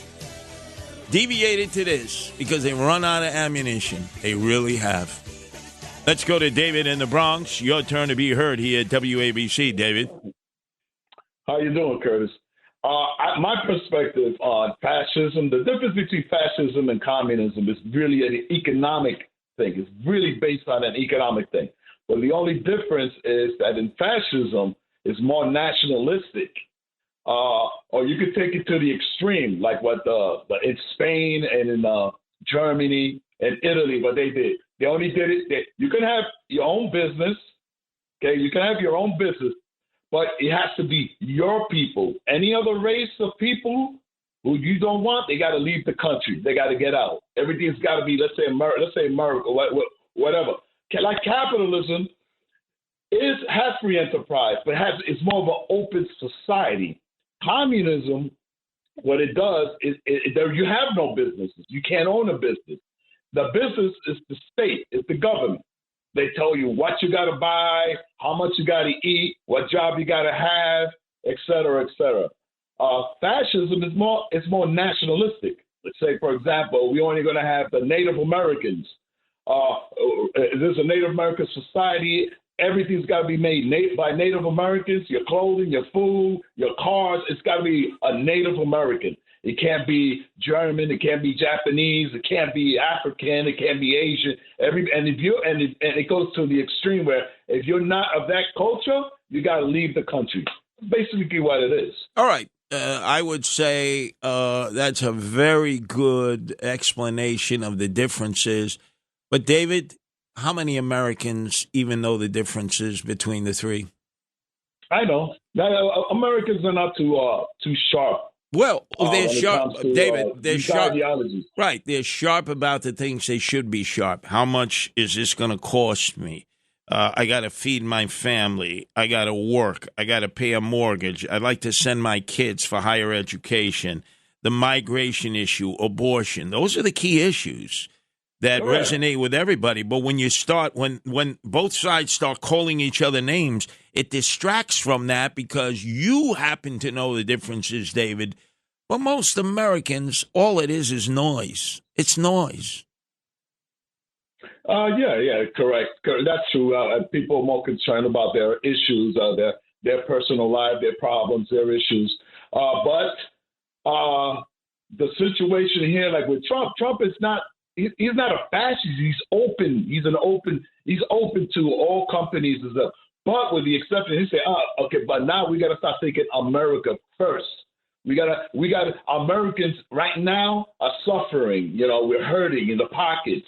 And we have catered to, like, say, countries like China, where they bring in their products and they overbring. They swamp up with their stuff, and then they charge, and we only charge them, say, 25% import tax. And then the Chinese are charging us 100% import tax for American products. So it makes it difficult for American people to buy. 100% tax, they add it up to the price. People are going to go, this is too expensive. I'm not buying America. I'm going to buy mine. That's what Trump is saying. No, we can't do this. You've been killing us for the last 50 years. It's hurting the economy. Now, if you don't play fair, we're going to charge you because we got to think about America first. You charge us so much tax, we're going to do the same to you. You're going to start swamping with your products. We're going to do the same to you. I think that's the right attitude. That's the right attitude. Well, that's true, David. But all of a sudden, Trump is saying no taxes on tips, no taxes on overtime, and potentially no income tax. It'll all be tariffs. No, that ain't going to work either. They're saying anything to get elected now. Hey, no, you don't have to pay any taxes. Now watch, the next one will say, we'll give you money. Never mind. You can tax the government. We'll give you money. It's pretty much what Elon Musk is doing in order to get votes, right? I mean, I was going to give pizza out from the New Park Pizzeria to get Tom Sullivan elected, but they told me you can't do that. Or at least New Park Pizzeria couldn't do it. This is Another Side of Midnight with Curtis Lewa. Now to the Bernard McGurk studios of 77 WABC. Here's Curtis Lewa. Padre, Filio, Spiritus Sanctum. Let's go to Anthony calling. Your turn to be heard here, WABC. Anthony. Yes, albeit lion, tiger, or bear, really what they are is control freaks. They're basically lobbying groups that are standing in our way of freedom. That's why you had mandates, vaccine mandates, and it all would be free, right? But yet they're gonna charge us to use our streets that we built, congestion pricing. They're gonna tax us for things that we don't want. They're lobbying groups that are out of control. And Donald Trump has exposed their game, just like Elon. They say, no, it's illegal for Elon Musk to give $1 million to voters, but it's quite all right for us to give billions of dollars to them each election cycle for them to launder into their own coffers to control the rest of us. It's basically the teachers union run amok as lobbyist groups that are beholden to the pharmaceutical cartels that are now harvesting baby parts at full term so they use the tissue, they graft. Everything is about sinister cabal of money launderers that are just, they're out of control, and Donald Trump has pulled back that curtain. Well, interesting, like the Wizard of Oz. Anthony, you mentioned money laundering. TD Bank got hit with a fine for billions of dollars for money laundering. Why didn't they go to jail? Well, money laundering, that's a major crime. Who are they laundering money for? Drug dealers? How come the CEO or COO or CFO or anyone in that pipeline in that major corporation, TD Bank, didn't go to jail? It's almost like the implosion that took place on Wall Street that almost caused an economic collapse around the world, remember? That Barack Obama inherited, remember? Nobody went to jail for that.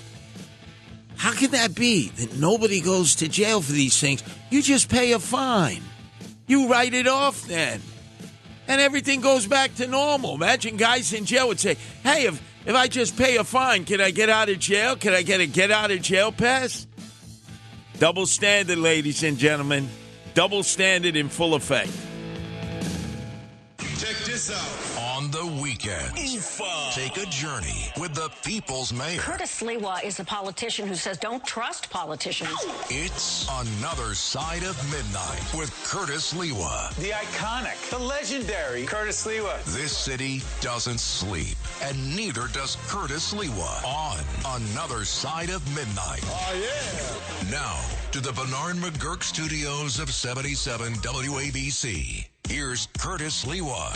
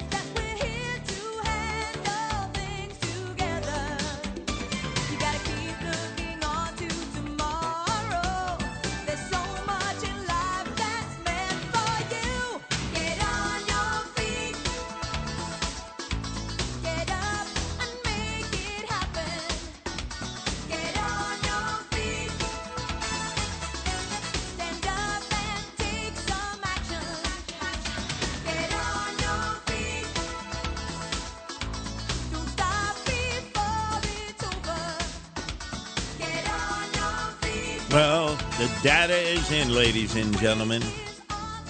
And which state has lost the most population of late? 1% of the entire Empire State has headed to other parts of the country. 1% of New York State.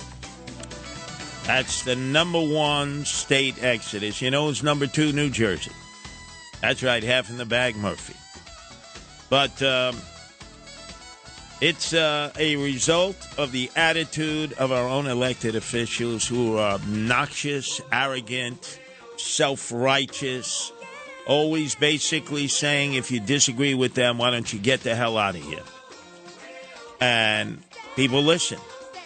And if you don't improve their quality of life, if you don't improve their ability to have some spendable income, they're actually going to take your suggestion and they're going to leave. And they're leaving in droves. Number one state in America with a mass exodus is New York State. Number two is New Jersey. And we're going to get momentarily to the comments that have accelerated that pace of exodus. In fact, the most ironic thing about New York is even in the aftermath of two hurricanes, back-to-back, belly-to-belly, Hurricane Helene and Hurricane Milton, people are still choosing Florida as their number one destination in order to move out of New York from Buffalo to Brooklyn. Number one location is Florida. Number two location, Texas. Number three, Georgia. Number four, North Carolina. and it's unstoppable. People are already planning ahead of time that come spring and summer, they're out of here. The for sale signs will soon replace the political signs on each person's lawns that are talking about whether you support Trump or you support Hillary's protege, so to speak, Harris. That's what's happening. So let's go to the audio tape, and the person who has accelerated this exodus more than anybody else is Kathy Hochul. Remember, I call her Holcomb because she's full of nonsense. She's a person of no consequence. Her only major achievement in the political world, along with her crooked husband, is that they are both grifters. They go wherever the money is. Here is a couple that filed joint tax returns, made more money than they've ever made in their lifetime, because the simplest way to shovel money in the direction of Kathy Hochul as governor is hire her husband, who is an attorney, hire him as a consultant in a no-show job. And then all of a sudden it's, oh my God, the money is pouring into their joint account. But let's listen to Kathy Hochul, who, in the aftermath of the very contentious Republican primary to choose a Republican opponent for her, since she had taken over for the fleeing Andrew Evil Eyes Cuomo, King Cuomo II, the son of Mario Faccia Brutta Cuomo, King Cuomo I. Remember how he fled from Albany fearing impeachment by his own party, the Democrats, in both the state Senate and the Assembly? Because had he been impeached, he would never have been able to run for any political office again anywhere in the structure of New York State. And he's also feared indictment from the Attorney General Tish James. That's why he fled. And Kathy Hochul decided, okay, I'm the interim governor. I'm going to run for another term. And almost lost to Lee Zeldin. In fact, had Eric Adams not thrown her a lifeline by flooding the streets and the subways with uniformed police officers in the last 12 days of that election cycle, he might have overcome the handicap that he had as a Republican candidate, the registration being minimal compared to the Democrats and even now the independents, who have a larger registration of voters, both in New York State and New York City, than even the Republicans themselves. But let's go to the audio tape. Remember, Kathy Hochul, filled with brim and anger, was telling everybody, if you don't vote for me, if you don't support me, get the hell out of town. The fate of democracy in this country. That's what we're fighting for, my friends. We are fighting for democracy. We're fighting to bring government back to the people and out of the hands of dictators. And we're here to say that the era of Trump and Zeldin and Molinaro, just jump on a bus and head down to Florida where you belong, okay? Get out of town. Get out of town. Because you don't represent our values. Well, guess what, Kathy Hochul? They've listened to you. A bigger portion of people fled New York than any other state last year. Gee whiz, they listened to you well, Kathy Hochul, grifter and chiefess, along with your crooked husband. God, you told everybody to leave, and they're leaving. And naturally, on the reverse ride back on the bus, the illegal aliens come in to replace those who were taxpayers and workers or investors before who have fled the state, who are continuing the same white-collar jobs in Texas and in Florida. Those are the number 1 and 2 destinations of choice of people fleeing New York. And imagine, continue to want to go to Florida even after both hurricanes, back-to-back, belly-to-belly, clobbered Florida. The Hurricane Helene and the Hurricane Milton. 1-800-848-9222. That's 1-800-848-WABC. And then, of course, there is Eric Adams, swagger man with no plan, who has no love in his heart for white people. He basically told them before he became mayor, why don't you pack your bags and get the hell out of here if you're from Iowa or Ohio. Go back to Iowa. You go back to Ohio. New York City belongs to the people that was here and made New York City what it is. What does he mean by that? Where did he say that? He said that on the stage of the National Action Hate Network of Al Slim Shady Sharpton, while in the company of his fellow graduate of the National Action Hate Network, Alvin Bragg, the DA of Manhattan. It's very synergistic, very incestuous, metaphorically. Could I hear that cut again, Broadway Bill Lee? I want to hear Eric Adams basically telling the white hipsters and millennials, it's time to get out of town. It's time to pack your bags and leave. Go back to Iowa. You go back to Ohio. New York City belongs to the people that was here and made New York City what it is.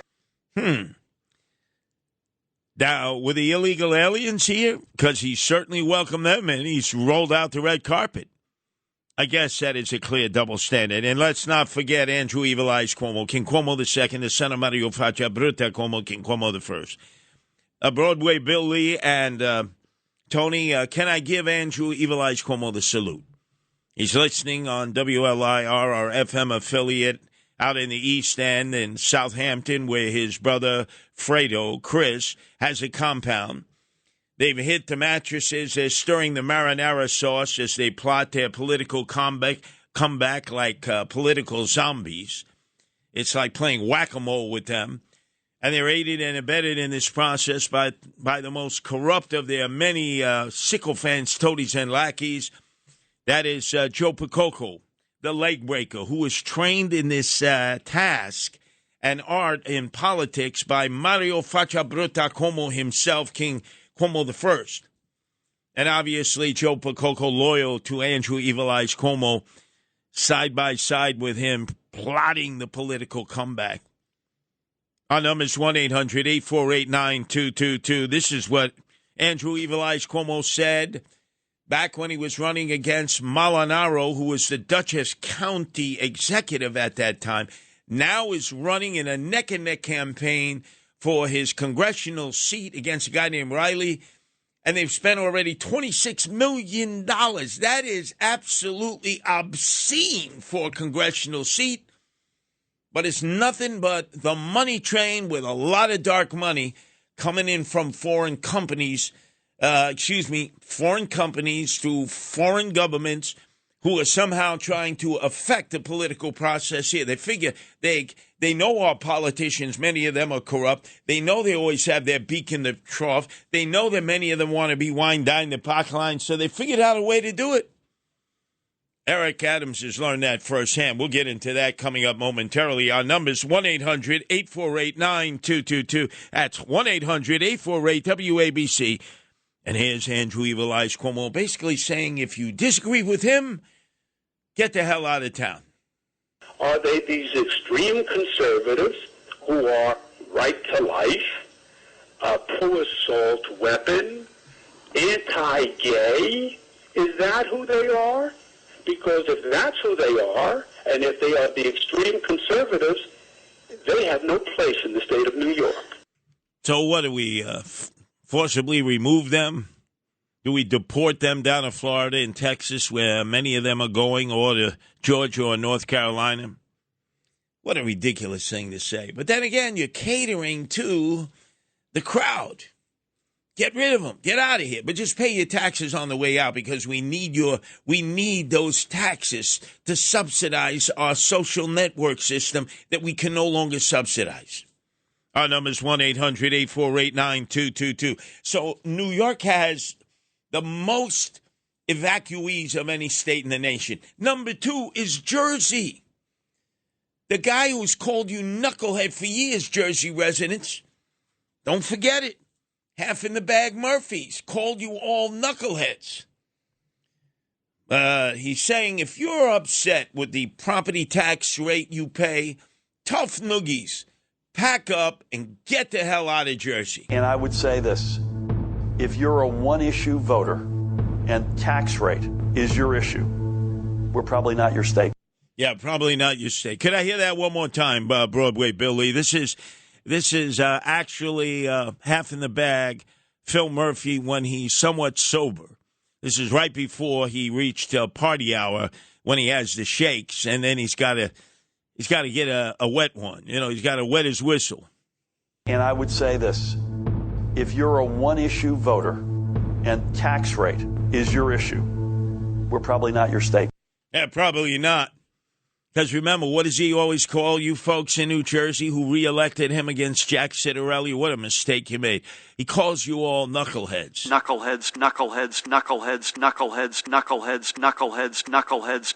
And what did you do? You reelected him. You reelected him. Knuckleheads, knuckle. I mean, do you like, are you masochist? Do you like being humiliated? Do you like being name-called? Knuckleheads, knuckleheads, knuckleheads, knuckleheads, knuckleheads, knuckleheads, knuckleheads. Maybe you're like Coach, the coach from Minnesota, you know, vice presidential running mate of Harris, that nobody has seen nor heard from. It appears he's on the bench. He's been put on the shelf. You know, it's like, well, you know, sometimes I'm a knucklehead. I guess knuckleheads need not apply. They're a bunch of knuckleheads. Need not apply. 1-800-848-9222. That's 1-800-848-WABC.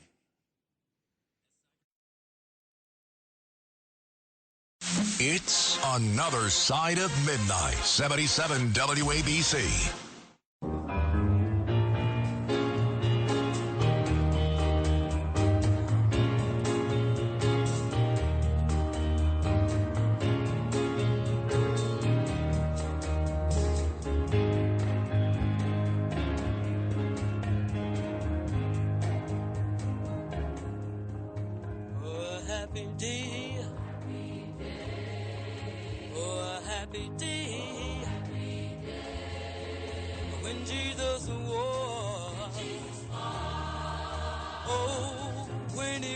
Hallelujah.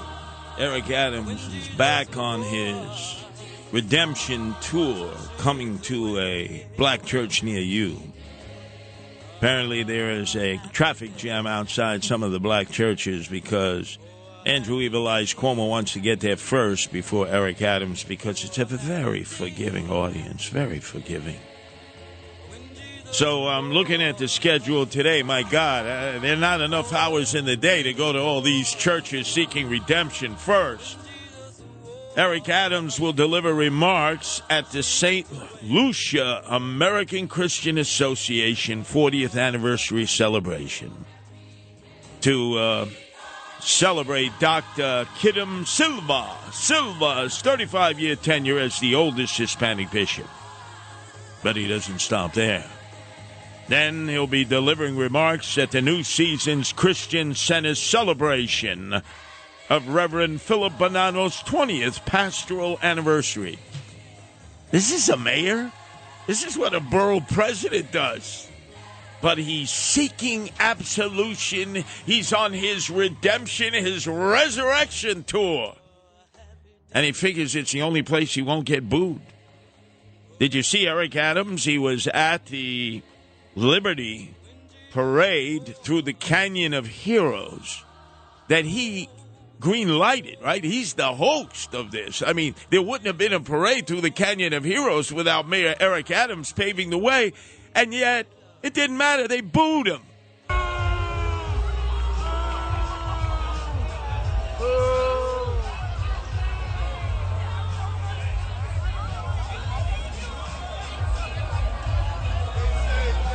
Those were the Liberty players.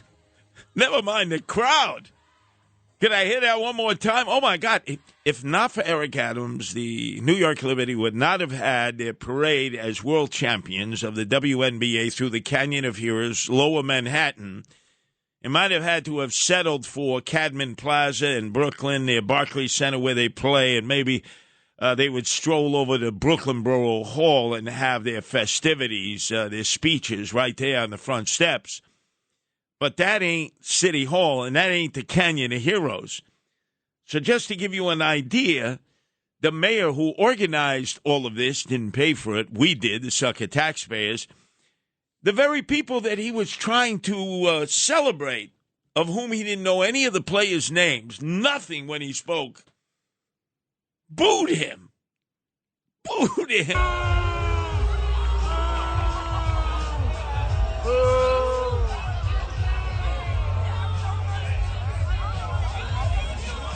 Man, Does it get any more embarrassing than that? You're the host of this event, and the people that you're praising and elevating are booing you. That's why he wants to go to black churches. I'm telling you, that's the sanctuary for every a refuge for every rascal in existence, whether it's Andrew Evil Eyes Cuomo, King Cuomo II, the son of Mario Faccia Bruta Cuomo, King Cuomo I. By the way, I got to give him a shout-out. Andrew, accendeme, tu si provienos facim. And like your father Mario, you are. Boy, that went over great in Howard Beach the other day when I was there campaigning for Tom Sullivan for Assembly. He kept asking me, hey, can you give the Andrew Evil Eyes Cuomo salute? I said, sure. Would you like it in Barese, Calabrese, Napolitano, or Siciliano? You could do it in all 4 dialects? Give me a little bit of chance, and I'll definitely do it. And then Eric Adams wanted everyone to know that, hey, he doesn't take it personally that he got booed by the Lady Liberties and their fans during the ticker tape parade through the Canyon of Heroes for the WNBA championship. Because remember, Broadway Billy, he walks the streets. He walks. You know, when I walk, I have, I know professional pollsters do their polling. My polling is when I'm out in the communities, and I hear what people are asking. Is my community safe? Could I hear that one more time? Because he doesn't depend on McLaughlin, the Republican pollster, or Sienna, the Democratic pollster, liberal or conservative pollsters. No. He's his own pollster. You know, when I walk, I have, I know professional pollsters do their polling. My polling is when I'm out in the communities, and I hear what people are asking. Is my community safe? Well, they're asking you to step down and leave. I guess you have wax in your ears. Or maybe like Tony, a can of corn in your ears, huh? Corn on the cob in your ears. And then you had a town hall meeting in East New York, Brooklyn. And a woman emerged from the crowd and asked you about all the hookers that are over there by Pennsylvania Avenue. Quality of life issues like prostitution, sex work, illegal dumping, drug use, and etc. All that over there near Pennsylvania Avenue, just north of A.R. Bernard's, what can we call it? Mini Madison Square Garden Church, mega church there that can seat 6,000.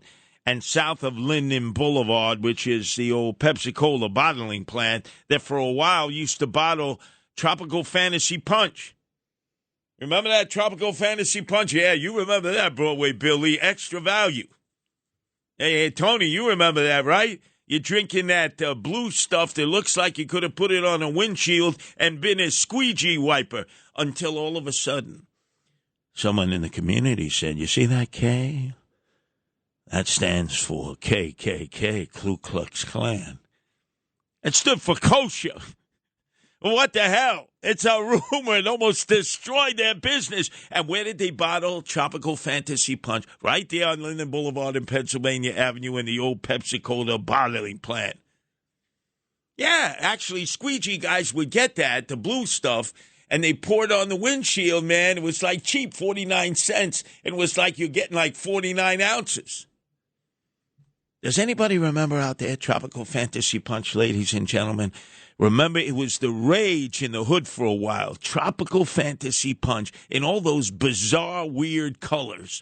1-800-848-9222. That's 1-800-848-WABC. But the problem with this redemption tour, this seeking absolution, give me a second chance, I can do a better job of Eric Adams is, you got people out there hardcore in their beliefs that this city is doomed. Like Bobby Bacala, like Steve Sciarippa of The Sopranos, and recently a Blue Bloods that just ended its seasons for all time, and even had Selleck crying. Tom Selleck. Hey, there's no crying in TV. Come on, Tom.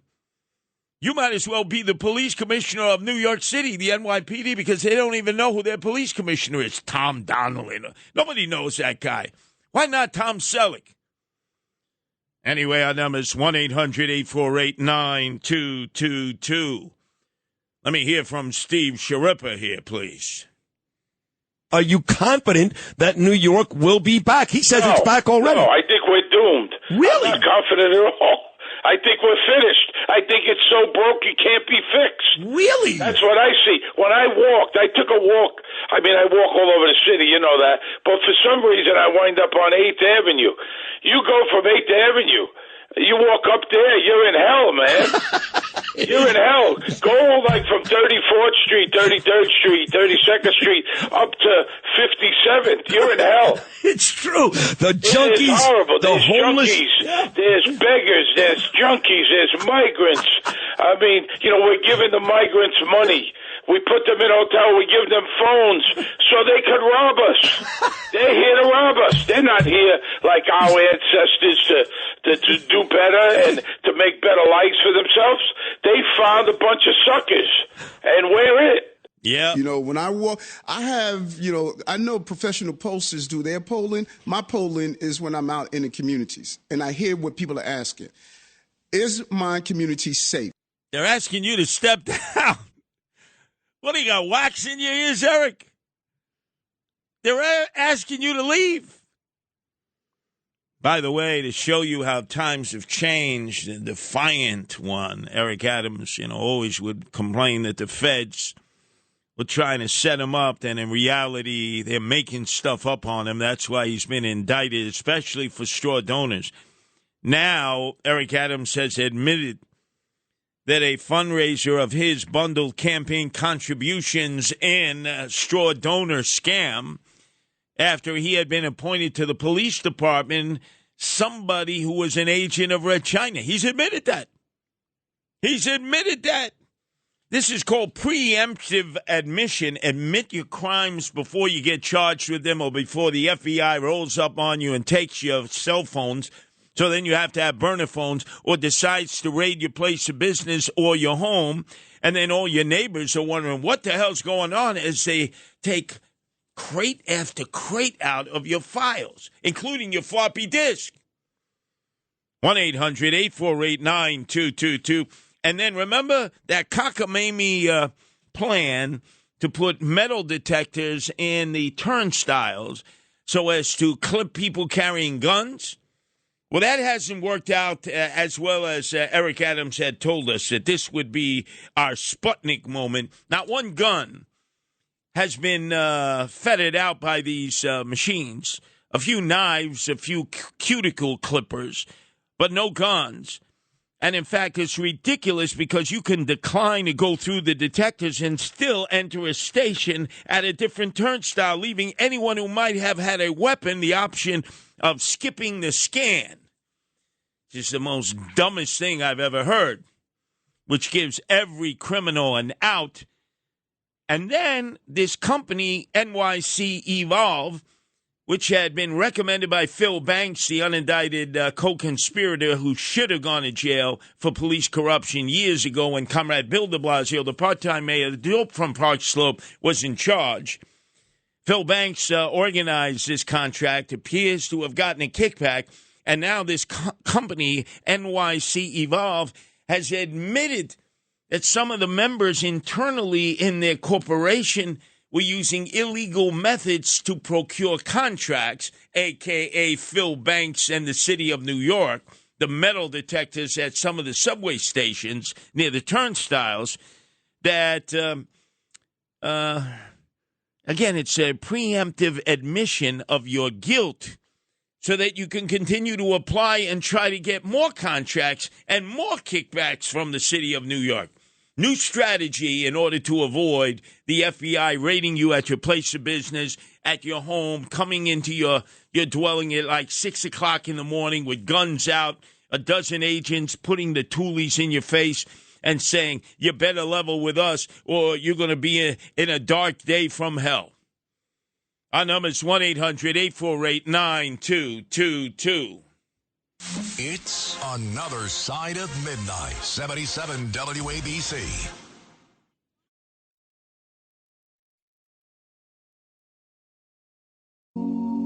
On the streets of the Bronx is where I wanna be.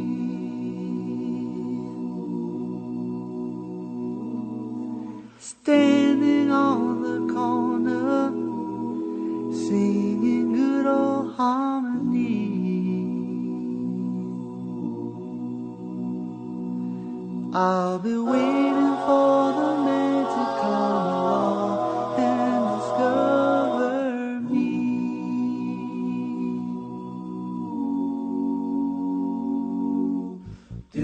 My father preaches, so please get a job. Oh, but I don't wanna work, no, I wanna be a singing star. Oh, the streets of the Bronx. You're in and around Yankee Stadium, South Bronx. Rough loss against the LA Dodgers, but great game. 10 innings, walk-off, grand slam home run by Freeman of the Dodgers, who's like, might as well have a broken ankle. But they did it. Ohtani hit a bomb. Torres had a home run called back because a fan reached over, interfered, and yet the umpires, instead of waving him around, said, oh, ground rule double. The Major League Baseball gods were interfering because they really want Ohtani and the Dodgers to win the World Series, because then they not only have the West Coast, they have all of Japan. That's all they care about. Merch. People have all that Ohtani merch being a playoff winner for the Dodgers in Japan. Now they'll have to buy all that merch if he's the World Series winner over the Yankees. It's all about the money. But I'll be in the Bronx, not because of the Yankees' loss last night, Game 2 in a few hours. And we will be talking about it when I come back from the other side, the better side of the other side of midnight 12, midnight to 6. Because I've had enough of political talk. My God, when the New York Times is writing articles, is it conceivable that Donald Trump could win the popular vote but lose the Electoral College vote? Are you out of your freaking minds? And then naturally, Trump's the fascist and Kamala Harris is the socialist communist. Man, they've run out of ammunition. I mean, I guess they're keeping their powder dry for the last 2 weeks. Not. And then, of course, the big event, President Donald Trump at Madison Square Garden Sunday night. We'll be broadcasting probably that speech live. And I wonder if Sid Rosenberg, who thinks he's going to go one up on Trump, his 5 minutes of fame or 10 or whatever it is that he's given up at the podium, will probably be broadcasting his speech too. But Eric Adams, swagger man with no plan, I guess hasn't figured out if he's planning to go or not, since you couldn't be nicer to him than Donald Trump has been of late, giving him a lifeline, tactical air support, and suggesting that maybe, just maybe, the federal prosecutions might go away if he becomes president of the United States again, and then he gets an opportunity of replacing the U.S. attorneys in every district across the nation because they serve at his pleasure and leisure and must submit their retirement papers the moment he is sworn in, if he is the new president of the United States. Obviously, Vice President Harris, if she's elected president, she'll just keep the same duo on that have become a nemesis to Eric Adams. That'll be Damian Williams, head of the U.S. District, Southern District, and a guy named Peace or Pence. No, it's not Pence. That's the vice president, former vice president from Indiana. Peace, who is the U.S. attorney for the Eastern District. That's downtown Brooklyn, who I think originally comes from Oregon. I'm not quite sure about that. He gets nowhere near the attention and recognition of the sharpshooter, the guy with notches on his belt, Damian Williams of the Southern District, which is the most powerful prosecuting office of the Department of Justice in the nation. But this was Eric Adams talking about his plans when Donald Trump is hosting his rally at Madison Square Garden on Sunday night. If we can go to the audio tape. As you know, former President Donald Trump is having a rally on Sunday at MSG. It's your city. What do you intend to do that night? Meditate. Meditate. Could I hear that one more time, Tony? You can actually read through the lines here. I'll explain momentarily. As you know, former President Donald Trump is having a rally on Sunday at MSG. It's your city. What do you intend to do that night? Meditate. Meditate. Oh, he's already lighting candles, the Shabbat candles on Friday night, hoping that Trump gets elected president. Notice he's not bad-mouthing Trump at all. He hasn't attended any of the rallies for Vice President Harris. I had a meeting downtown opposite City Hall on Murray Street the other day and had to go through a whole rally of union people who were supporting Vice President Harris. The governor was there, Kathy Hochul, who got booed. Not by the union members, but by MAGA people on the side. I walked through there, and people were thinking, oh, you're here to support Harris? I said, not. Yeah, but I want to take my picture with you. Why do you want to take my picture with you if you know I'm not supporting Harris, I'm supporting Trump? Because if you get shot and killed tonight, this picture is going to be very valuable. And they said that to me and didn't even blink. So I said, certainly, I'll take the picture with you. Hey, man, you know, upon my demise, somebody should be making some money.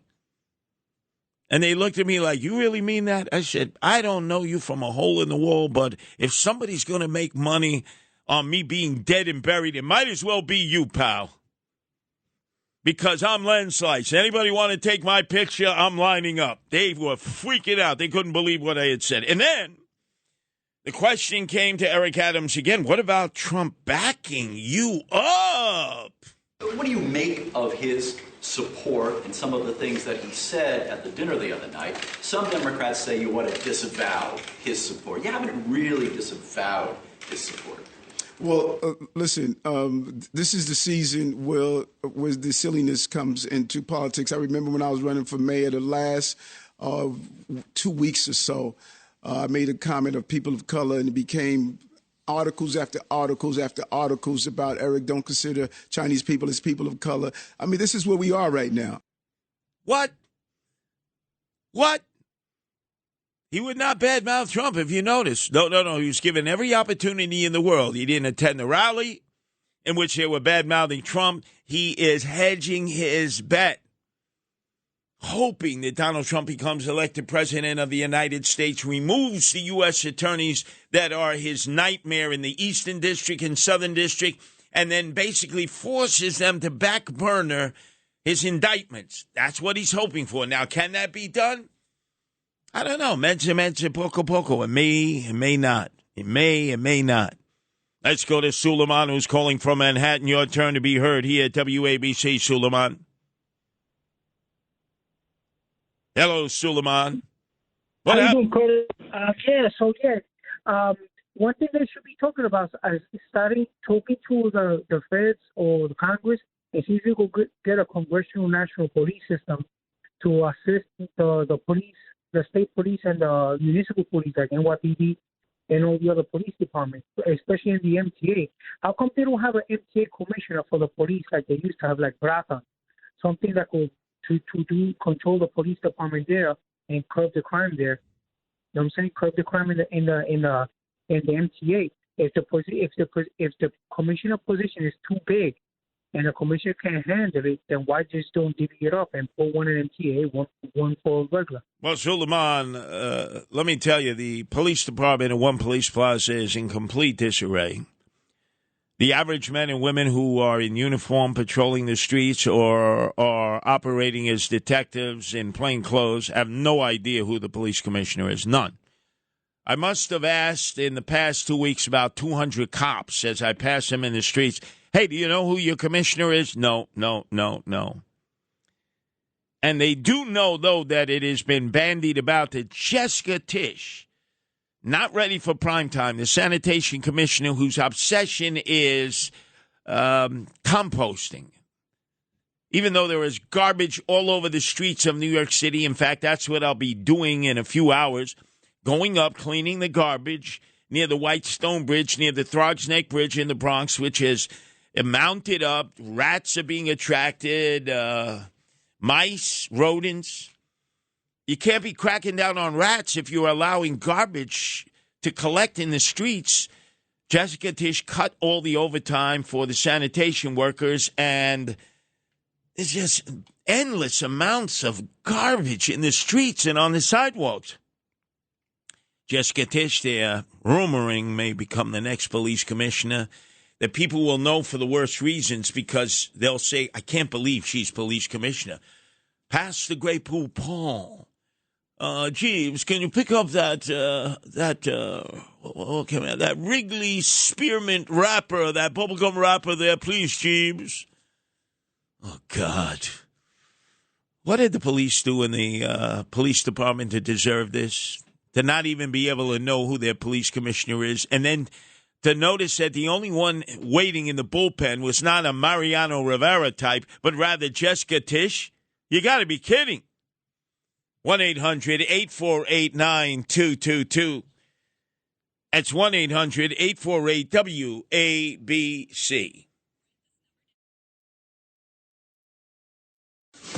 This is Another Side of Midnight with Curtis Lewa. Now to the Bernard McGurk studios of 77 WABC. Here's Curtis Lewa.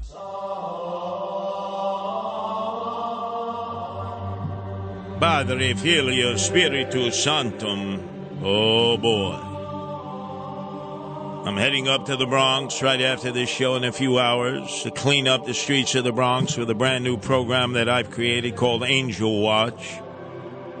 It's getting volunteers involved to do things that do not involve patrolling, risking your life, like the Guardian Angels do. Don't have to do that.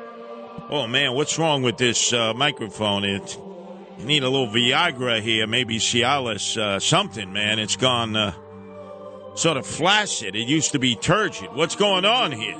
Better get Dan the Man, our crack engineer. My head is going down more and more, and I'm trying to talk into this microphone. But anyway, I'll deal with this problem. But there is a microphone I'll be talking into from 12 midday to 2 after I pick up the garbage in the Bronx.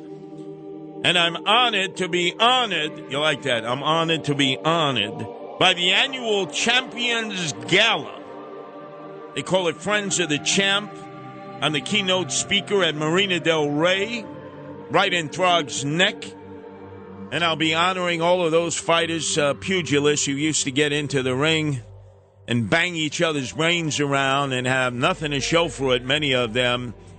They don't have any health care plan. They have no means of getting x-rays or MRIs or dealing with many of the problems that are a result of them getting into the ring and beating each other's brains in.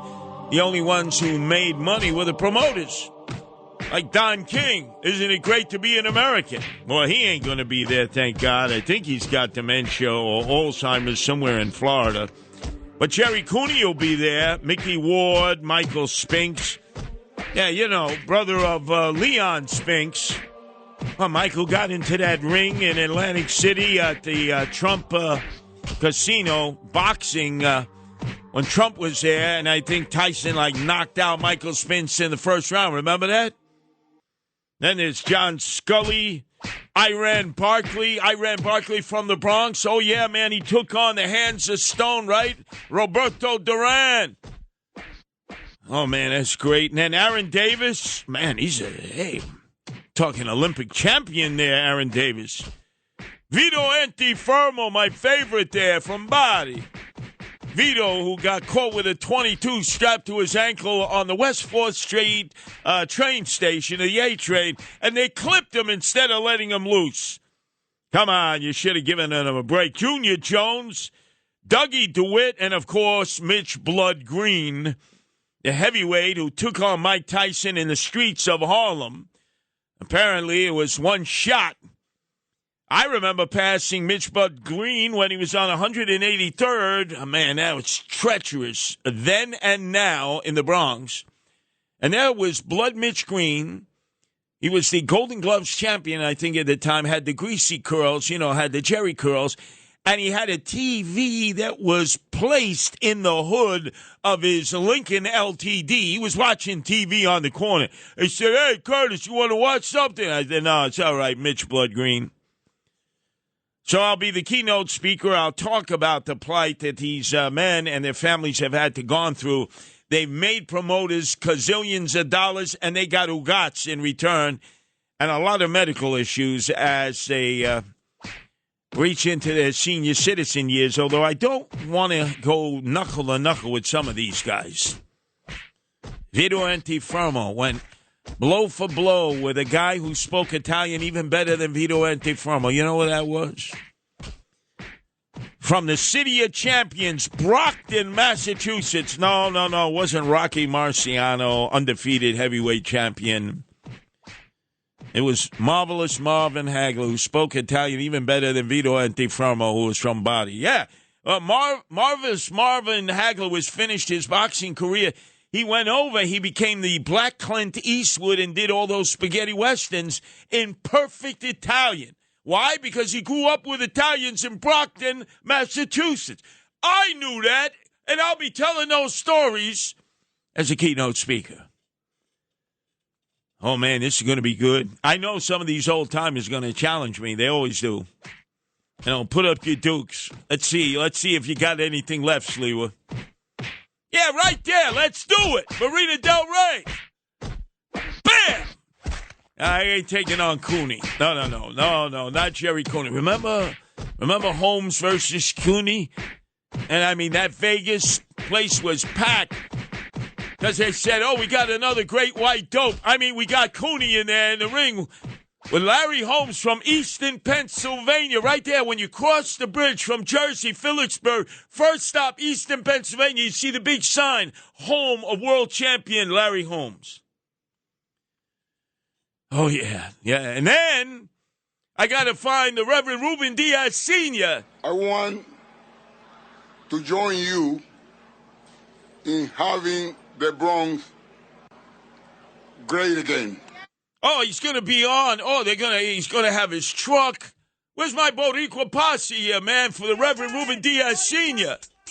He's going to be out there getting the Trump vote out. He said, Curtis, I want you to join me on my truck because... I want to join you in having the Bronx great again. In the heart of Please accept this Democrat. Oh, that is. I'm going to try to convert him into becoming a Republican. Yeah, right? Hey, remember, there have been conversions so far. This black Puerto Rican with a kinky hair and a broken English, please accept my endorsement for you as a president. Thank you very much. Oh, we're going to be on the truck somewhere in the South Bronx. I got to hook up with the Reverend Diaz Sr. once I finish at the Marina Del Rey. And, we'll be going into the heart of the boogie down Bronx with the Trump signs in English, in Spanish, El Jefe with the Reverend Ruben Diaz Sr. with his black Don Imus cowboy hat on. And yours truly, Curtis Sliwa, with my red beret.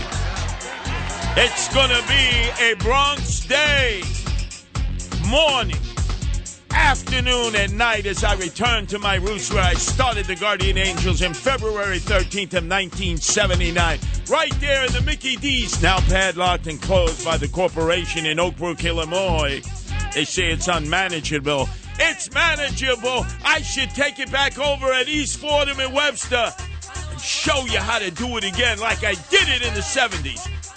Just steps from Madison Square Garden, Macy's, and Broadway theaters, DK Restaurant is a contemporary steakhouse that boasts a sleek marble bar, deep red leather banquettes, and candlelight tables. Perfect for lunch, a drink, after work, or dinner before the big game. DK Restaurant will surely entice guests to come back for more. Go to DKRestaurantNYC.com. Call 212-695-5220.